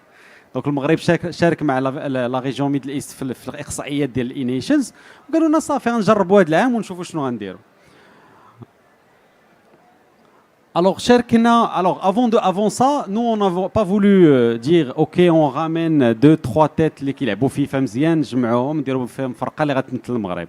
Je pense qu'il était temps aussi que tous les joueurs aient la même chance, tous les Marocains. Donc on a fait une grande compétition nationale qui s'est faite sur 4 semaines avec plus de 1000 joueurs participants, كاملين FIFA. وابخي هنا 16 اللي لعبوا لو بروميير تورنوا كون ابلي ايكورا اللي كان اول تورنوا في التاريخ ديال المغرب. صادق لي تورنوا كاملين ديال فيفا اللي كانوا قبل كانوا دي تورنوا كيتلعبوا فرنسا ضد فرنسا ولا بي اس جي كونتر بي اس جي. سي دي لي زيكيب دو جو.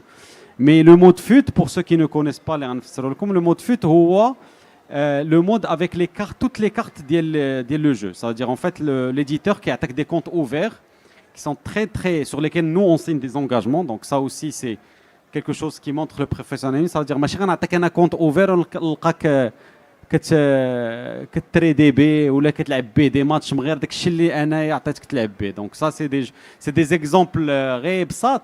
مي بحال دابا لعاب غتعطيه كونت اوفر ويمشي يدير به شي حاجه اخرى هادي راه ما كايناش. دونك لي ريغل سون لي ريغل. دونك درنا ان بروميير تورنوا هنا 16 ديال اللعابه اللي مشاو لعبوا في معموره في الكومبلكس محمد السيس لعبوا اون كروند فينال. اي دونك لا سا بيرمي un peu نغربلوا شويه اللعابه qui étaient dans la communauté et de nous dire qu'il y a واحد le pool des joueurs sur lesquels on va pouvoir travailler pour trouver la meilleure équipe nationale possible.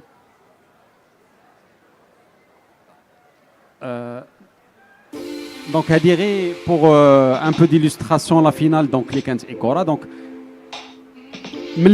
en fait la fédération a pris le challenge d'organiser un tournoi qui soit à la hauteur des tournois qui sont faits au niveau mondial. علاش حيت الا بدينا بجوج كراسه وبمونيتور vis-à-vis de l'éditeur غايقول لك هادو صدعوا لنا راسنا باش في التالي. Non, on a essayé de faire une scène, on voit là les autorités, le ministre qui est là, donc ça démontre tout, en fait l'engagement du gouvernement pour encourager. On a fait une grande scène avec un peu les standards de l'époque, donc il y a 3 à 4 ans. Et donc avec une coupe des joueurs, à l'époque on avait encore un peu le Covid, donc on a respecté toutes les règles sanitaires possibles. Donc voilà, donc c'était vraiment l'objectif, c'était de montrer à l'éditeur que le Maroc pouvait se positionner en tant qu'acteur avec une communauté qui existait déjà et c'était juste pour leur donner un peu leur chance de... Et même les joueurs, ça leur a fait plaisir d'être au complexe, d'être traités comme des stars, des joueurs de l'équipe nationale, etc. Donc le premier championnat du Maroc a été remporté par l'Azami. Alors ensuite, il fallait créer une équipe nationale. Donc pour créer une équipe nationale, alors c'est pas le président ou moi, directeur marketing ou communication qui va venir dire voilà, je prends celui-là. Il faut un encadrement technique qui est responsable de cette partie-là et qui connaît très bien la communauté. Donc le choix a été porté après plusieurs candidatures sur un profil marocain. Qui est Saad Bassi, qui est un ancien joueur e-sport, qui a fait plusieurs jeux, pas que FIFA, il a été même dans des finales de CSGO, il a fait aussi du coaching. Et on a vraiment tenu à ce que le premier sélectionneur soit marocain parce qu'on venait de sortir un peu du Qatar et tout l'engouement qu'il y avait avec. Et on se disait qu'il fallait que aussi on donne la chance à un sélectionneur marocain pour pouvoir démontrer ce qu'on pouvait faire. Donc le sélectionneur parmi les joueurs qui ont participé à la Ikora, il a sélectionné certains joueurs. On a fait des bootcamps. Donc des bootcamps, c'est quoi? C'est un stage de 4-5 jours où les joueurs restent entre eux comme une famille, s'entraînent. Et en fait, à l'époque, le jeu compétitif se déroulait 2 par 2. Donc le coach a aussi tenu que les joueurs soient ensemble pour qu'ils voient un peu les affinités des joueurs, voir qui peut matcher avec qui pour justement faire des duos, et permettre de voir quels sont le duo qui va gagner, on va dire, l'étiquette d'équipe nationale officielle. Ensuite, on a fait une Coupe du Trône, donc la première Coupe du Trône, pour justement, parmi les duos qu'a sélectionné le sélectionneur national, de voir quel est celui qui va gagner. Parce que finalement, lui, il peut sélectionner 2 joueurs, mais les autres, ils vont dire, mais pourquoi tu les as choisis eux? Après, nous, on a décidé de faire ça sur un tournoi, que le meilleur gagne et que le meilleur représente le Maroc. Alors, tout ça, bien évidemment, chaque étape est validée par l'éditeur, on envoie des bilans, on fait valider toute la communication avec eux, l'aspect graphique, etc., pour justement montrer qu'on ne fait pas des choses dans notre côté pour avancer, mais on est avec vous. Alors, on s'est qualifié, alors on est parti, donc l'équipe nationale a été sélectionnée, on est parti jouer nos qualifications à Abu Dhabi. Alors pourquoi Abu Dhabi? Parce que malheureusement au Maroc, pour ceux qui ne le savent pas, ما عندناش serveur. Donc ما عندناش serveur. Donc il لعبت انا من هنا من المغرب مع واحد اللي كاين في ابو ظبي واللي كاين في الامارات ولا كاين في قطر. En fait انا لو بوطون فاش كنبرك عليه خاصو يوصل حتى لابو ظبي باش يتكليكا في السيرفر. Alors que هو قريب. Donc غير بحني ب 11-0 12-0 quel que soit le niveau entre nous. Donc en fait, on a décidé d'aller à Abu Dhabi pour justement participer aux qualifications. Sarah, on est parti en tant qu'outsider, personne ne nous connaissait. Donc, on a مع السعودية, مع قطر, الإمارات, فلسطين, لبنان, المهم داك les équipes. Sarah, ils n'ont jamais entendu parler du Maghreb, FIFA, parce que le Maghreb justement ne participait pas. Et alors malheureusement pour eux, et donc on a battu l'Arabie Saoudite qui contient un des meilleurs joueurs de l'histoire qui était Doussari à l'époque. Et on a été classé 2e dans la zone d'Yalom. Et on s'est qualifié à la Coupe du Monde. Donc il y avait 2 qualifiés possibles. Donc tout le monde, pour eux, c'était une surprise. Et c'était une surprise d'autant plus pour l'éditeur et la FIFA. Parce que la FIFA ne nous attendait pas à ce niveau dès la première année. C'est-à-dire هادو قالوا غنعطيوهم يشاركوا في الاول راه نشوفوا شنو غير يقصروا بعدا او موان نشوفوا كيفاش كيتعاملوا ولا شنو كيديروا استقنا مأهلين لا كوب دو موند. Donc c'était le premier pays africain à se qualifier pour la Coupe du Monde. Alors les joueurs qui sont ici sur l'arène peuvent en témoigner. Malheureusement le niveau tout seul des compétitions offline, donc فاش مشينا la Coupe du Monde, d'ailleurs j'étais avec l'équipe nationale. هاد l'équipe اللي خسرات تقريبا واحد 4 matchs sur 5, elle battait tous les équipes في les échauffements. C'est-à-dire كانوا كيلعبوا مع البرازيل, مع الدنمارك, مع البرازيل اللي دات الشامبيون دو موند وربحوها. Alors c'est pas le niveau في هاد النيفو هذا اللي طالع ماشي النيفو ديالك في لو جو كي بريم, c'est le mental et c'est l'expérience. Ça veut dire que بعد نوبات كتكون رابح ب2-0 كيرجع لك 2-2 صافي كطيح alors que هو بالعكس يكون خاسر 2-0 يقدر يرجع لك facilement. Donc c'est vraiment on va dire un sport très mental. D'ailleurs, on avait un coach mental qui a accompagné l'équipe, mais c'était la première. Dréré en fait des shows, la scène internationale qui est beau, il y a du bruit, il y avait un DJ, il y avait des animations. En fait, ils s'étaient pas habitués. Ils étaient habitués à jouer dans leur chambre tranquille, leurs écouteurs, leur musique et tout leur écosystème. Donc c'était une première expérience NFL Coupe du Monde. D'ailleurs, ça c'est Nechid Louatani, donc c'était pour les joueurs une fierté de porter le drapeau du Maroc, de pouvoir représenter le Maroc. On voit comment le drapeau est présent dans toute l'arène. Et ils ont fait de leur mieux, on ne peut pas leur en vouloir, c'est notre première édition. Et même la FIFA nous a félicité par rapport à cette première participation. Alors est venue l'année d'après, donc FIFA 2023. Donc une fois qu'on a fini, on leur a dit bah, là on a participé à la E-Nations. On voudrait bien avoir quelque chose de plus. Il faudrait que les joueurs puissent participer individuellement. Alors c'est pas si évident que ça, puisqu'en fait ils nous ont dit attendez, déjà on confirme la E-Nations, c'est-à-dire on voit comment ça évolue et on verra pour l'éligibilité. L'éligibilité c'est quoi? C'est de pouvoir donner la chance aux joueurs marocains de pouvoir participer, quand ils ont un bon classement en Afrique, au ladder de la zone pour pouvoir se qualifier aux Coupes du Monde individuelles. Parce que là, c'est ce dont on a bénéficié, c'est une Coupe du Monde nationale. Donc on a participé à la deuxième édition de la E-Nations. Là, cette fois-ci, on avait le temps de se préparer. La première édition, ils nous ont donné 15 jours, 3 semaines. Là, on savait qu'on allait participer à la deuxième édition, donc on s'est préparé, on a fait des bootcamps, le sélectionneur a fait un travail extraordinaire et on a participé encore une fois aux qualifications avec la zone Moyen-Orient et Afrique. Cette fois-ci, on l'a remporté, ça veut dire on l'a remporté, on a été premier de la zone et on s'est qualifié en tant que champion de la zone. Alors, bien évidemment, l'expérience de la première édition, on ne va pas dire que c'était un choc, mais ça a un peu bousculé tout le monde pour se dire que cette fois-ci, on ne doit pas y aller en tant que touriste, on doit y aller pour gagner. Et donc, cette Coupe du Monde a été juste après le Qatar 2022. La première, c'était avant, la deuxième, c'était après. Donc, il y avait aussi un changement de mentalité au niveau des joueurs pour se dire qu'on n'est pas parti juste pour participer. Et on a battu des nations, de très grandes nations comme la France, comme le Pérou, comme l'Argentine. Et on s'est classé premier de notre groupe. Alors malheureusement, un concours de circonstances qui est arrivé, on a joué un match contre le Pérou en 8e de finale, qui s'est terminé par une séance de tir au but. On était les derniers à finir le 8e de finale, on était le dernier 8e finale.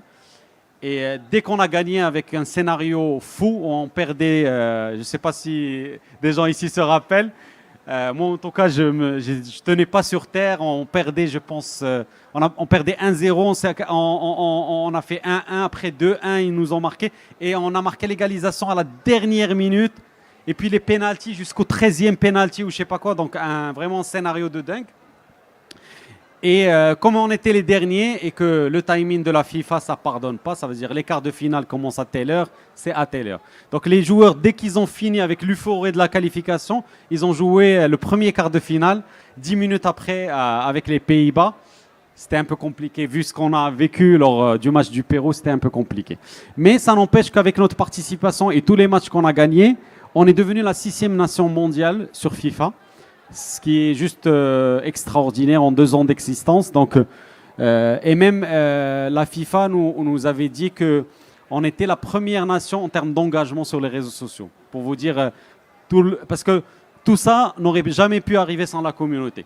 C'est la communauté qui a fait en sorte d'arriver à là où on voit des joueurs comme Nicolas, comme Bachour ou d'autres qui on voyait juste à la télé, même les joueurs ici de la communauté, viennent au Maroc pour jouer contre nos joueurs, même si encore le gap est encore important. Mais je pense que voilà, ça démontre aussi que la communauté a eu son rôle à jouer là-dessus.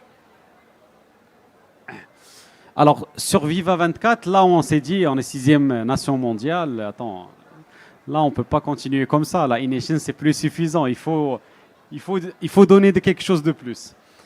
Et donc là est venue la nouvelle, je pense, qui a dû faire plaisir à toute la communauté FIFA, c'est l'éligibilité. Alors je peux vous garantir que l'éligibilité a été l'une des priorités de la fédération depuis son jour de création.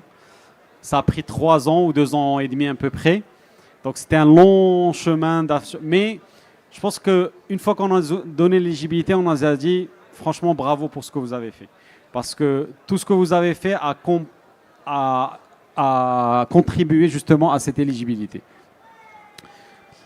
Alors, qui dit éligibilité dit capacité aux Marocains de participer justement au Ladder Open d'Afrique pour la qualification. Donc, le premier joueur qui a été qualifié, donc c'est X Sherif, donc que vous connaissez tous, qui joue pour le Raja, qui joue aujourd'hui aussi son quart de finale contre Bachour. Donc, rapidement, donc, on a lancé aussi, qui dit l'éligibilité dit aussi la Ibotola. Donc on a eu la chance de pouvoir organiser la Ibotola. Et là, il fallait aussi, dans un temps record, puisque nous a répondu fin février, et il fallait donner le gagnant de la Ibotola pour qu'il puisse participer au championnat du monde le 20 avril. Donc on avait pratiquement un mois et demi pour faire... donc vraiment, mais je voudrais tirer un coup de chapeau à tout le staff de la fédération parce que ça paraît facile, ça paraît peut-être évident, mais faire une Ibotola avec pratiquement 19 clubs, ما نعسوش رمضان كامل فهمتي كان tous les jours il y avait des matchs pour pouvoir finir dans les temps. Donc ça c'est la première finale de Ibotola qui s'est déroulée à Rabat dans le théâtre Al Fessi et donc qui a permis à 8 clubs de pouvoir avoir la chance de gagner la première Ibotola de l'histoire. Et c'était donc le Rabat de Casablanca qui a gagné avec Azami et Sherif qui se sont disputés après entre eux le challenge de qui va participer à la Coupe du Monde. Et donc c'est Sherif qui a gagné. Alors rapidement sur les chiffres parce que je passerai après sur les chiffres. Mais donc Sherif a eu la chance à travers la Ibotola et à travers l'éligibilité de participer pour la première fois au play-in des championnats du monde. Donc c'est même pas les championnats du monde, c'est juste les qualifications. Et c'est très difficile de passer des play-in à la Coupe du Monde. Donc c'est 2 chances sur pratiquement 128. Et donc il a réussi ce challenge, il est parti sans complexe, avec justement cette mentalité de gagneur. C'est vrai que Sherif c'est quelqu'un, on peut tout lui dire, mais c'est quelqu'un qui a confiance en lui, qui a confiance en son jeu. Alors ديما كنقولوا للشريف علاش خصك تكون خاسر باش تربح ديما تيكون خاسر باش تيرجع mais je pense que c'est quelqu'un qui intrinsèquement parlant il a une vraie confiance en lui, ça lui permet justement de au plus haut niveau d'étaler. Je serais pas surpris de voir Sherif inchallah en demi-finale fait le tournoi. Donc il a fait top 3, 70 000 € de cash prize. C'est énorme pour un gamin de 19 ans. C'est un life changer. Et pour nous, c'est ça ce qui était notre leitmotiv. On savait qu'il y avait plusieurs shérifs au Maroc. Là, on nous a donné juste la possibilité d'en envoyer un, mais je pense qu'il y a plusieurs shérifs au Maghreb qui تسناو le força ديالهم. Donc aujourd'hui, je pense que le message est clair et je pense que la communauté l'a entendu. Et مورا هاد la saison ديال الشريف, je pense بزاف بداو تيطرايحوا هذا كما كتقولوا. باش جوستومون يوصل لواحد النيفو باسكو هادشي ما بقاش غير ضحك ولا فيه تمشي للمغرب ولا فيه فلوس ولا فيه ان ايكو سيستيم. Et je pense que ça aidera aussi Sherif à l'avenir parce que quoi qu'on dise, un joueur e-sport, la carrière dialo كتسالى vers 26, 27 en fonction du jeu bien sûr, mais en général elle dit la moyenne. Et je pense que ça peut lui ouvrir d'autres portes parce que c'est un profil qui a un leadership naturel, qui est passionné par le gaming. Donc je pense qu'il aura un avenir radieux au-delà des manettes. Et donc après, Sherif a été intégré au jeu. Alors d'ailleurs pour vous dire, l'équipe nationale n'a jamais été dans le jeu FIFA. Et à travers les efforts faits, on a intégré déjà l'équipe nationale d'INF le jeu. شحال هذه كنا نبغيو نلعبوا غير بتوني المغرب فوت ما كناش كنلقاوه. Et l'intégration de Sherif même avec sa fameuse célébration فاش لعب مع داك البرازيلي ورجع ما عرفتش من 4-1 ولا 5. C'était un match stratosphérique. Donc il y a eu l'organisation de la Ibotola 2 et là on a aussi étendu les participants, on a donné une chance aux équipes de seconde division de même ديال الهوات puisqu'on avait aussi قدس 16 معنا. Parce qu'il y avait un club qui était derrière, qui encourageait le e-sport, qui avait une section e-sport alors qu'il était en amateur. Donc c'est ça en fait la Ibotola, je pense que c'est un moyen d'inclusion, un avenir pour les clubs au Maroc de créer leur propre section, parce que je pense qu'aujourd'hui c'est l'avenir. Par exemple avoir une section Wided ou là les phares, ou aujourd'hui les FUS on en a déjà. On a ici avec nous le responsable technique. Je pense que c'est l'avenir. Le e-sport, c'est un moyen pour le football de d'élargir son scope, d'attirer une nouvelle audience, parce que on voit aujourd'hui qu'il y a du mal à un peu attirer les audiences et les foules au stade. Donc peut-être en ayant un petit match e-sport en levée de rideau dans un match البطولة ديالنا, ça va peut-être attirer des jeunes اللي غيجيو يتفرجوا plutôt في الماتش ديال EA وغيكملوا يتفرجوا في الماتش ديال الفوت ديال le club ديالهم. Donc une deuxième édition qui était très serrée. On a vu que tout le monde était bien préparé. Ça veut dire ماشي شهر ولا شهرين راه مني سالاو je pense اي بطولة ديال ديك العام وما تيبريباريو. Donc on a eu beaucoup de surprises.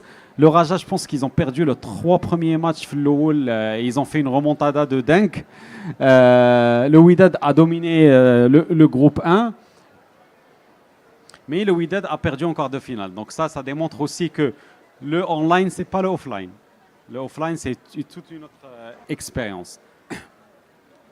Alors, sur cette Ibotola, on a aussi vu la participation de 2 étrangers à la Ibotola. Donc ça démontre aussi l'ouverture du Maroc vers l'Afrique.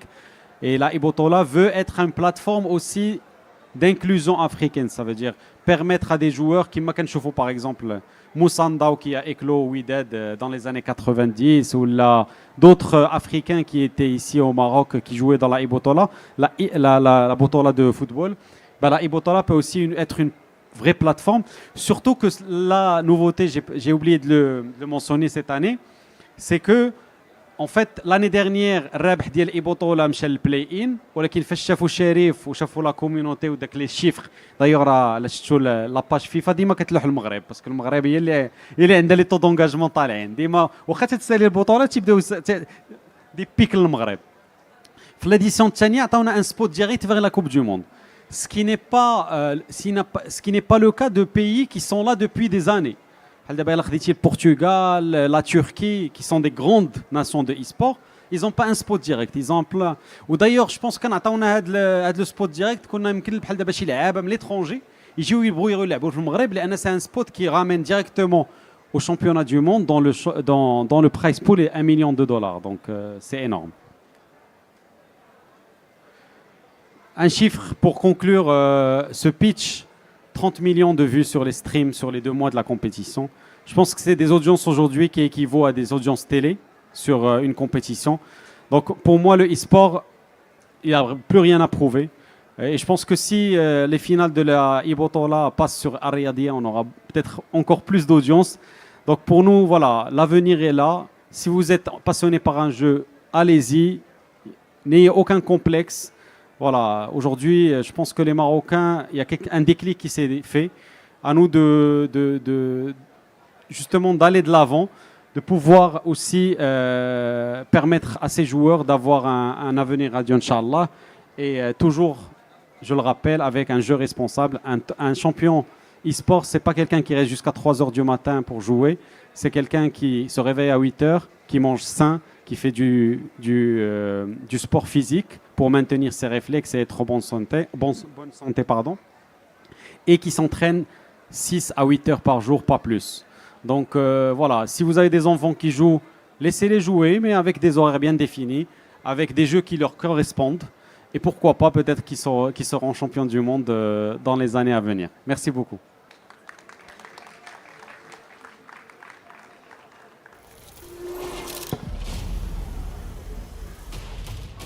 Ça, c'est juste la vidéo de la finale que je vais laisser. Merci à vous.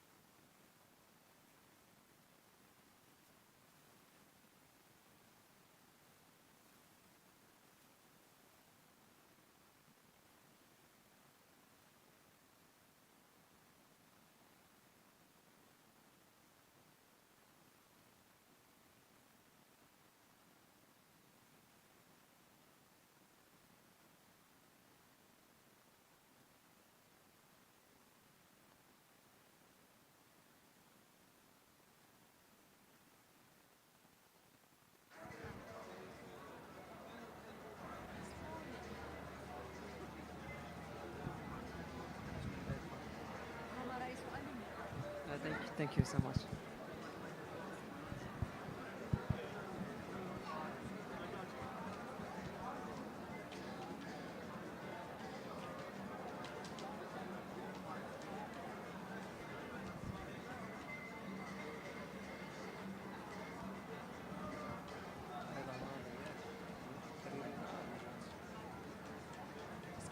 Ladies and gentlemen, we are about to begin an exciting session on revolutionizing Moroccan higher education, gamification as a catalyst for student engagement, a new frontier for the gaming industry.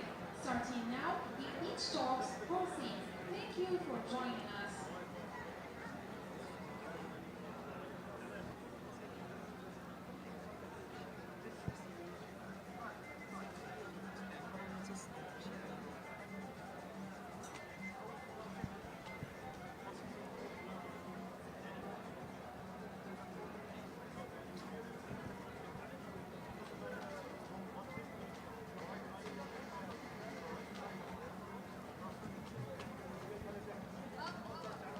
Ladies and gentlemen, we are about to begin an exciting session on revolutionizing Moroccan higher education, gamification as a catalyst for student engagement, a new frontier for the gaming industry. Starting now in each talk's hosting.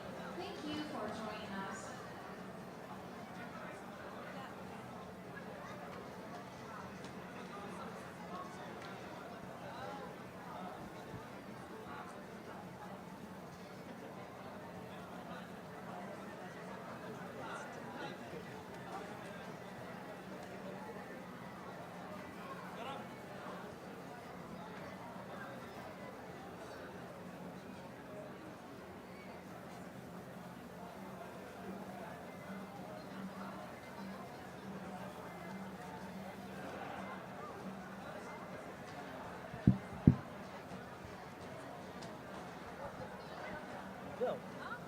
نزيدو شي واحد الدقيقة على ما يجيو الناس.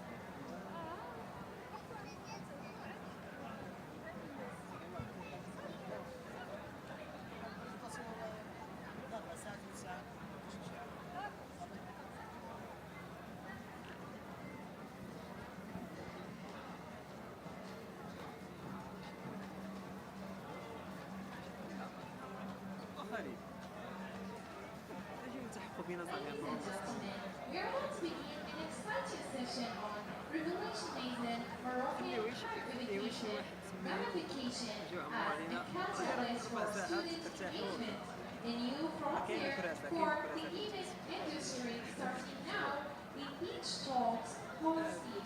Thank you for joining us.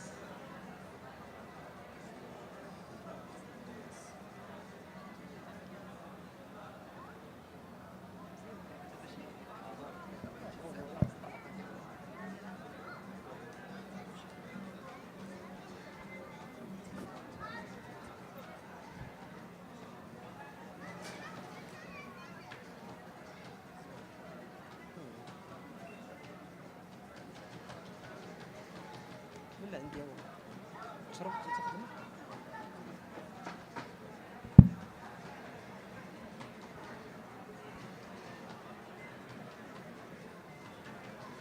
صافي شي اجنبي ولا استدعاء جهاتي غادي تحسن الزهر غادي يقول لك ان الحياه هي طريقه القوت ديال الغداء مزيان صايب الميزانيه ونشوف بحال هاد المساله نبدا نقول واخا ناقص ستاسيون هو الثقه ولا شي حاجه.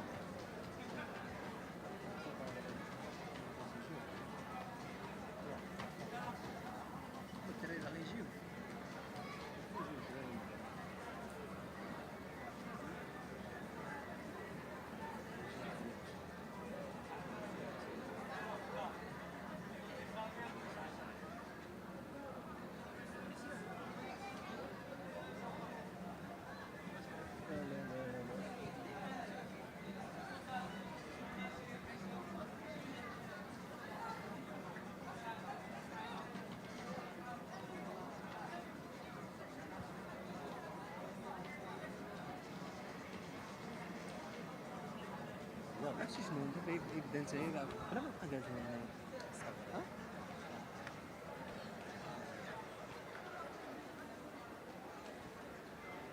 Assalamu alaikum. So, ladies and gentlemen, my name is Mohammed Msaoudi. I'm a professor of applied linguistics at the Faculty of Arts and the Human Sciences, MCNAS.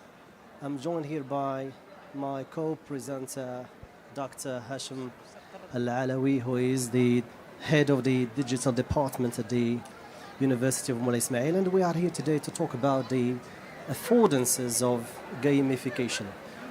So I'm here today to talk about the why behind games, the how we can use them in classrooms, and we'll be talking about the impact of gamification on the learning process. So my talk will follow this order. For a start, I will be talking about the Gen Z or the Gen Z. The majority of people are here belong to this generation, people born between the period of 1996 and 2010. Next, I will define gamification. I will list its benefits. And I will be talking about the game mechanics or principles that we use, that we embed in the learning process when we gamify the classroom. Next, I will be talking about some famous, renowned, widely used gamified platforms.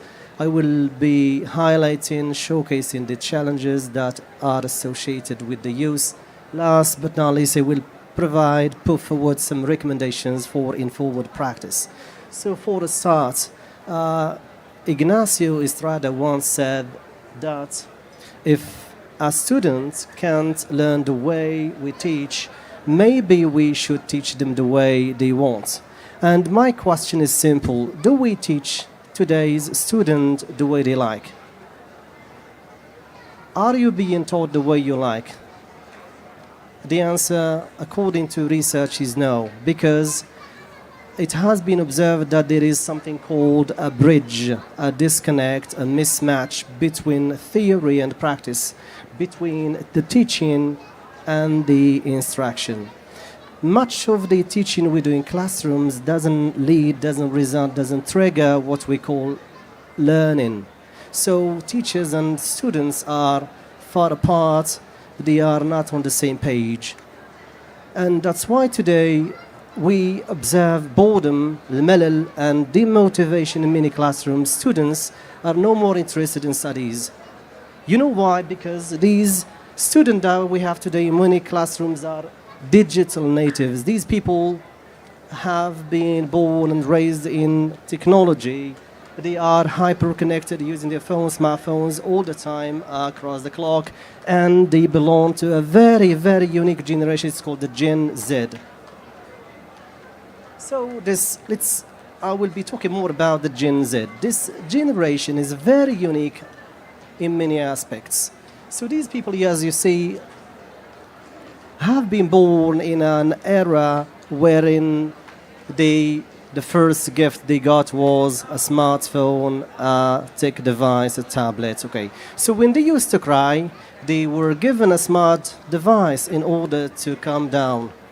So these people are unique, and they have developed what we call a symbiotic relationship with technology. They believe that if it's not on the web, it doesn't exist. And now, according to AI, if it's not in AI, it doesn't exist. So these people are under hyper-analysis by very gaming companies.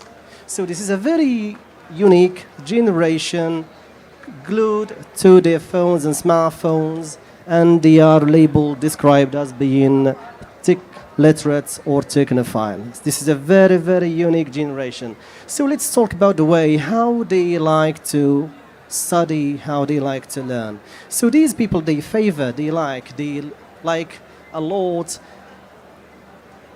digital media, not print media, not books, hard copies. They like digital media, they like videos, pictures, modalities, the multi-directionality of digital media, because it's integrative, inclusive, and interactive. They get feedback while they learn, etc. So let's put this in context and relate it to what is happening in classrooms today. As you see, The classrooms we have today are no more different than the ones we had in 100 years. We have what? We have a teacher, we have students, we have rows.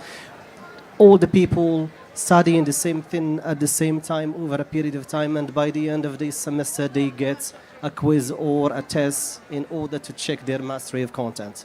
This is what's going on in classrooms. But in reality, there is a mismatch, there is a disconnect, because these people are hyper-connected and there is a price to pay. And the price is psychological and behavioral. That's why these people in classrooms get demotivated. Demotivated doesn't mean they are unmotivated, because demotivated, this is something that lost spark, lost interest in something because of external factors, because of the institution, because of the laws, or because the way the teaching is organized. Unmotivation, this is something related to things that come from within. It could be depression, it could be psychological problem, okay, health issue, etc. But demotivation, because this is something imposed on them. The way we teach them, the way we instruct them, cause this loss of interest in school, loss of interest in studies. So what to do about the situation? Many solutions have been put in place.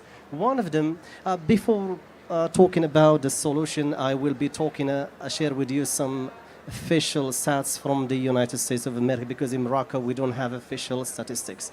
And you see the first one, students in the US are facing an engagement crisis. They are disengaged, they are no more interested in school, in studies, in learning, and they have reported that they are tired, stressed and bored, and it's about 45, the half of students feel this way. And this causes another problem, because students are not interested, are demotivated. This impacts the teachers. The teachers, when they see that their students are not interested in studies, they get what? They get burned out. What does it burning out? It means you lose interest in the job and you start hating your job.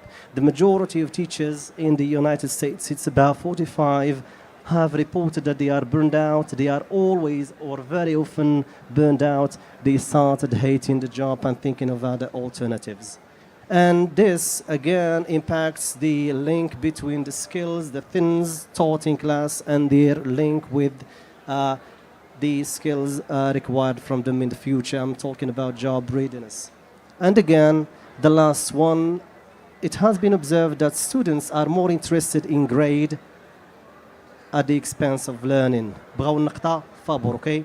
The grade at the expense of learning.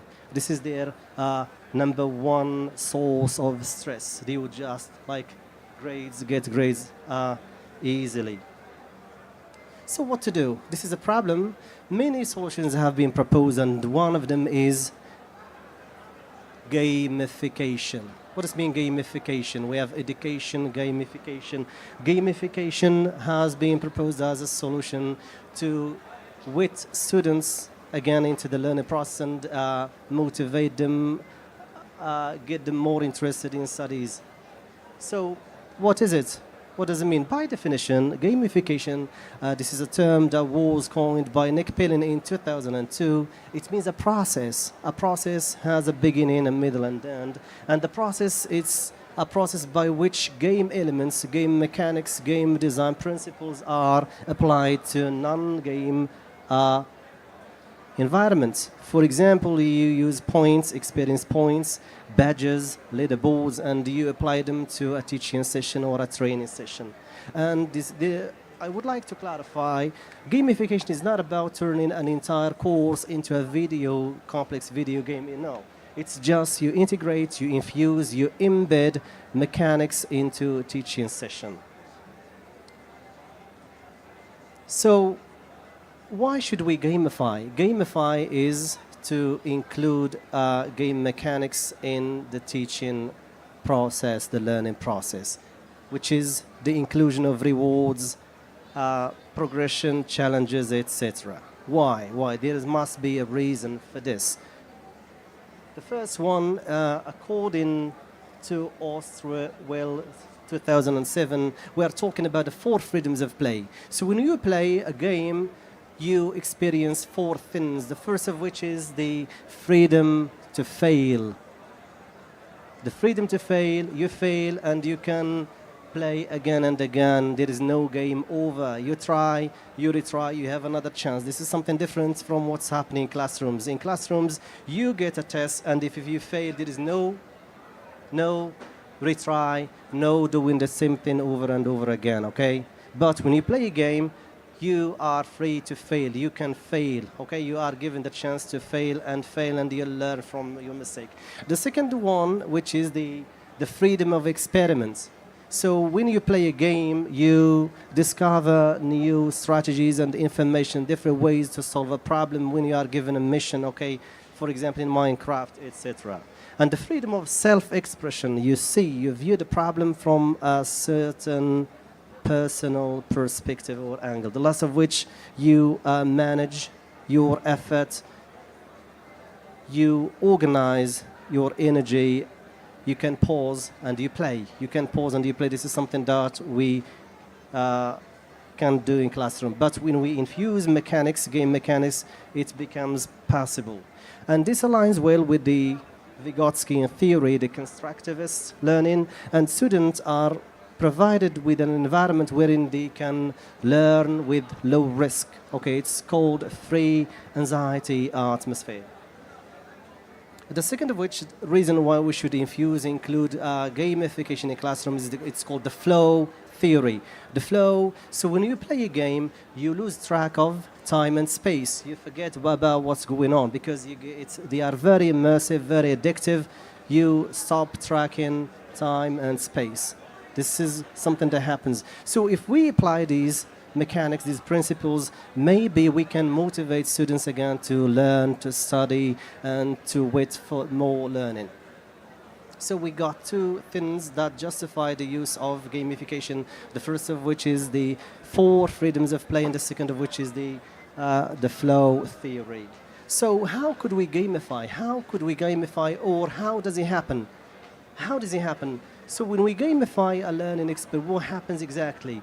So we have a scenario, a situation, a teaching session wherein we provide students points, rewards when they overcome challenges and they progress, they unlock levels. What happens to them? So the brain is a neurological process. The brain gets excited, gets motivated because we have the release of a new, it's called the dopamine, the feeling of happiness, feeling good about yourself, about your achievements, and you start chasing after rewards and you wait for more and more learning. This is what happens in the brain. So when you play a game, this is a neurological process.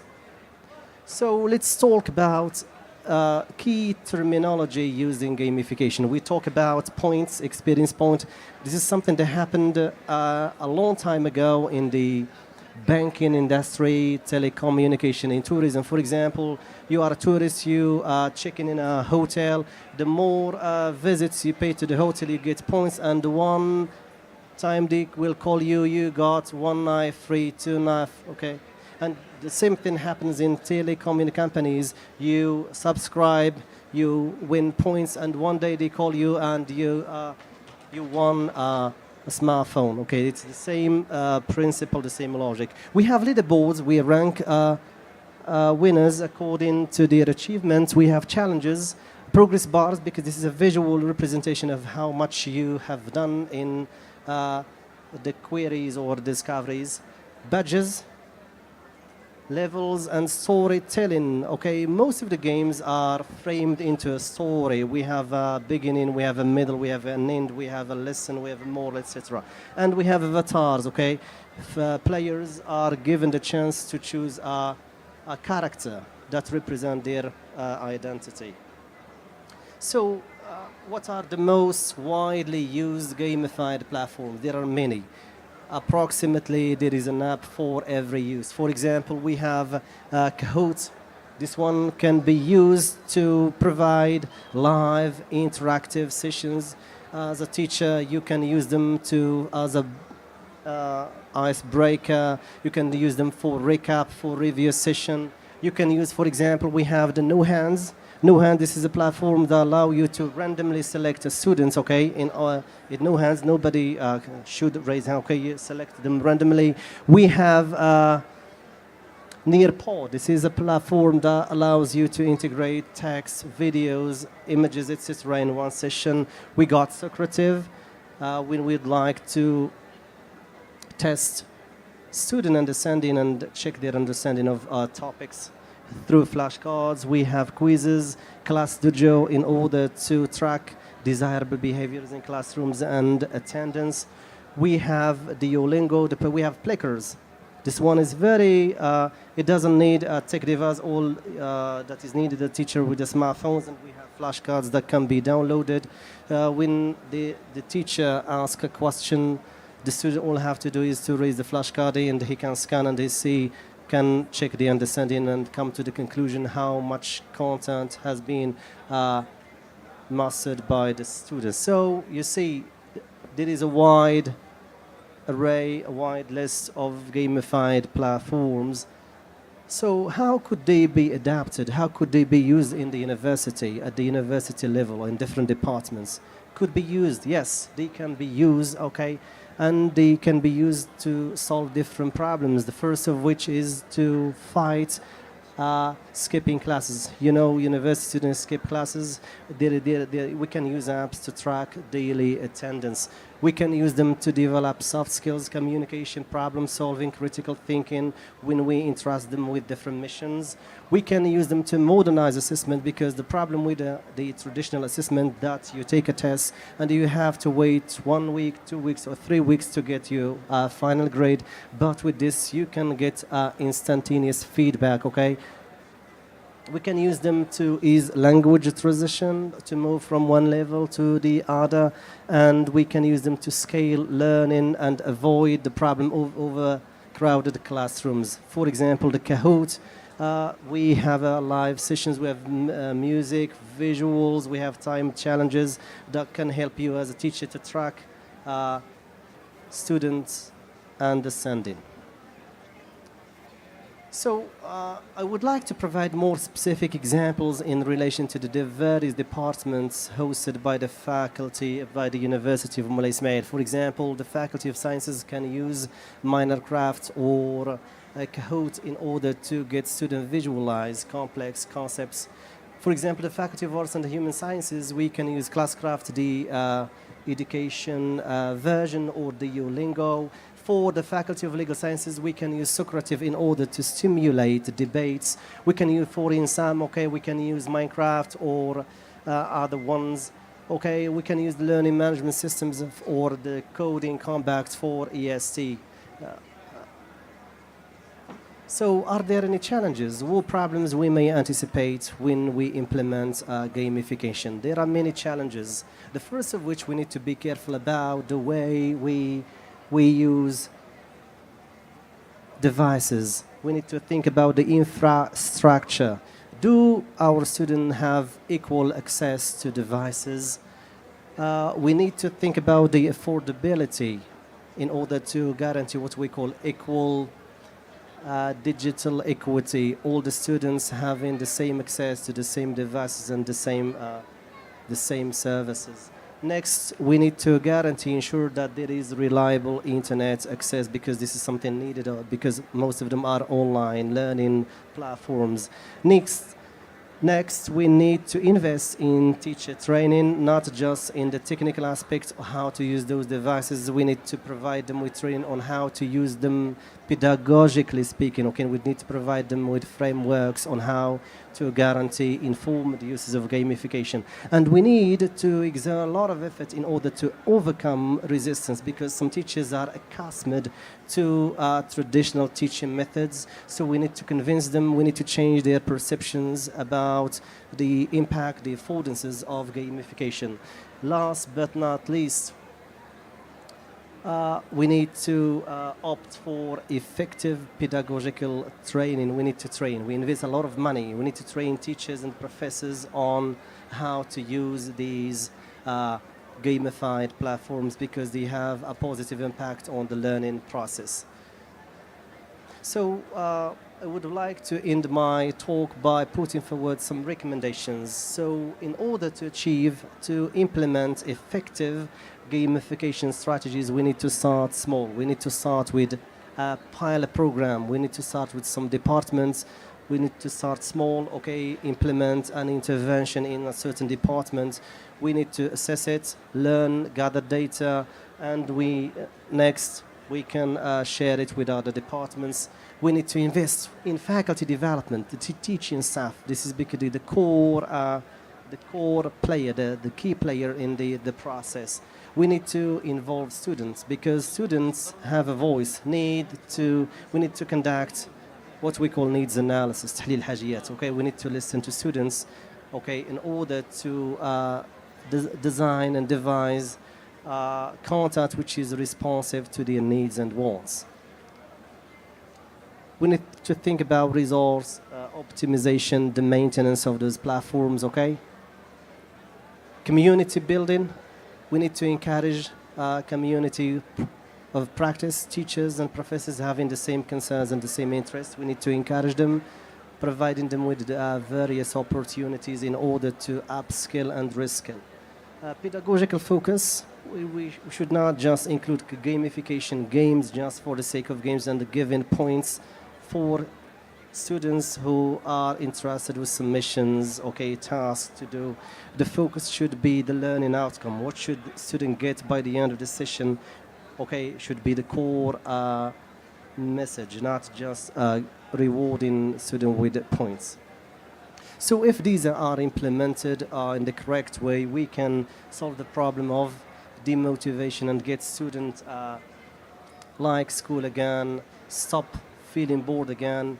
We can get teachers stop feeling burned out in various schools, okay? So I think gamification is not just an option, it's an obligation. And my alibi, the evidence that I'm quoting today is I look at these people, okay, I and you, okay, we need to think about this. The Ministry of Higher Education should invest a lot of money in order to integrate gamified platforms in many courses and many departments, because this is the present and the future. And thank you a lot. So if you have any questions, you're welcome.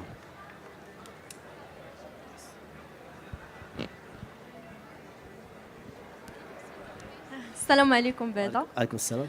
For you, who we can use games as a part of education. Could you clarify your question, please? وضحي. زعما كيفاش زعما نقدروا نستخدموا مثلا الجيمز Yes, كوسيله تعليميه بالنسبه للدراري الصغار ولا بالنسبه للناس الكبار، كيفاش نقدروا نستعملوها كوسيله تعليميه.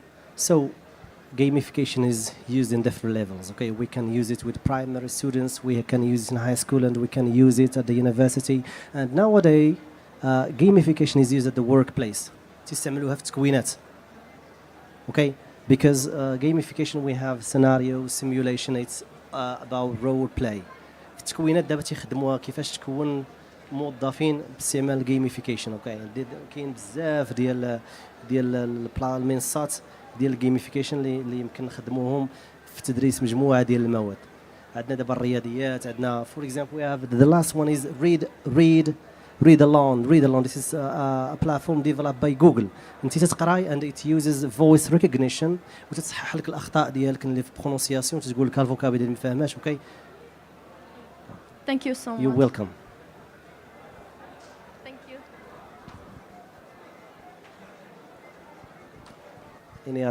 Any other questions? كاين شي اسئله الاخوان؟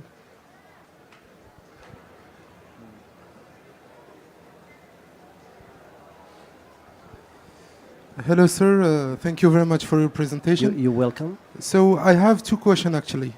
The first one, in order to adapt the gamification in the education process, one point that you mentioned that we don't have data related to Moroccan studies. Yes.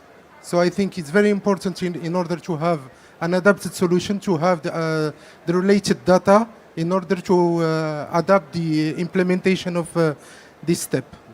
The second question about gamification, you said that we may include it in the university or high study, but I think it's too late. If we wait until the final step of the studies, I think it's too late. I think we should reverse the implementation from the early grade, from the early level, to have someone on the university or college or high level who is already adapted, who already knows the process and how to use it. Because someone who passed 18 years studying in old school way, you integrate a gamification or a technological approach, he will burn out actually. So thank you very much. You're welcome. The first question is about, thank you for your questions, they are very eye-opening.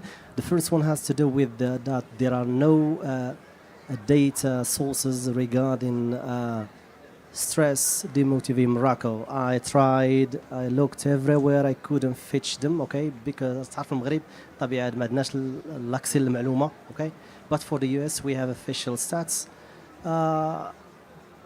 I think we need data because we make decisions. القرارات الصحيحة are built on data. فاش تكون عندك المعلومة تدير القرار الصحيح. هذا مسألة ما عندناش. And this impacts many of the policy making. Policy making هو السياسات العمومية في المغرب.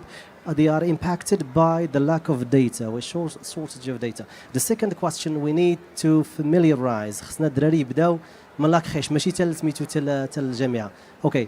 It's good. It should be a process. Policy making خص يكون توجه ديال الدولة.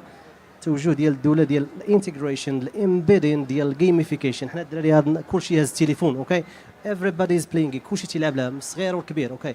So we should teach them how to learn using games. تيعجبهم لي جو تيرد البال في التليفون اكثر سميتو. ما يمكنش في القسم تدخل عندي تنعطيك انا كتاب وتنقول لك حل الكتاب تتشوفوا تتسد لك الشهيه. علاش؟ لان انت في قسم عندك في الدار عندك تليفون اش دي الترا دي, عندك الفيديو, عندك الصوت. تنقول لك انا حل الكتاب ولا تنقول لك شوف السبوره ضربه فيها الشمس.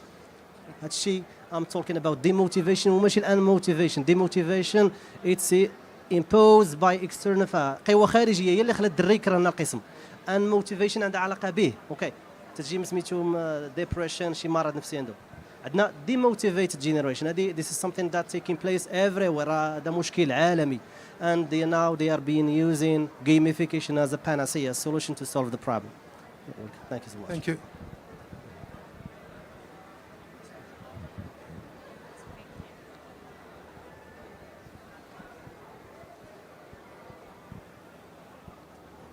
الله يبارك فيك. شكرا على لا بريزونطاسيون ديالك. انا غنعقب غير على السؤال ديال الاخ تو تالور. الى دي كو خص الجيمين يدخل دوبوي لا كريش ا فوتر افي. انا غير كنتسائل كيفاش نقدروا نحميو الاطفال ديالنا. حيت دابا الوليدات كما قلتي كلشي عنده تليفون, كلشي عنده لابتوب ولا عنده ايباد. كيبقى الولد كيخرج من لا سوسيتي كيطيح في واحد الادمان خطير. خصو غير يبقى قابض التليفون سينو كيتعصب كيبدا يغوت.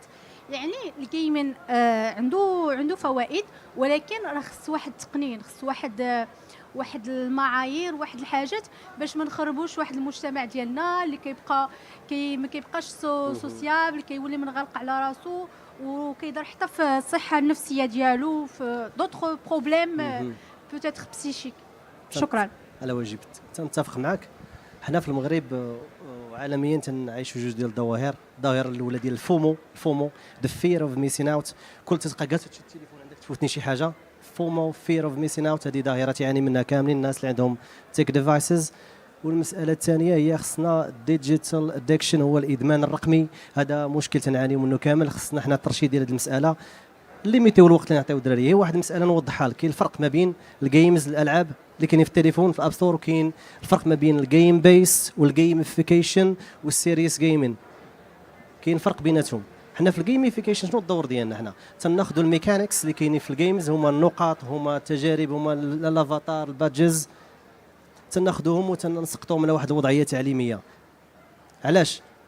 باش نحبوا الدري في ذاك المحتوى التعليمي اللي غنقريوه. هذا هو الغايه سميتو, ماشي باش يلعب. حنا الغايه ديالنا ماشي باش يلعب, هي لان اغلب المهارات اللي تعلمناهم حنا عن طريق اللعب. بلاي وريبلاي تيدير مساله تسمى الريتنشن. هي تنضبط المعلومه فاش نلعبها, فاش تعطيه واحد الجيم وتيخسر فيها وتيدير ريبلاي تيضبطها. والمساله خصنا الترشيد ديال الاستعمال ديال الوسائل الرقميه. شكرا بزاف السؤال ديالك. شكرا بزاف. شكرا. السلام عليكم.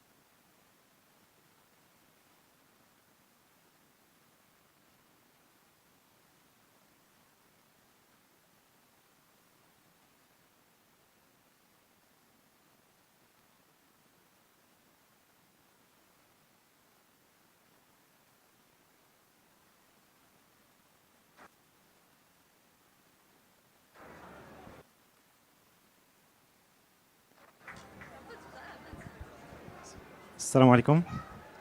Alors, bonjour tout le monde. Je suis professeur Tahir Hal. Je suis professeur de l'INSA Jdida, Université Chouaib Toukali. Normalement, il doit y avoir avec moi donc professeur Mohamed Sahabi, professeur Abdouat Hajjaji, le vice-président chargé de la recherche scientifique et de la coopération et le directeur de l'École nationale des sciences appliquées de Jdida. Mais suite à des engagements de dernière minute, ils ne peuvent pas être présents avec nous aujourd'hui.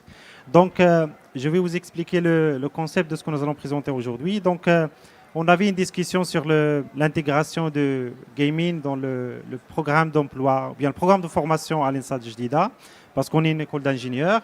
Et on a essayé de monter une vision de ce sens-là, sans toucher trop le programme de formation qu'on dispose. Donc, je vais commencer par présenter l'Université Chouaib Toukali en gros.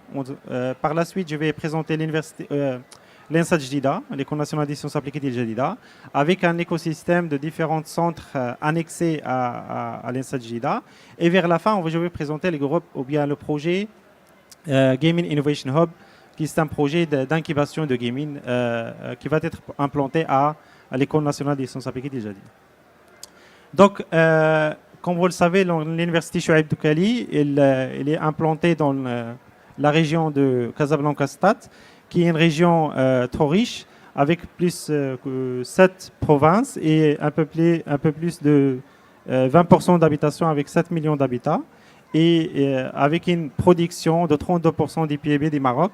Donc ça montre que c'est une région qui est dynamique, qui est riche aussi, et avec des pôles économiques et industriels qui sont implantés partout.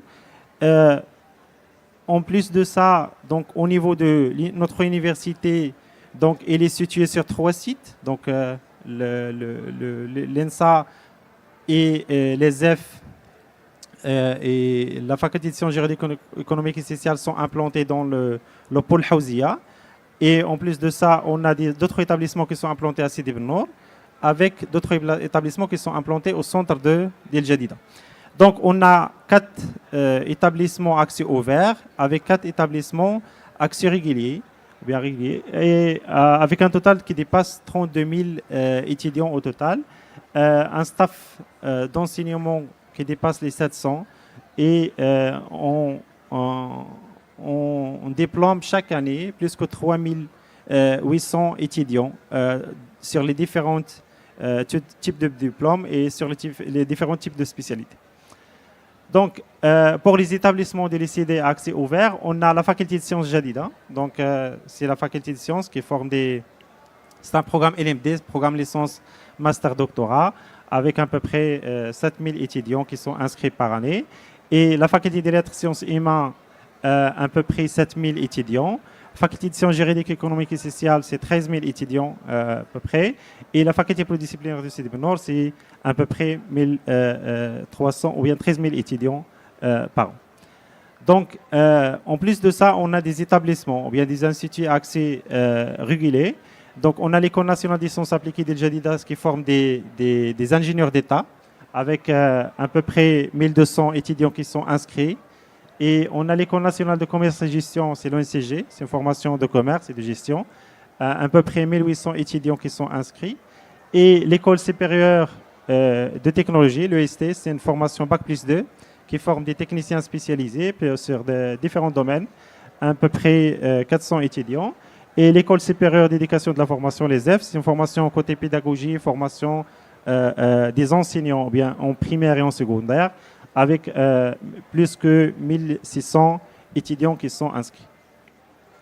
Maintenant, je vais passer à présenter l'ENSA d'El Jadida avec son écosystème parce que le projet qu'on est en train de présenter, c'est un projet qui va être monté sur l'ENSA d'El Jadida. Je vais vous présenter une vidéo sur l'école. Oups.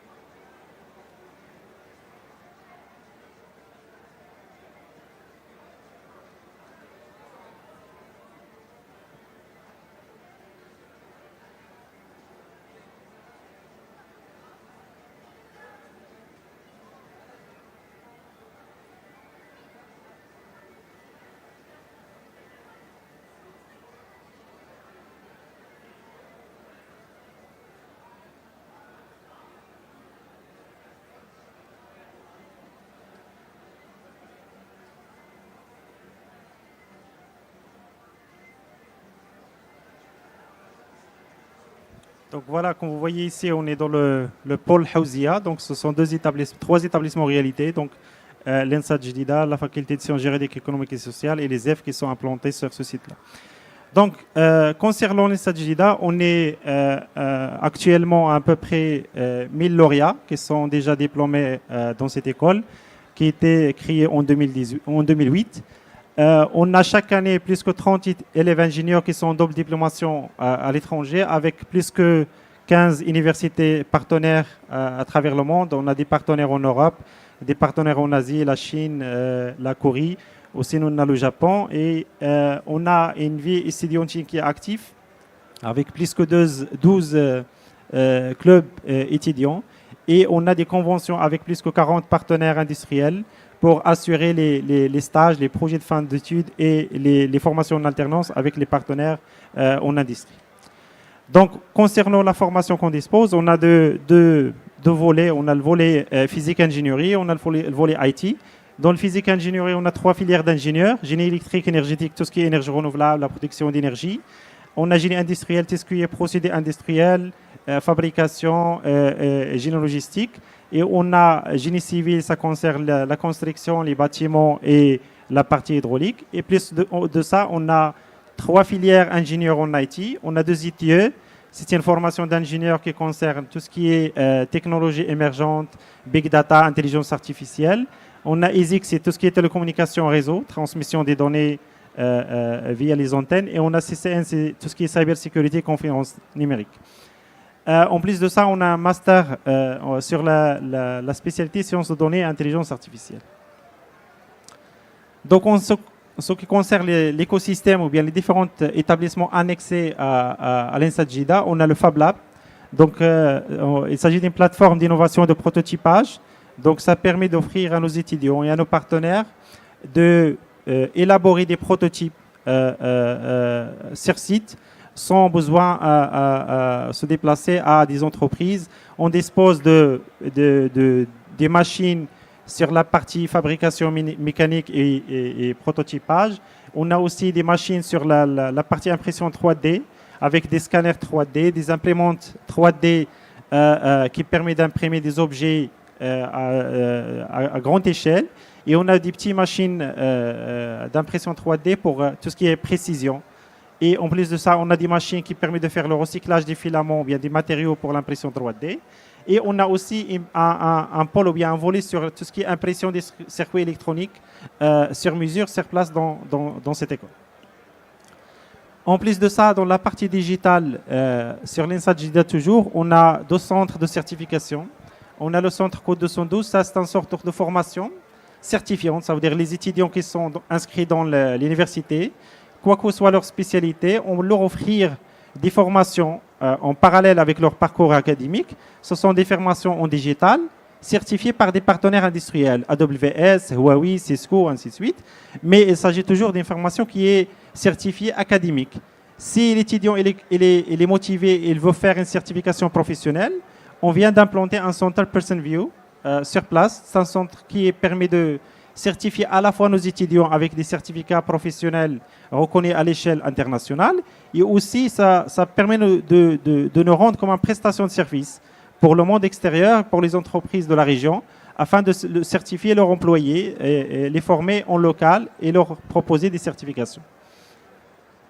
En plus de ça, on est en cours de faire la partie aménagement et les dernières retouches pour lancer ce qu'on appelle un centre d'incubation. C'est un centre d'incubation pour les startups, tout ce qui est création d'entreprises, et ça concerne les étudiants ainsi que les différents diplômés de la région Casablanca-Stade, parce qu'il s'agit d'un projet en partenariat avec la région Casablanca-Stade ainsi que un cluster des différentes entreprises en mécanique dans la région. Donc, maintenant, je vais passer à présenter l'idée de faire ce qu'on appelle le Gaming Innovation Hub. Comme vous avez vu avec nous, donc on a tout un écosystème qui permet de favoriser la partie entrepreneuriat et la partie création d'entreprise. Donc, ce que nous proposons ici, c'est de créer un pôle dédié, dans l'incubateur bien sûr, créer un pôle dédié à la partie gaming, ou bien l'entrepreneuriat des jeux vidéo au sein de notre incubateur. Donc ça ne va pas coûter cher parce qu'on a tous les moyens, on a tous les dispositifs nécessaires, on a tout un écosystème qui est complet. Donc ce qui va être implanté par la suite, c'est la partie formation et c'est la partie matérielle nécessaire pour faire tout ce qui est réalité virtuelle, réalité augmentée, ainsi de suite. Donc l'objectif des projets, c'est de créer un écosystème innovant autour des gaming pour favoriser la création des startups dans ce domaine-là et former et accompagner comme objectif, on a mis comme objectif, former et accompagner 300 jeunes talents spécialisés dans le développement des jeux et ainsi que dans les technologies réalité virtuelle et réalité augmentée. Et ça permet aussi de valoriser la culture marocaine à travers des jeux vidéo qui intègrent des éléments historiques et patrimoniaux en relation avec la culture marocaine. Ça permet aussi de promouvoir l'entrepreneuriat des jeunes et on prévoit de créer ou bien de supporter ou bien de soutenir 100 projets innovants sur une période de 3 ans. Et comme objectif aussi, on aimerait bien attirer des partenaires industriels stratégiques qui vont être les bailleurs de fonds, qui vont aider les startups côté financier et afin de les aider à intégrer le marché par la suite. Donc, comme plan d'action et programme, on a dans la partie infrastructure et espace dédié, ça c'est quelque chose qui va être assuré par l'école. Donc, on va assurer un studio de développement équipé par le matériel de pointe pour la création des jeux vidéo, un espace de réalité virtuelle pour faire les tests des expériences immersives au sein de ce laboratoire, et un espace de coworking pour favoriser le travail en groupe, un programme d'incubation entre 12 et 18 mois afin d'aider les startups et de leur faire une incubation avant de les lancer dans le marché d'emploi. Et pour faire cela, on va faire des concours pour sélectionner des projets innovants chaque année. Aussi, on va aider parce que, comme on a dit tout à l'heure, on a des formations qui forment des ingénieurs en IT, ce sont des ingénieurs en développement, intelligence artificielle, big data, mais on n'a pas des formations dédiées pour la partie gaming. Donc, dans ce centre-là, on va former ou bien proposer des formations et on va assister les créateurs de gaming avec des formations certifiantes sur mesure dans ce centre-là. Donc, on propose d'organiser des événements, des concours, comme sous forme des hackathons, des compétitions, afin de sélectionner les idées innovantes pour les aider ou bien pour leur proposer l'idée de création de start-up dans l'incubateur. Et bien sûr, vers la fin, on aimerait bien organiser un festival des jeux vidéo à la ville de Jdida, tout particulièrement au site de Mazagon, afin de promouvoir le tourisme local et la création des jeux vidéo dans la région. Comme exemple de jeu sur lequel on travaille, donc c'est un exemple de projet qui est en train de faire participer à une compétition dans cet événement. Donc c'est Amodo, Chronique des patrimoines. Il s'agit d'un jeu vidéo qui prend comme contexte les monuments historiques du Maroc.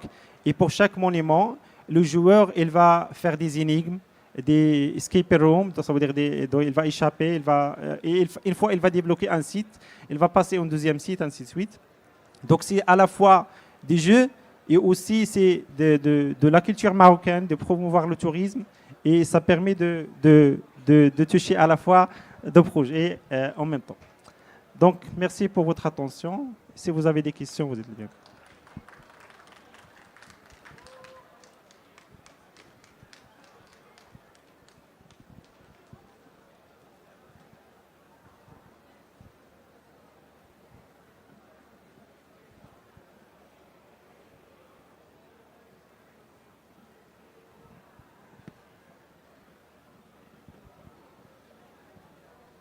Questions?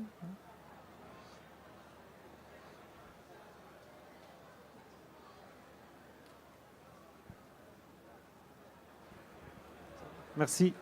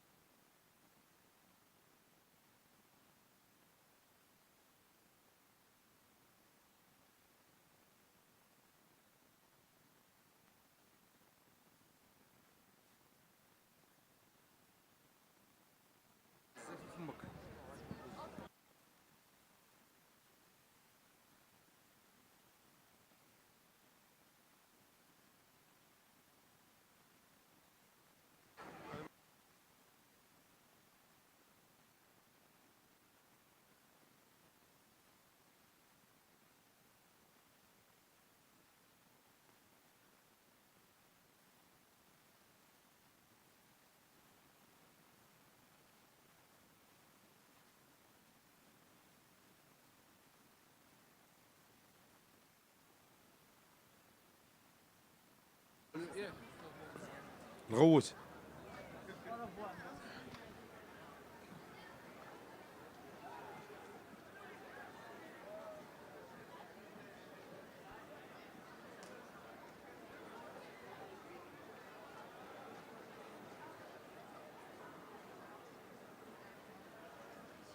So greetings everyone. Very happy to be among you today. The reason we're here today is to actually be proud of what happened, of what our classes could achieve this year in terms of presentations, in terms of projects and all of that. But first of all, I want to tackle a super, how would I say, important topic when it comes to education. Basically, what came as a founding story for algorithmics was that we realized there was a huge need for computer science in the whole of the country. So we started with that, and we saw so many brilliant students who struggled to present their work, and that's what led us to believe that working on social skills and on soft skills is way more important than anything else. Well, we do it partially at the same time. So we started courses of public speaking, and this led to us being present last year as well. Our students did amazing pitches that you can all view on our Instagram page. And then we realized that those students managed to make their own apps, managed to make their own websites, or even started creating their own businesses. So we needed to help them monetize what they were doing. That's when we started entrepreneurship and leadership courses. And with that, amazing results came up. We actually have students who have their own companies, who are making their own money at the age of 13, 14. And we're trying to, this is the plus at Algorithmics, is we provide an incubator of some sorts, as the group is owned by Inspirations, where we have a media company and automation, CRM, and AI company. So students are always welcome to, as Mr. Reda is here, they're always welcome to attend meetings with experts in marketing, experts in sales, and this helped us create an ecosystem for the kids to basically touch upon the topic I wanted to talk about. Is that the school system is basically making a call from a rotary phone, where in 2025 we all have digital phones and smartphones. So we can't rely on a system that dates back to hundreds of years and still send our kids to that system and not think about a way to fill the gaps that the system has. The system has many gaps. Well, namely soft skills, the ones that I talked about throughout the presentation, public speaking, entrepreneurship, leadership. These are things that a kid should learn at a very young age, and he's super able to learn them. I'll get back to my first point. The school teaches us a lot, but it doesn't teach us how to succeed in life. That's not what a school does. So as parents, there is a huge responsibility for them, or for us, all of us, to give a chance to their kids to learn these things, to learn all of these skills. These skills are, I mean, I hear it a lot coming from parents. My son is doing plastic arts or doing, I don't know, painting. And that's not the case anymore. It's not like we're choosing an activity for our kid. We're choosing a future for our kid. We don't have a choice anymore whether we're gonna give computing science classes to our kid. We can't do that. This is not a choice anymore. This is an obligation. And the sooner you accept it, the sooner you help your child. That's a point. I'll get back to an analogy, which makes a lot of sense in this case. The analogy being, imagine sending your kid to a Ferrari race and you give him a bicycle. And that's exactly what's happening. And I want every parent to actually absorb and accept.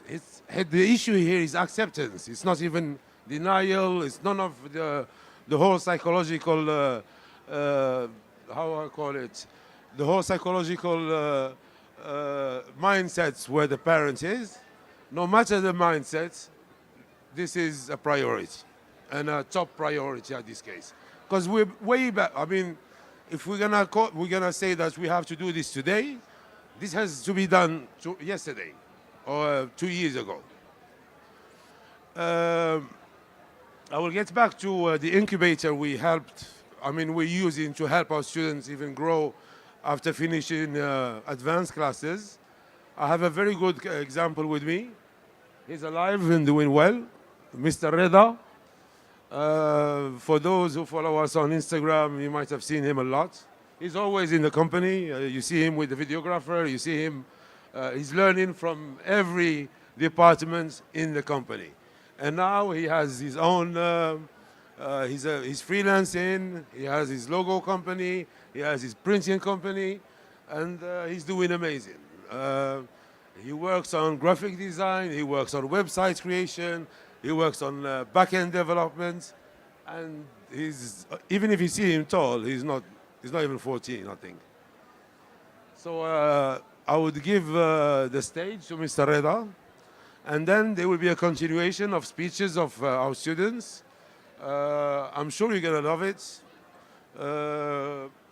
One of the presentations would be centered around the theme of the expo, being gaming. I would like to say, we're not bragging or anything, but if you look us up on MoroccanGamingIndustry.com or .ma, we are, in the whole of the country, the only the only institution that actually gives an accredited Unity class. However, throughout these years, we've noticed something. Most parents, the Unity class has, as I said, we are in our third graduation of Unity class.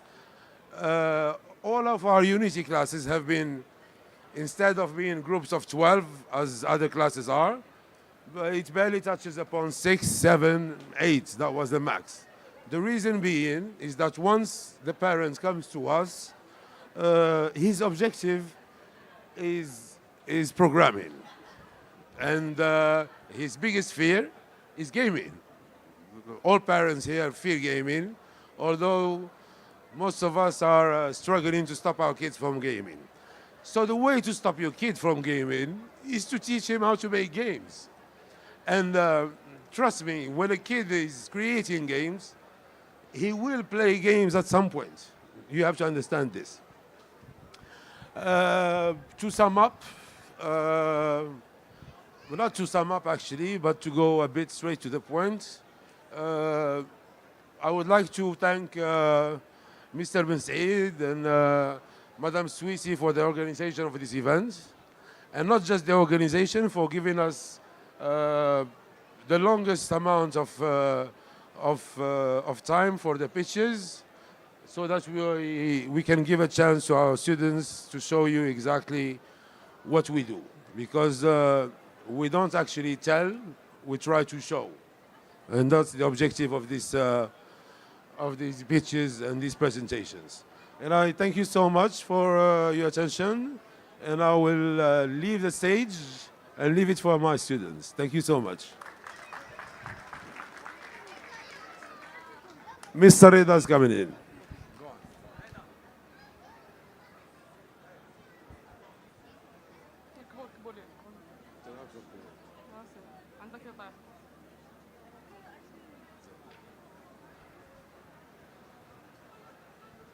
Hello everyone and welcome to my speech. My name is Rabat Al-Ababi. I am 14 years old and today I'm honored to share with you my personal journey with algorithmic Rabat Suisse, a remarkable programming school that has shaped my passion, strengthened my skill, and opened a door to a future I never imagined possible. So, how did I start with algorithmics? At first, I was just wasting my time, scrolling through TikToks, Reels, and YouTube Shorts, like many other teens. Then, I came across a video about software engineering. It caught my attention. From that moment, my feed started changing. I went from distraction to learning about coding, tech, and motivation. After joining algorithmic Rabat Suisse, I was genuinely excited to explore the world of tech. I started learning game development using Roblox Studio, but quickly realized it wasn't where my passion was. Then I shifted toward web development and graphic designing. I began learning some programming languages such as HTML, CSS, and JavaScript, and some Adobe tools such as Illustrator and Photoshop. Unfortunately, I started my own digital agency, a small company called Trendy Designs, where I could make some poster designs, mock-ups, and even web development. Out of tech, I'm a third-year middle school student and then a Brazilian jiu-jitsu practicer. Balancing school, sport, and my passion for technology wasn't always easy for me. Sometimes it feels like there isn't enough time for it. But it teaches me something, how to stay disciplined and keep my motivation up. I truly believe that age doesn't define skill, because even at 14, I was able to learn and create, and proving that discipline matters more than ages. Matters more. To conclude,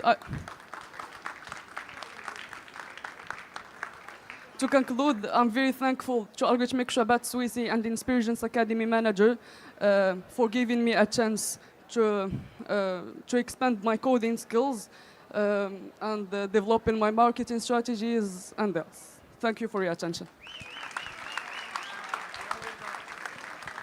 And now we'll leave the floor to Mr. Kamil. Kamil, tu approches le هذا مزيان ماشي تسمعش. Tu bouges pas trop. ياك tu bouges pas trop et tu parles doucement. ياك tu parles doucement. ماشي doucement la voix. Doucement ماشي بالزربه. Bonjour tout le monde, je m'appelle Camille, j'ai 8 ans et je suis très content d'être ici à la Morocco Gaming Expo. C'est ma toute première fois sur une grande scène, alors soyez gentils avec moi, hein? Comme beaucoup d'enfants de mon âge, j'aime jouer aux jeux vidéo. Mais je ne suis pas seulement un joueur, je suis aussi un jeune codeur, un petit programmeur en herbe. Depuis que j'ai 6 ans, je suis élève chez Algorithmix. Et là-bas, j'ai découvert quelque chose d'incroyable. On pouvait créer des jeux vidéo avec ses idées, ses règles, son monde imaginaire, etc. etc. J'ai commencé avec Scratch, c'était super fun. Je faisais bouger des chats, sauter des ninjas et même faire voler des fusées. Et maintenant, j'apprends Python. Oui, Python, le vrai langage des pros. Mais je n'aime pas seulement coder. C'est l'idée que je peux utiliser dans le jeu vidéo pour faire du bien, pour aider les autres enfants, etc. etc. Et mon rêve, c'est de créer un jeu éducatif. Non, pas comme ceux qu'on trouve parfois à l'école. Un jeu qui est à la fois cool et intelligent. Par exemple, un jeu où vous gagnez des points en résolvant des énigmes de maths, ou un jeu où vous parlez plusieurs langues pour débloquer des niveaux, ou un jeu où vous devez sauver votre planète tout en s'amusant. Je sais que certains parents disent que les jeux vidéo, c'est dangereux. Mais moi, je vous dis que les jeux vidéo ne sont pas le problème. C'est comment on les utilise et surtout avec qui on les utilise. Grâce à Algorithmix, j'ai trouvé ma passion. Et aujourd'hui, je peux dire que les jeux vidéo m'ont aidé à créer, à rêver. Merci à l'équipe Algorithmix, merci à la Moroccan Gaming Expo et merci à vous tous de m'avoir écouté. Et qui sait, si un jour vous voyez un jeu éducatif amusant, peut-être que ce sera le mien. À bientôt dans mon futur jeu.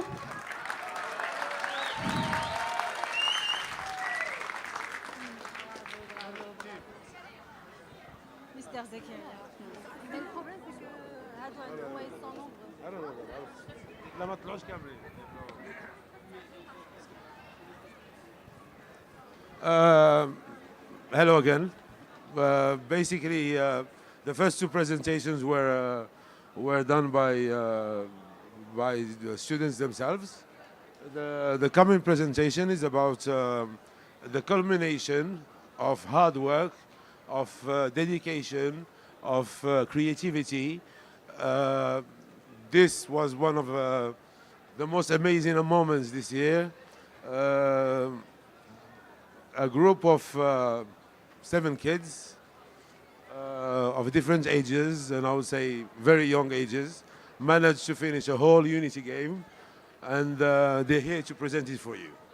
And I hope you're gonna like the whole setup, the whole thing. Thank you. So Mr. Zakaria Khiyat, again, he's the star of the show last year, and we're gonna see, hopefully he's gonna do it again.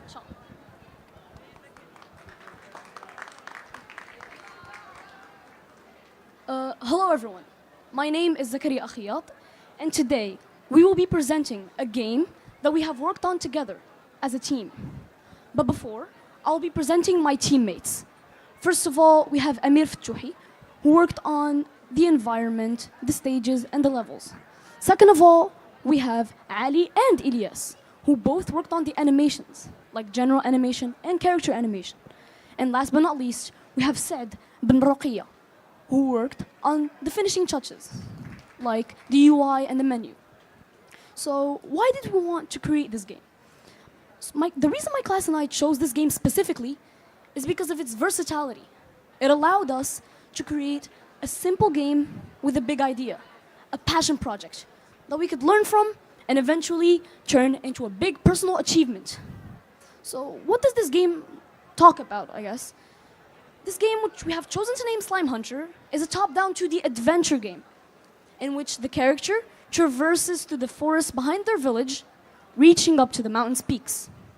Along the way, he gradually acquires armor and weapons, progressing through different forest stages where the enemies get gradually stronger. The journey culminates in a boss fight against a massive king slime that shoots projectiles. Defeating him frees the village from his tyranny and brings a happy ending to the story. So, how did we create this game? We created this game using Unity, a game engine that allows for flexible and creative game design. We also used itch.io to source animations and models. While these tools were essential in creating our game, it was our knowledge, skills, and power that allowed us to develop this project. Unity uses C#, a relatively advanced programming language that allowed us to further develop our game. So what have we learned during the creation of our game? We learned how to navigate the interface and Unity in general. We learned how to use AI and websites to aid us to development. We also learned that teamwork is the most important thing. Helping each other, solving problems together. This project truly showed that teamwork makes the dream work. And now I will be leaving the stage to my friend Amir Ftouhi to explain to you the stages of the game.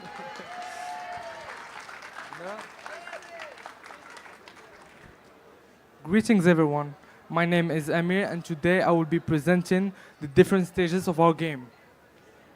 In stage 1, the player starts in a grassy field and faces simple, slow-moving green slimes. These slimes are weak and perfect for learning the basic controls, like attacking and dodging. The player starts with a sword, nothing fancy, just enough to slice through these basic slimes. In stage 2, the number of slime increases.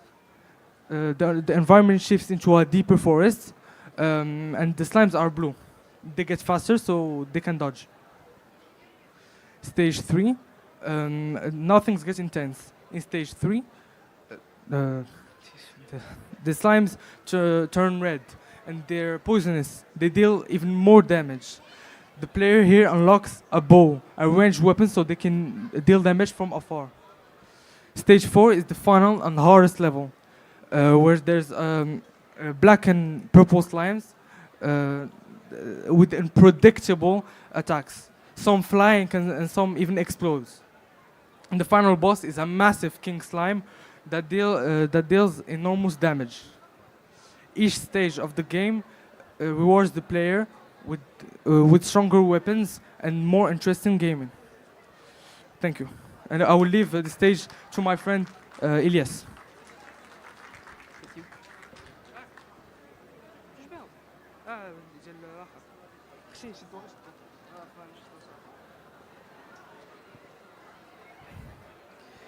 Greetings everyone, my name is Ilyas and today I want to explain to you all the animation system in Unity.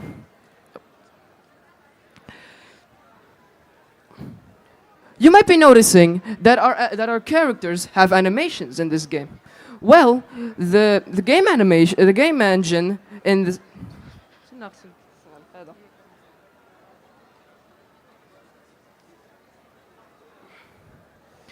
Greetings everyone, my name is Ilyas and today I want to explain to you all what's the animation system in our game.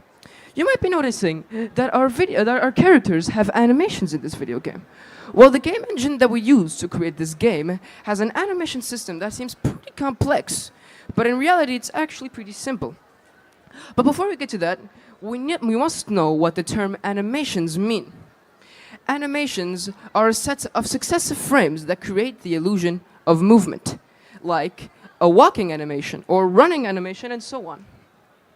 Now that we know what the term animations mean, let's dive into the animation system in Unity.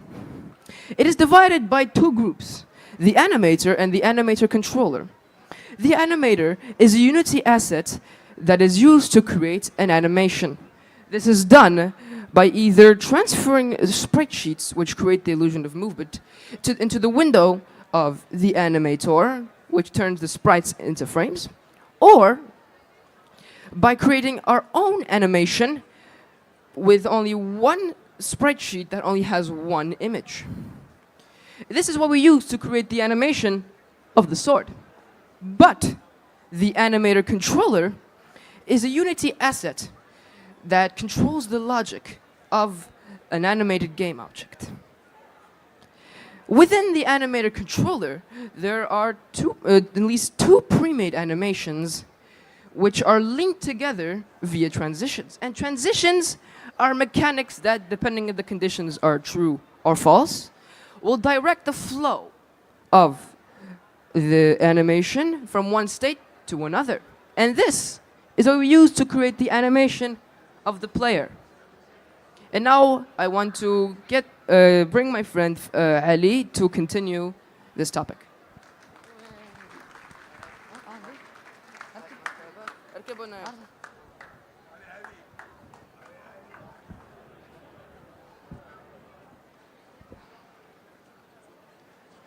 Hello everyone, my name is Ali and I'll be continuing what my friend Ilyas started.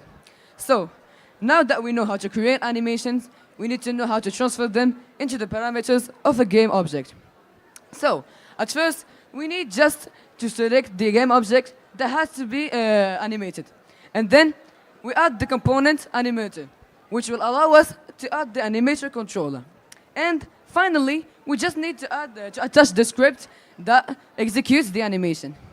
Thank you for listening, and I'll be letting the stage for my friend Said.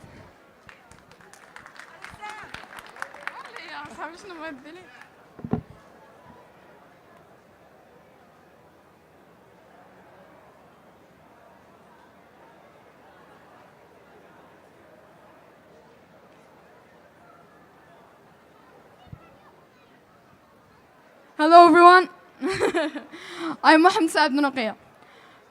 This game was more than just a project class. It was a journey of creativity, learning, and teamwork. It all started as an idea of our teacher, and as a class, we were excited to bring it to life. At first, it was just a white empty space, but step by step, we make it into a multi-level experience that grows more interesting as the player progresses. Along this experience, we learned not only how to progress a game, we learned also how to cooperate and adapt and push our levels to max. 4 months took us to complete this game.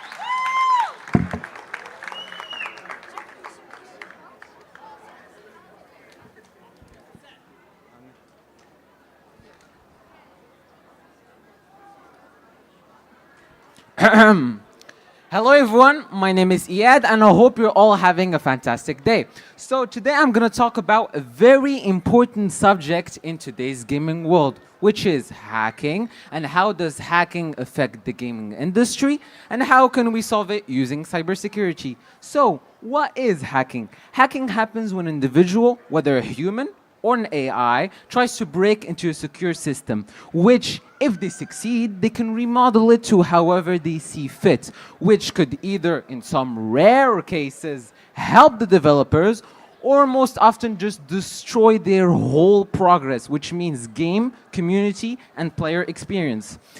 These harmful attacks are known as cyber attacks. Well, they have a massive impact not only on gaming, but also on anything internet related, which is a big problem. But its biggest impact? It's financial loss. Billions and millions are being lost in this industry due to hacking and account fraud. So I took the time to research some solutions that developers could implement to help this problem. For example, malware analysis. It will scan the computer of the player and will see if there's any malware that will interfere with the game.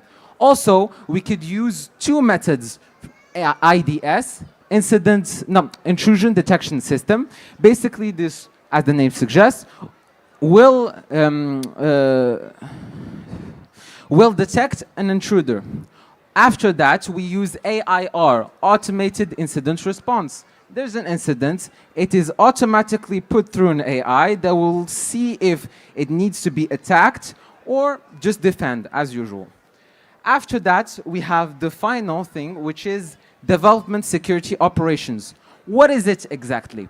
Basically, it's a method that is used that when you code a game, you put security in the beginning. So when you are coding the game, you code a level, for example, and then you code some safety features so that you don't have a big hassle at the end of the game, which in our generation, it is mostly done. So that was my take on how we could improve cybersecurity and how hacking affects the gaming industry. Thank you very much.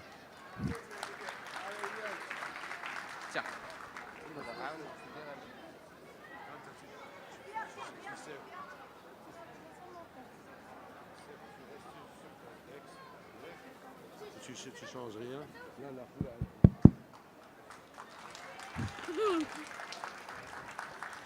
Bonjour tout le monde, moi c'est Ziyad, j'ai 7 ans et aujourd'hui je vais vous parler d'un jeu qui est carrément génial. Un jeu où tu peux être constructeur, explorateur, aventurier, éleveur de moutons, oui, ou même héroïque chasseur de zombies.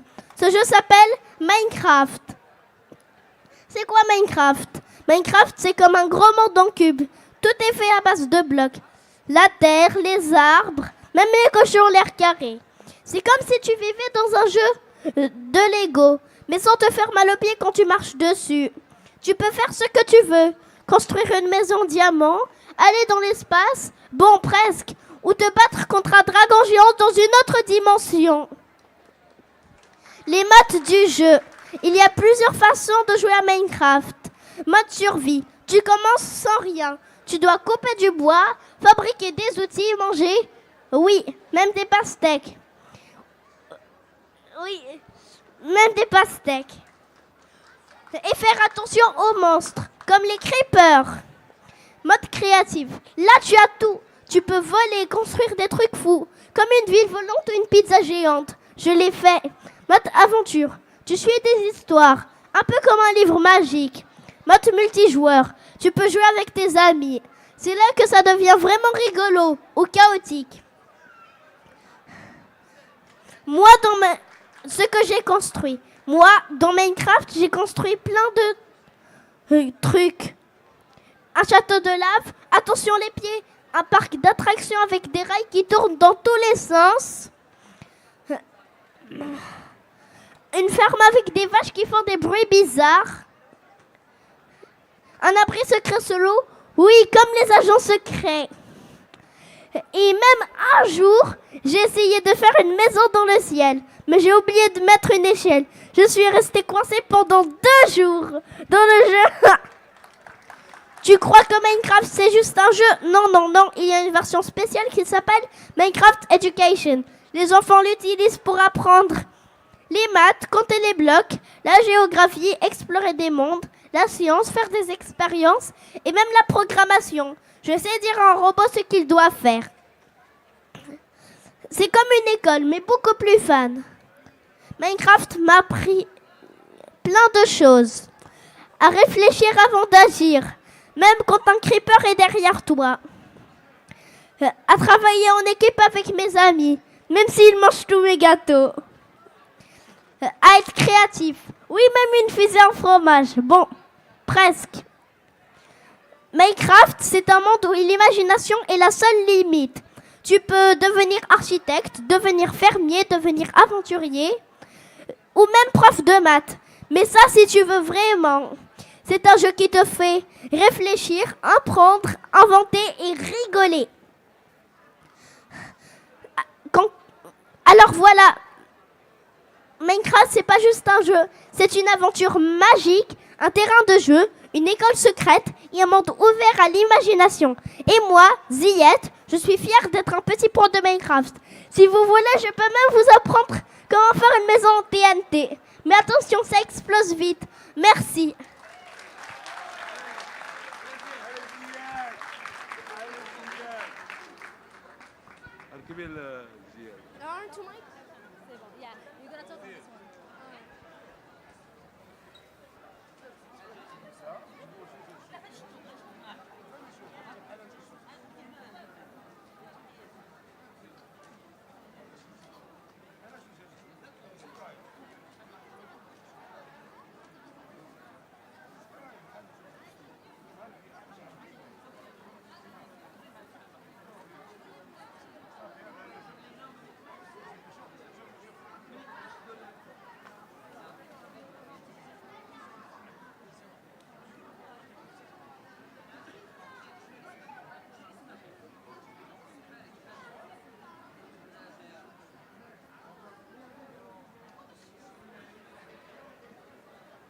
Greetings everyone. Today we will be talking about the revolution of VR, aka the VR experience. Virtual reality isn't just the same distant dream anymore. It's here. It's here and it's changing everything. The more you put on the headset, you feel like everything disappears, your environment fully disappears, and you feel like every decision is real. And that's what is stunningly amazing about VR. But what are we experiencing? This is only the beginning. The technologies are evolving faster than most people realize. In just a few years, or maybe in your opinion, decades, VR won't be just for games or entertainment. It will be a space for real work, real collaboration, real education. For example, architects walking through the plans before a single brick is put, global teams meeting in the same virtual room without taking a flight across the world.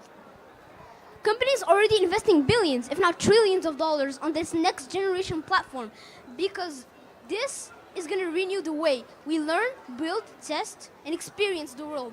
And for gamers, this changes everything. We're not talking about some new graphic art scheme or like something else. We're talking about generational and exponential ways of using this one device. And for this is a new era for VR. And later on, we'll have brilliant and wholesome and massive updates. Thank you for listening. Thanks for listening.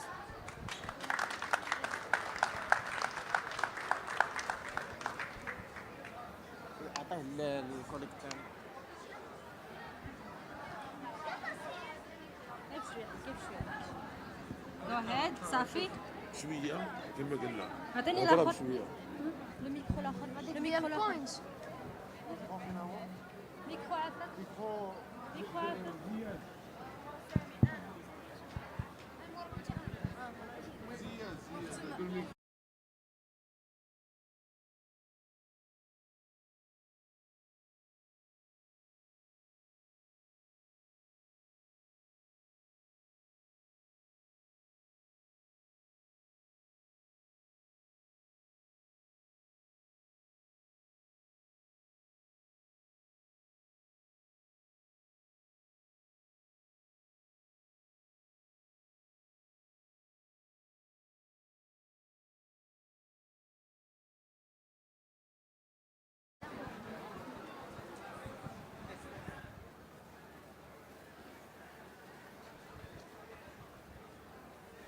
Hello everybody, my name is Taha and today I will show you my adventure as algorithmics.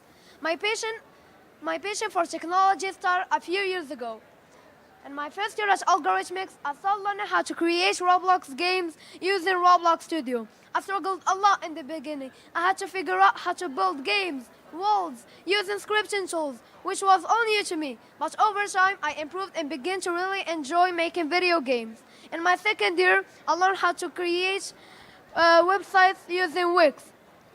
I discovered how to design web pages, organize content, and make sites that are easy to use. Even though building games in worlds was difficult, I didn't give up. And now I love using technology and Unity to be creative and share my ideas with others. Speaking of video games, here are important topic everyone should know about.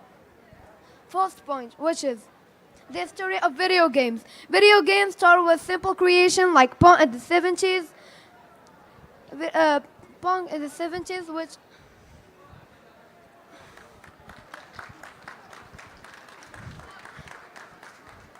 next point, the history of video games.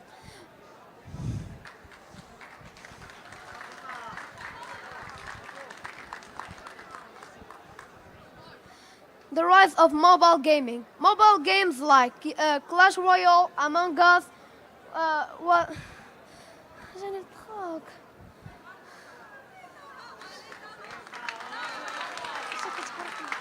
C'est pas grave. C'est pas grave.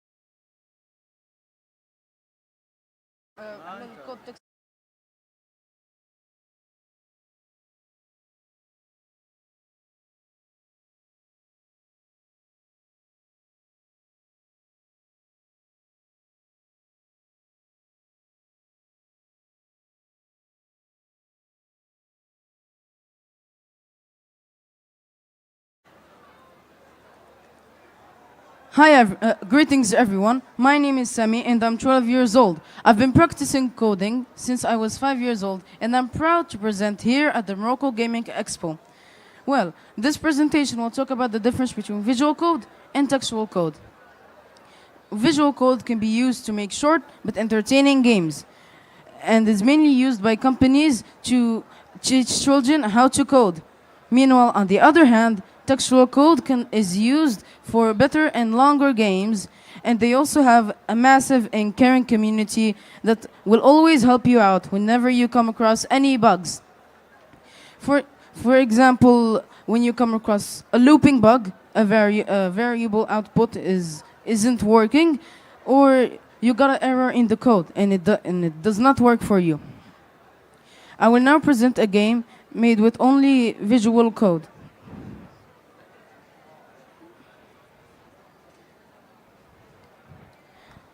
In here, this game is made using a site called Scratch. It's a website made by MIT to teach children how to code. Scratch has a massive community that always helps out with experienced creators that always help you out whenever you need it.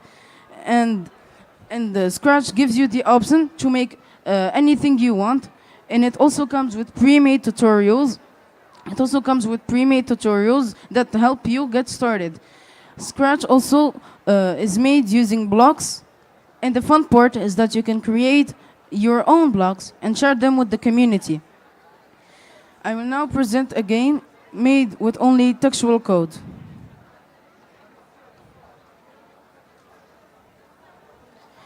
This demo is an example of how easy it is to make anything using any coding language. For example, C++, C++, C#, GML, Python, and lastly, Lua. This demo shows how easy it is, and that you can make anything using any coding language, as I said before, and it's made using Python. It's built-in module called the Turtle, which automatically draws for you. Which automatically draws for you. Now, how this demo works is that you can use the arrow keys or the mouse to move that black dot around, and there is as if you're drawing, and it will leave a trail behind.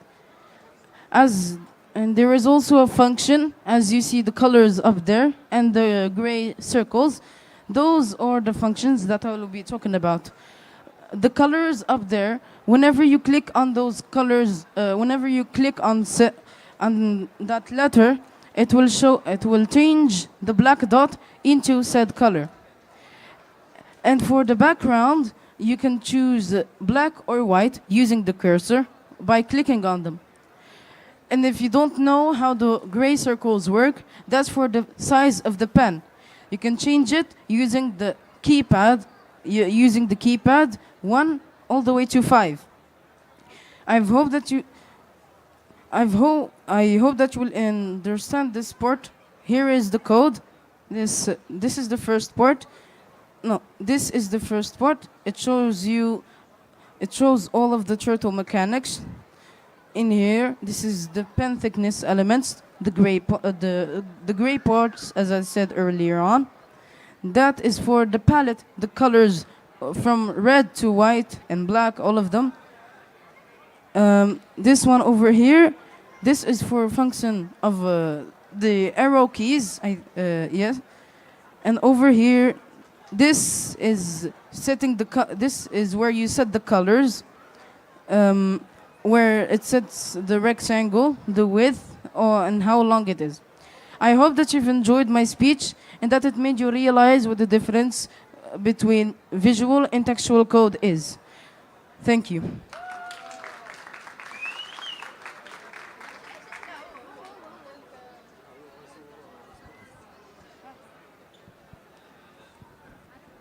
Donne-moi Félix, je te mets ça.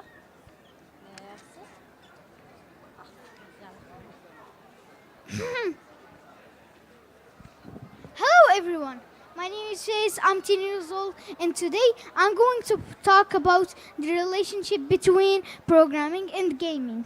I choose this topic because programming is one of the real world skills to gaming that truly simulate creativity. Both involves innovation, problem solving, and a lot of imagination.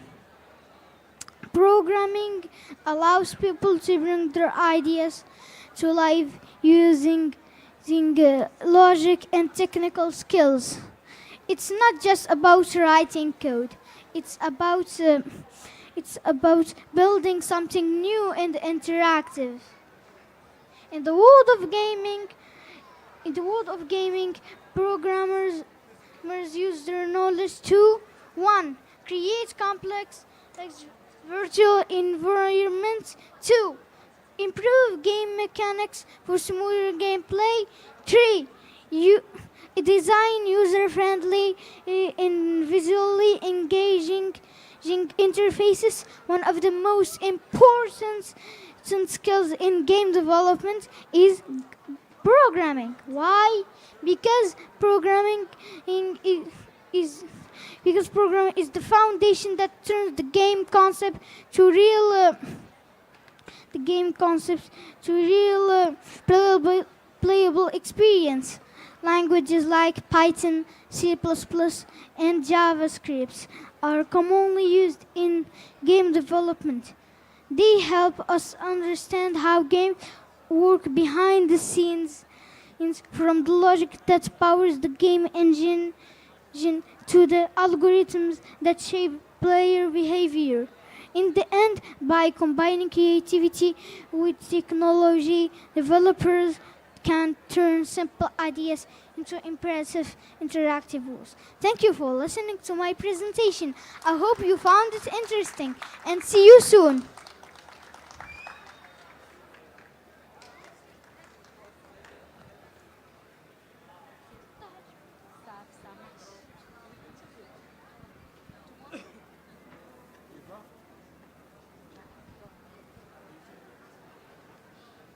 Bonjour à toutes et à tous, je m'appelle Ibrahim, j'ai 14 ans et je suis passionné par les jeux vidéo. Aujourd'hui, j'ai l'honneur de vous parler d'un sujet qui me tient particulièrement à cœur en tant que joueur et qui est la toxicité dans les jeux vidéo. C'est un problème qu'on rencontre trop souvent, mais une question importante se pose. Et si l'intelligence artificielle pouvait nous aider à le résoudre? Alors, premièrement, qu'est-ce que la toxicité dans les jeux vidéo? La toxicité, c'est quand certains joueurs adoptent des comportements négatifs et nuisibles comme insulter ou humilier d'autres joueurs, harceler verbalement ou encore saboter une partie volontairement. Et ces comportements ont des répercussions réelles, puisqu'environ 22% des joueurs arrêtent de jouer à cause de la toxicité et beaucoup de jeunes joueurs et de joueuses n'osent plus parler au micro de peur d'être jugés ou agressés. Alors que peut faire l'intelligence artificielle pour nous aider? L'IA peut devenir un allié très efficace pour combattre ce problème. Voici quelques exemples de ce qu'elle peut faire. Elle peut analyser les messages écrits dans le chat, écouter les discussions vocales en temps réel et détecter automatiquement les insultes, le harcèlement ou les propos haineux. Une fois la toxicité repérée, l'IA peut réagir de manière différente. Donner un avertissement si c'est la première fois, appliquer des sanctions progressives si le comportement continue, ou encore proposer des outils éducatifs pour changer le comportement du joueur. Et comment les développeurs peuvent utiliser l'IA? Pour mettre en place une IA anti-toxicité, les développeurs doivent entraîner l'IA avec des exemples de comportements négatifs et positifs, l'intégrer dans le jeu pour qu'elle puisse agir en temps réel et surtout l'améliorer en continu grâce au retour des joueurs et des modérateurs. Il est même possible d'utiliser la reconnaissance vocale puis d'analyser les paroles avec une IA spécialisée dans la détection des propos toxiques. Pour conclure, je pense que l'intelligence artificielle peut vraiment nous aider à résoudre le problème de la toxicité, à rendre les jeux plus agréables pour tous les joueurs. Créer un jeu n'est pas seulement coder un gameplay, c'est aussi construire une communauté saine, respectueuse pour tous les joueurs. Merci pour votre attention.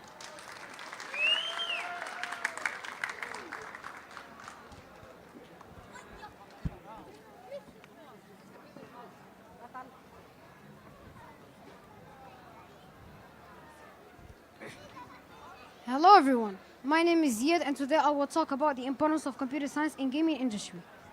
So, when you're playing your favorite game, you focus on the graphics or the stories, but all of the amazing stuff happens from computer science. Like when your character jumps or when enemies seem to react at what you do. It's not just about rating, it's about solving problems, fixing bugs, and making sure the game is fair with no cheaters. Ultimately, the importance of computer science isn't just technical. It's about crafting stories, emotions, and memories players carry with them long after they put down the controller. Computer science empowers the procedural content, loose systems, algorithms that build vast worlds, and character features in games like Minecraft and No Man's Sky, which each season offering new surprises. Computer science in gaming is like the backbone that supports every pixel, every frame, and every interaction a player experiences.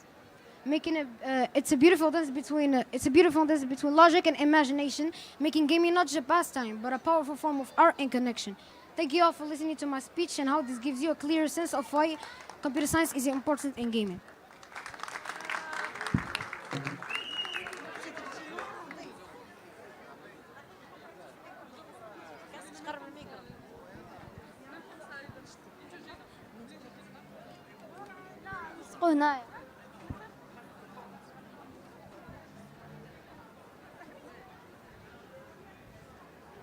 Hello everyone, my name is Hiba. I'm passionate about digital innovation, and today I'm excited to talk to you about something that's going fast around the world. As centralized here in Morocco, that is gaming. Let's dive into the gaming industry in Morocco, a growing digital frontier. Did you know that the gaming industry is one of the fastest growing and most profitable in the world? Big esports events like FIFA and Fortnite attract millions of fans and generate billions in revenue. While gaming is becoming more popular in Morocco, the country has not yet hosted major tournaments, missing out big economic and cultural benefits. The problem is that Morocco faces many challenges in hosting large gaming events. Globally, tournaments bring money from ticket sales, sponsorships, and media rights. They also support local economies through tourism.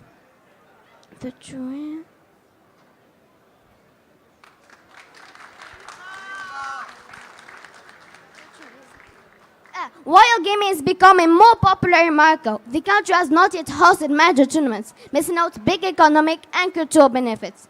The solution is to become a host for major events. Morocco must invest in internet, technology, and event spaces designed for gaming.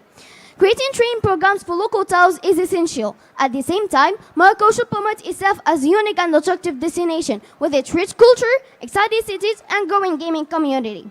In conclusion, hosting esports events could transform Morocco's economy and global image. By improving infrastructure, building partnerships, and promoting strengths, Morocco can become a major player in the gaming industry. This will bring revenue, jobs, and global recognition as a center for innovation and digital creativity. Thank you for your attention. I hope you're gonna have a fantastic day.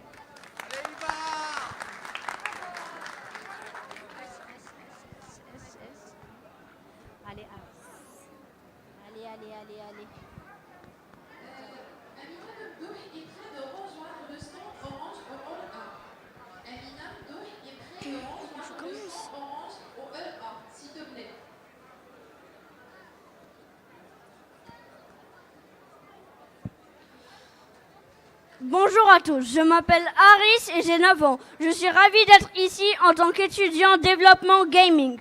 Je souhaite partager avec vous comment la robotique révolutionne non seulement nos loisirs, mais aussi notre vie quotidienne et l'exploration spatiale. La robotique... En conclusion, la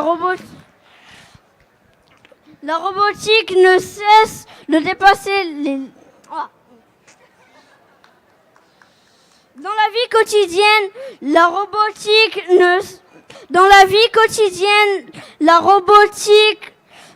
Dans la vie quotidienne, la robotique, les robots nous aident Dans la vie quotidienne, les robots facilitent nos tâches à la maison, comme les aspirateurs automatiques, les assistants vocaux et systèmes de sécurité intelligents, pour un quotidien plus sûr et sécurisé. Au service de la santé, ils aident à faire des opérations précises, soutiennent la rééducation avec des exosquelettes, et surveille en continu la santé des patients pour des soins améliorés. En conclusion, la robotique ne cesse de repousser les limites entre le virtuel et la réelle. Transformons à la fois notre quotidien, la médecine et l'exploration spatiale. Merci pour votre attention.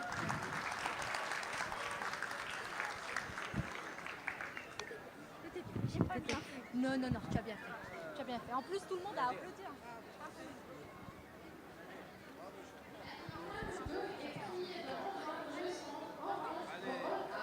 شوف ديستريس ديستريس شويه عليك شوف نصرة نصرة ناشطين راه كلشي كيغلط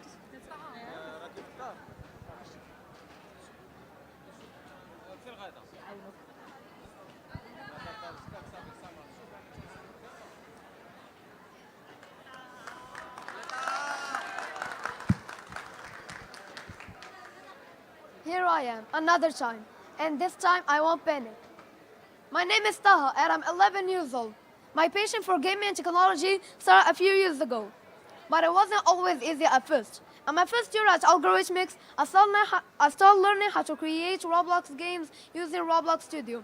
I struggled a lot in the beginning. I had to figure out how to create games, worlds, using scripting tools, which was all new to me. But over time, I improved and began to really enjoy making games. In my second year, I learned how to create websites using Wix. I discovered how to design web pages, organize content, and make sites that are easy to use. Even though building games and websites was challenging at first, I didn't give up. And now I love using technology and Unity to be creative and share my ideas with others. Speaking of video games, here are the most 5 important topics everyone should know about. The first point, which is the history of video games. Video games start with simple creation like Pong in the 70s. Since then, they have evolved through home consoles such as Nintendo and PlayStation to complex mobile apps that you can play anytime and anywhere. The second point, which is the effects of video games on the brain. Playing game isn't just fun. It can improve reflexes, memory, and problem-solving skills. However, it's important to play responsibly because gaming can also lead to addiction or social isolation if not balanced with other activities. The third point, which is the job of a game developer. Behind every game is a team of developers, designer, programmer, and the artists. They use tools like Unity, Unreal Engine to bring games to life. This collaborative work requires creativity, coding skills, and passion. The fourth point, which is the importance of storytelling in video games. Many modern games focus on storytelling. Storytelling have made gaming more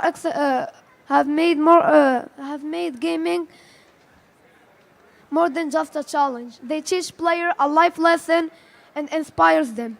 The last topic, which is the rise of mobile gaming. Mobile games like Clash Royale or Among Us have made mobile gaming accessible to millions of people worldwide. With smartphones, gaming has now become easy and social, changing how people experience gaming every day. In conclusion, my journey into gaming and technology has taught me that video games are more than just entertainment. They're a blend of creativity, storytelling, and innovation, from building games to creating websites.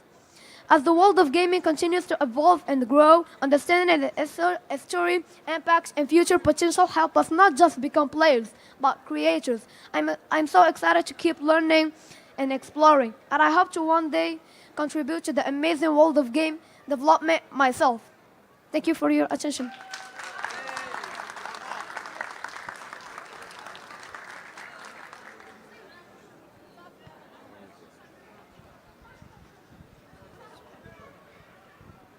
Where does manage the sport? So.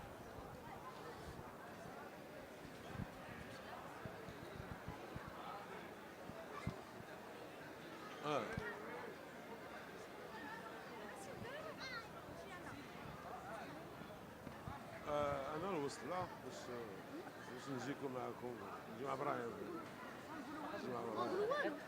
أنا لا نقول كامل بيان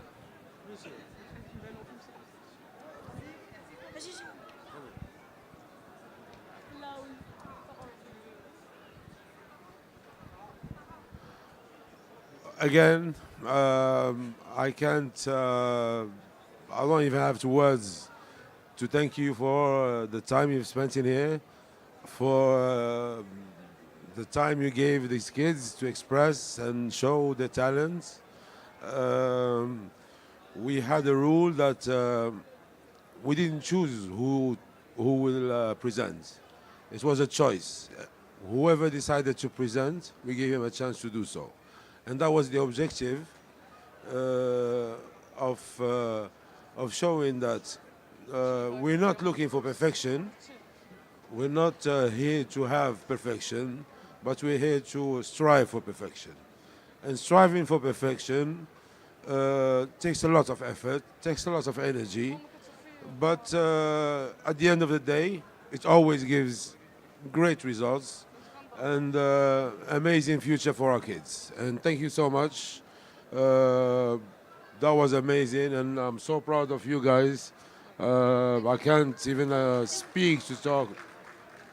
You made it happen, as always. You made it happen again, and next year we will make it happen again, all of us. Thank you so much.